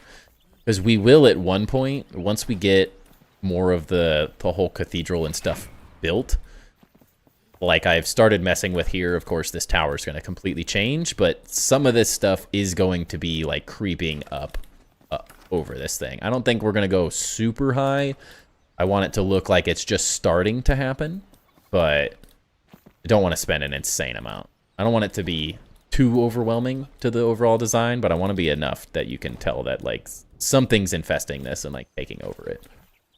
Have you dived into the lore a lot? A little bit.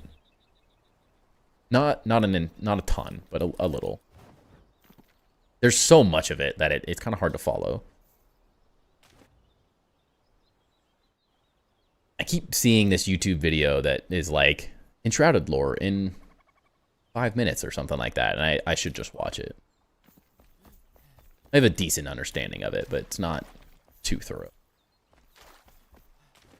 Yeah. Well, Ducky, are you okay with the daytime tour? That looks dope. Thanks, Peaks. Welcome in, by the way. It's coming together. It's really coming together now. The details are finally starting to work. I found this is like, by finally getting this figured out, I finally know the direction I want to head with this and how I want to rebuild this now, too. So it's working. We're getting there.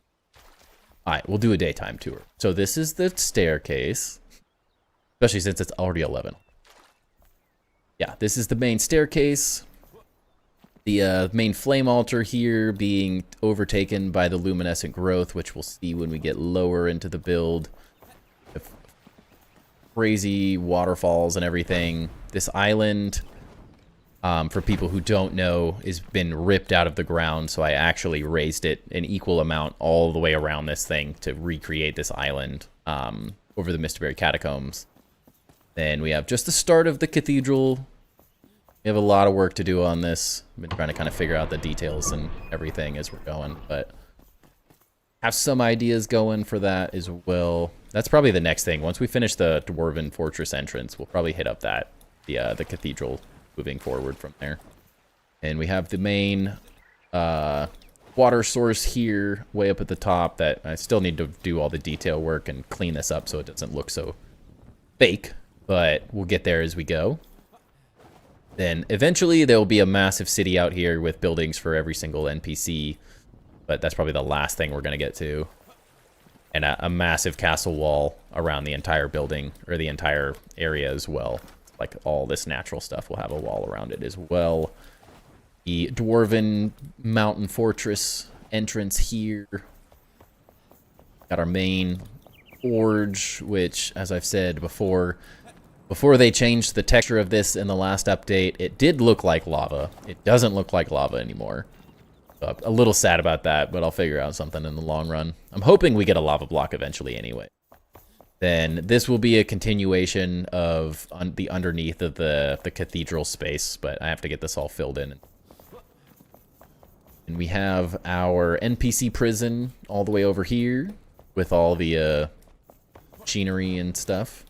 Have all the NPCs trapped in here, all their beds together. I can't be bothered to make them houses yet, so they have to stay put. Then still finishing this up, kind of figuring out how this whole upper room is going to work and stuff.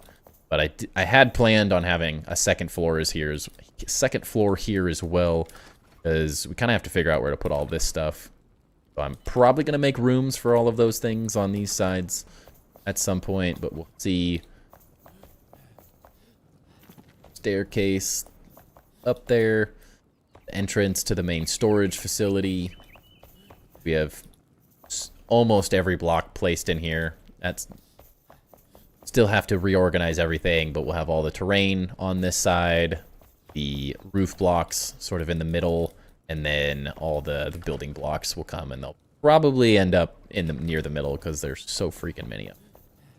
And then the upstairs of this area is more storage. This is where all the decor items are going. And I'm not totally sure how we're laying this out or finishing this. This is a fairly new addition to the whole thing. But pretty happy with it, how it's turning out so far. And then the last thing... God, I forget this thing is down here half the time. But we also have our massive armory down below as well. We have, outside of the new armors added with the Veil Water stuff, we have every armor piece shown off. And we may have every weapon shown off, but I also think there might be so many weapons that we're not going to have enough room to do that. So we'll see what happens. But this was a really fun space to design. Had a lot of fun with it. And that used to look like lava pouring out of the mouths of these, but not quite anymore. And then the idea of the island being ripped out of the ground is mainly stemming from this area, which is, this is the Misterberry Catacomb. So everything here on the other side of this is stuff the developers built. Everything here but the blue luminescent growth and the stairs that go up into the armory space was all pre-built. But the idea being that the castle, the owners of the castle or the kingdom or whatever, king, opened this crypt and then stole the, because technically one of the quest items in the game is to get there's like a weird glowing blue shield that you get from getting this. And the idea being that when you did that quest, you come in here, you open it, and then you released everything. And so what I love about this is the altar that's right up, the flame altar outside with the cool little graveyard type thing built around it is placed directly above this room on purpose. So it's literally right above us. And this went up and is corrupting the flame altar from within. Since typically the flame altar is what's protecting you from the shroud and stuff. And this being, because of their greed, it is now being taken over from the inside. But it was a really fun little build to do that. And so you can kind of see these elements of that blue corrupting and taking over more of it. First time seeing this? Nice, yeah. That was a lot of fun. There's a lot of kind of lore and ideas that I have running around this city, so it'll get more interesting as we go. Headlore lava use flow through the Great Forge, build the crystal rot spread. Yeah, that could be it. It just looks so cool. It looked so freaking cool before they changed that texture. And yeah, for right now, that is all we have built. Lots to come, though. We will literally be filling every square inch of this. Like, up, we're going to have a massive build here.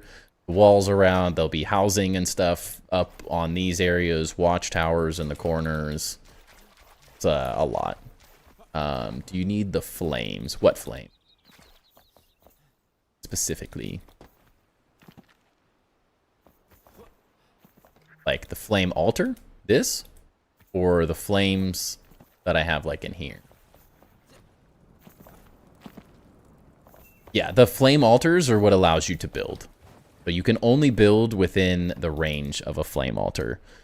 So as you can see here, the yellow line is the base size of a flame altar. You can upgrade this a lot more, though. But my build is so big at the moment that I'm currently using 4 of these just to cover. I mean, we're going way, way out here. Like, my entire area is, like, out in this area. So it's overkill, but it just worked placing it in the 4 corners of the mountain, and then I placed them so you can't get to them. And then I used this main one. I used a 5th one kind of as a waste, but this is my main teleporting point as well. So, you don't need this many to build this big, but you could be more efficient. And if you don't, you cannot build in the game without these. Is the only thing. You can't use the construction hammer, which is what you use to build. You can't use this unless you're within the area of a flame altar. So essentially, you can build anywhere on the map, but you can't just build at any time. Like you can see here that this is the edge of my flame altar. But out here, I can't use this tool at all. Can't use technically any of these tools. Can't even get into the little... You think that... Yeah, like right there. But yeah, needs building area. How that works. I also want to build something cool with the very catacombs entrance there, but...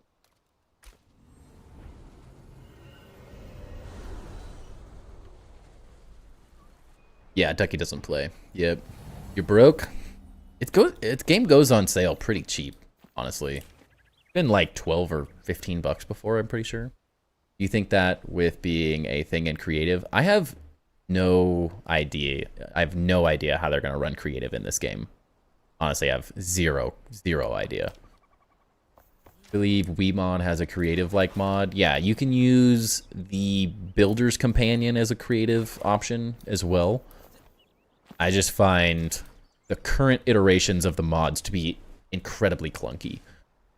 They are not very intuitive to use. They work. They offer some incredible building, like the amount of building stuff some of them add, like they're really cool. The photo modes, the things that you can do with them are really cool, but I just didn't really enjoy the process of using them. But like I'm gonna have to use like the Builder's Companion and stuff to get like in-game footage at some point. I've used the Builder's Companion a little bit, but not a whole lot. I didn't like using the items from it, since a resource world for me is easier, and I like using the vanilla items versus the ones that no one else can do. That was like so many times I've gone into the Enshrouded Discord and been like, oh my gosh, what item is that? And they're like, oh, it's from the Builder's Companion. It's a column you don't have in the game. And I'm like, well, I don't want to use that. I want to use items that are in the game. I want to build. I'm not building in survival, but I want to build things that only can be made in the like base game. As cool as the items are that you can use with the mods, I don't like using things that the whole player base can't use. Most people are not going to build a survival base this big by any means, but at least everything can be built in the base game survival without having to adjust any. You just would have to be insane to collect this much material. But seeing as it is 11:15 already, I'm going to call it here. I appreciate everyone hanging out with me for the night. As always, a great time. If you're not part of the Discord, make sure to join it. There's an awesome build community in there. Awesome builders building Engrounded, Enshrouded, Minecraft, people playing small lands. There's all sorts of people building in all sorts of different games, and we have chats for different games and everything as well. It's a great place to get advice, get opinions, have people help you out, people play together and join builds together all the time, it seems like now. So it's we have a thriving, really fun community of awesome, really helpful builders in there. If you haven't, make sure to like and subscribe on the video, subscribe to the channel on YouTube. Please follow me on Twitch as well. It really, really helps. We will be back on Tuesday, 7 p.m. Pacific Standard Time. I stream Tuesday, Wednesday, Thursdays, 7 p.m. to usually about 11 Pacific Standard Time. But other than that, I will catch everybody on Tuesday. I hope everyone has a great, amazing weekend. I'll see you all. Peace.